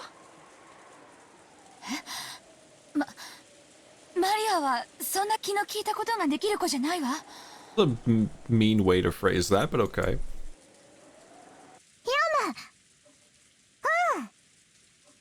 The words came out of Maria's mouth, but for some reason, her voice seemed different than usual. Hold on. Everyone went suddenly silent. 六軒島へようこそ、後宮家の皆様方。私は金蔵様にお仕えしております当家顧問錬金術師のベアトリーチェと申します。そんなアホな。黙って。長年にわたりご契約に従いお仕えしてまいりましたが、本日金蔵様よりその契約の終了を宣告されました。Oh wait, what's with this little tune?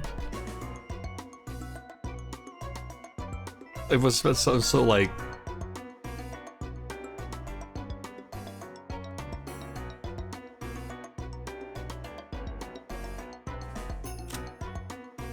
If I press that, it'll restart it. Ah, whatever.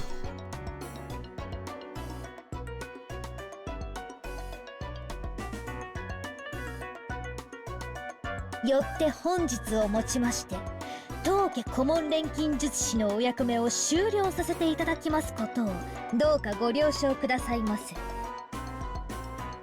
くだらん。ざれ言だ。聞くに耐えません。さてここで皆様に契約の一部をご説明しなければなりません。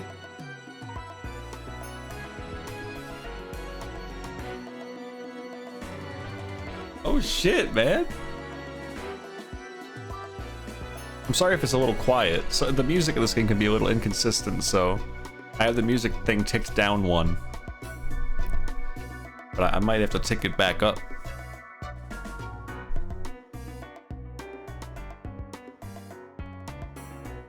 That sounded like a loop, so maybe I can then. Hold on.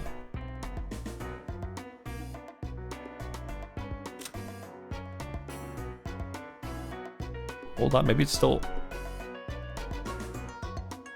I'm still going with new shit.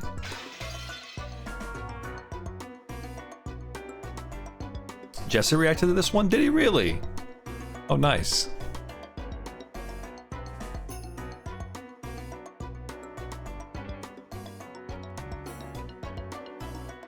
Hold on, I'm gonna turn it up. Oh, but I was listening though. I mean, how is this volume? Is this too... Do you think this is a little too quiet? Should it be louder? Or is this fine the way it is? What do y'all think?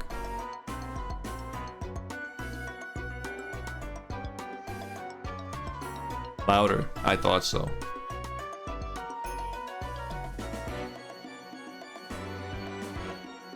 I'm gonna crank it up a notch.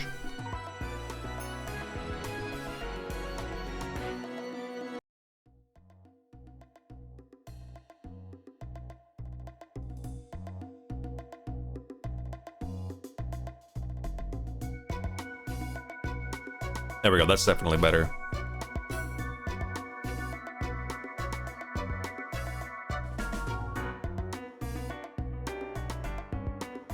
私ベアトリーチェは金蔵様にある条件とともに莫大な黄金の貸与をいたしました。I was expecting like a really ominous track, but this is tight. Like it sort of like lends this like this playfulness to this whole fucking fiasco beginning here and now after all this fucking build up. Like a certain witch is gonna have a little fun with it.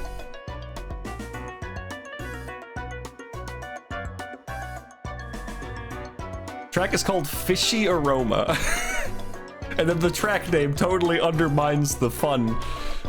But, I mean, it's a very accurate name, but yeah, Bonnie, I'm on the exact same page with you right now.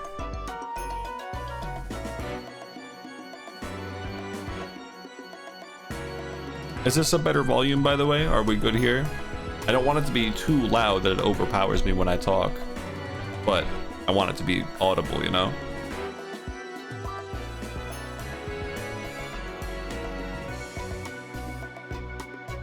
Okay, all right. Let's get back to the scene. I just.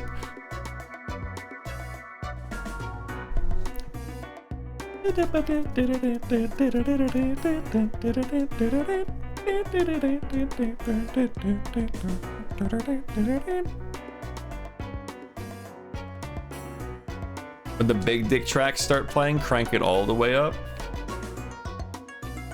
Well, in a worst case scenario, I have the power to just go in and do like this. I can just press the make it louder button if I really need to, and then I can turn it back down again when the scene is continuing. Like when we're just like listening to the track, I can just press the button that makes it really loud. Oh, we gotta focus on the scene that's happening here, so let me turn it down again.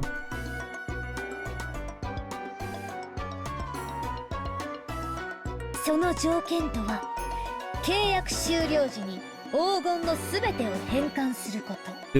an organ bit, man.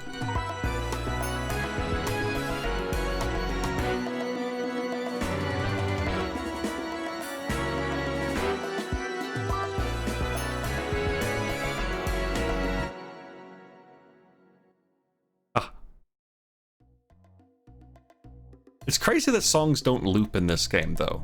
I gotta point that out, as it is just a definite flaw. Anyway, let's let's get to it. We gotta. This is the crazy shit here.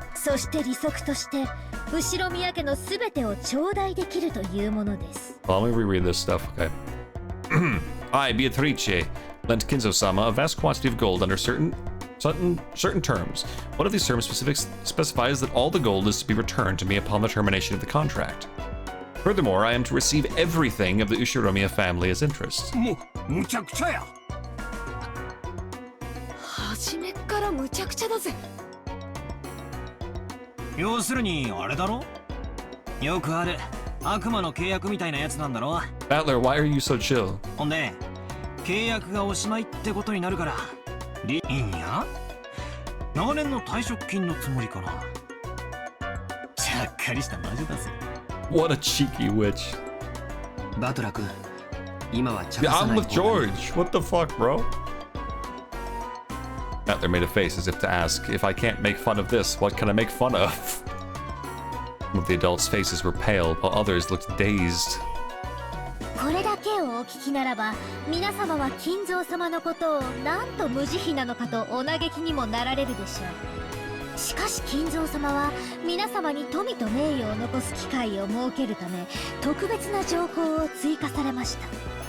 その条項が満たされた時に限り、私は黄金と利子を回収する権利を永遠に失います。特別な条項？それは何よ。特別条項。 Dude, I love this song. It's so like funky and playful and cheeky, as Battler would put it. 契約終了時にベアトリーチェは黄金と利子を回収する権利を持つ。ただし隠された契約の黄金を暴いた者が現れた時、ベアトリーチェはこの権利を全て永遠に放棄しなければならない。 That's so easy. Let's just do it. 利子の回収はこれより行いますが、もし皆様のうちの誰か一人でも特別条項を満たせたなら、すでに回収した分も含めて全てお返しいたします。なお回収の手始めとしてすでに後宮本家の家督を受け継いだことを示す後宮家当主の指輪をお預かりさせていただきました。封印のろうそくにてそれをどうかご確認くださいませ。 Dude, I like to think in my head, Beatrice was like outside in the rain. And when Kinzo threw the ring out, she caught it. And the second she caught it and that thunder struck, that's when the song kicked in. We didn't see that scene. We didn't see that scene happen, but in my head, that scene happened. I've created that scene in my head. But it specifically starts from like, she catches it and it starts right at this part. She caught it and immediately she's got her little witchiness going. She's got a little witchy smirk. She immediately rips an umbrella out of her ass and hands it to Maria and then gets to work.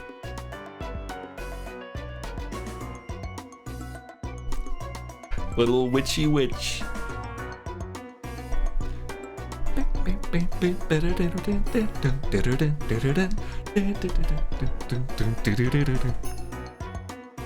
これがそうだというのか。 What's his face?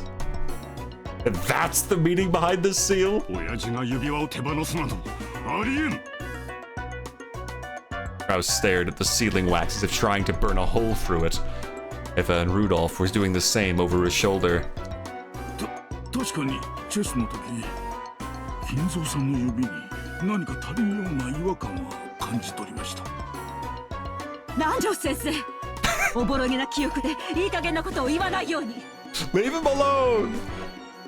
その心眼をここでは測れないわ。本当に指輪をおじい様は誰かに手渡したのか、この手紙が本当の話かどうかはおじい様に直接確認すればいいだけの話じゃない。そうね、桐江さんの言う通りだわ。果たして金蔵さんがそれを答えてくれますかな。あの人のお考えは時に人の世の常識では測りかねますからな。 That's a nice way of putting it. どの道ざれ言の息を出んね。第一、黄金幻想自体が親父殿のまやかしだ。ありもしない黄金の話を始めるのはお前たちだけで十分だ。でも魔女様はおっしゃってるわよ。Dude, I love this scene. Everyone just fucking freaking out. They've all been playing their dumb little game amongst themselves. Like, yeah, Dad's gonna die, whatever. He's not gonna get involved in anything. And then this shit. And they're all just scrambling. Meanwhile, Naja's just like, this is fucking weird. Yeah, actually, I think his ring was gone. Now that someone says it, I think his ring actually was gone. And they're all like, shut the fuck up, oh, you stupid bald bastard. 黄金を見つけた者に家督と全ての財産を引き渡すってね。つまりベアトリーチェ様はお父様に顧問弁護士もしくは金庫番でもあられるってことじゃないのかしら。 They're desperately trying to find logic. Like, what is the logical answer? Oh, she must be his financial legal advisor. Oh, okay, it all makes sense. このような怪しげな文章を子 It is, 供に Bonnie. 託すような怪人物を信用することなどできません。 It is crazy. 兄貴、腹を割ってもらうぜ。兄貴の知らない人物が親父の財産管理をしてるようなことはあり得るのか。いや、それはない。私は当主代行として親父殿の全ての財産を把握している。私に知られずにそれらを自由にできる人間はいないはずだ。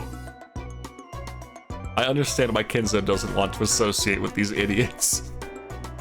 じゃあつまりクラウス兄さんの把握していない財産ってことじゃないの？バカな、そんなものあるわけがない。あるわよ。兄さんが把握していないお父様の資産。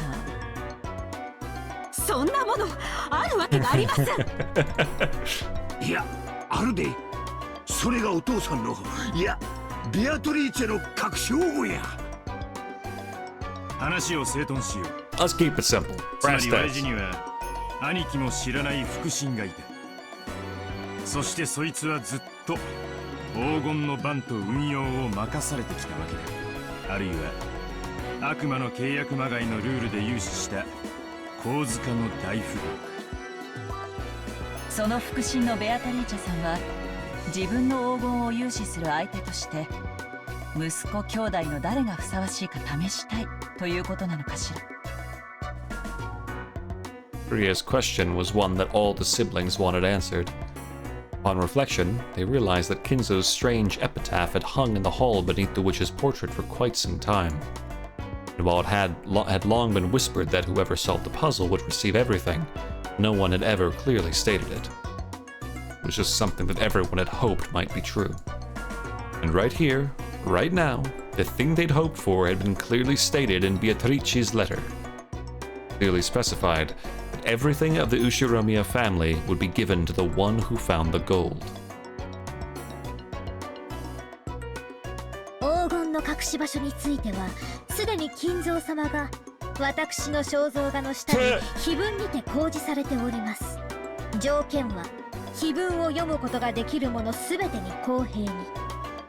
黄金を暴けたなら私はすべてをお返しするでしょう。それではどうか今宵を金蔵様との知恵比べにて存分にお楽しみくださいませ。今宵が知的かつ優雅な夜になるよう Both intellectual お祈りいた and しており elegant. ます。黄金のベアトリーチェ。 Beatrice the Golden.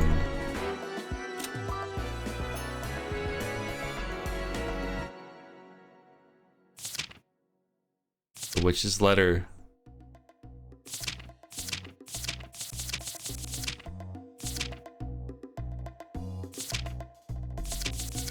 Ah, yes.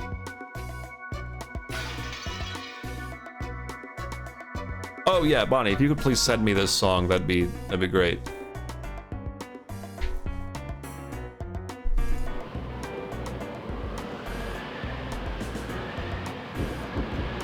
お父さん、聞こえているはずです。返事をしてください。The door to Kinzo's study was being violently, harshly beaten against over and over again like a percussion instrument. The yells coming from the other side belonged to Kraus, Rudolph, and sometimes Eva. It was the siblings who were trying to intrude upon Kinzo's study to question him about the truth behind that mysterious letter. Kinzo was eating. An elegant tablecloth was set over the desk, and the fabulous dinner that had adorned the table down in the dining hall was reproduced here. Kinzo continued his meal in silence. Shannon, taking away an empty plate, looked uncomfortably between the door being pounded on and Kinzo's face. 皆さんがお呼びですが、いかがいたしますか？捨ておき。神と我が晩餐は沈黙を尊ぶ。Amazing. 黙らせます。必要ない。我が耳には届いておらぬ。Kinzo enjoyed his food, apparently indifferent. Genji quietly lowered his head and took a single step back. As he did, Cannon, who stood in reserve like a shadow behind, to the side of Genji, opened his mouth. マリア様がベアトリーチェ様より手紙を受け取られたとのこと The で wind is really loud. その Someone 真 turn the 意を wind 確かめたい down. のでしょう。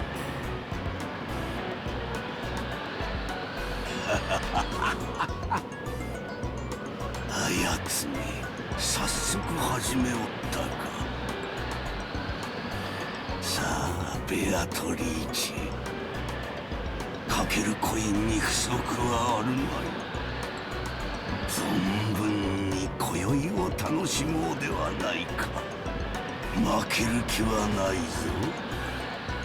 お前の微笑みは永遠に私のものだ。もう一度見られるなら富も名誉も我が命すらも惜しくはない。さてルーレットは回り始めた。ボールはどのポケットに落ちるのか。モアールかルージュか、それとも親の総取りか。さあ始めるがいい。ベアトリーチェ、私が再びお前に奇跡の力というものを見せてやる。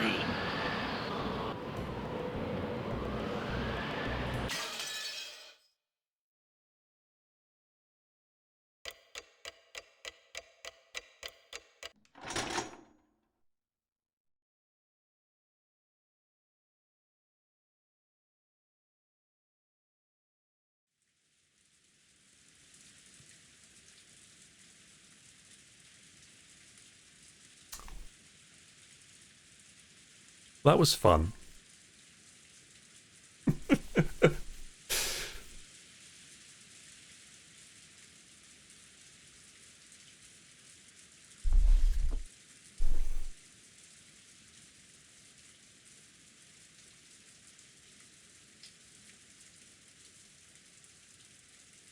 All right.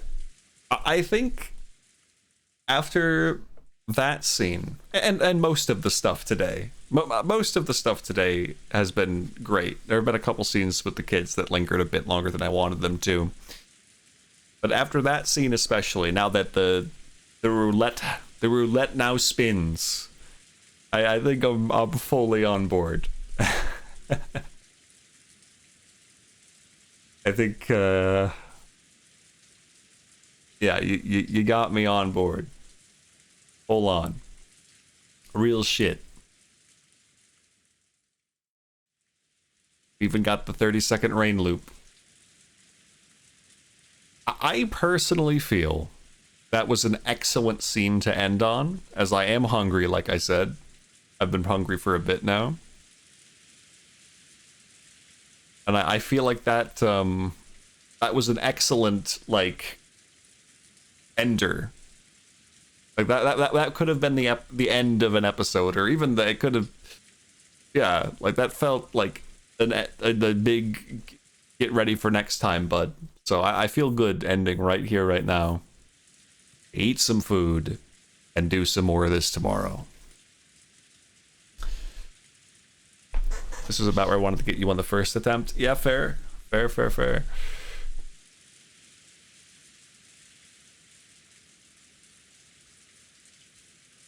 Can you? Can I what? Give me a guess on what time. You'll go live. I don't have work tomorrow. I'm doing some lunch stuff with family. I expect I will go live in the early to mid-afternoon. I would guess sometime around, probably around the same time as today, maybe like 3 or 4 p.m. Probably, let's just assume around 4 p.m., 3 or 4 p.m. Eastern time.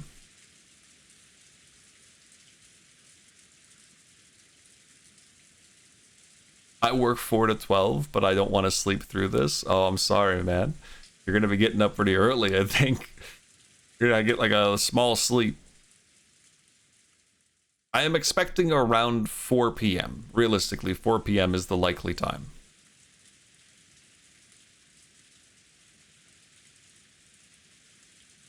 I've been stuck at home with a broken leg, so I have nothing else to do. Good for you, man.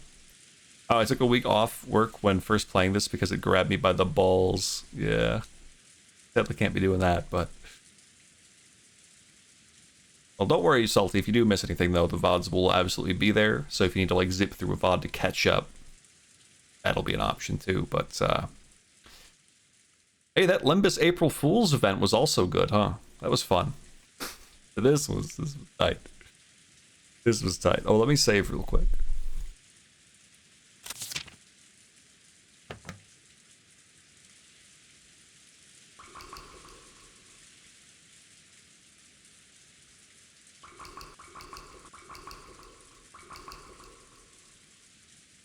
Nah, I'm sure I'll be here working at 4 a.m. to 12 p.m. is good, but I nap for like an hour or so when I get home. Oh, I assume you would just go to sleep when you got home and then like do like a weird ass schedule. I don't know what your schedule's like. But, yeah, alright, cool beans, dude. Well, team, crew, lads, thanks for hanging out. Tried staying up to 4 a.m. once. That shit sucks. That's, yeah, that's probably a weird ass way to live your life, but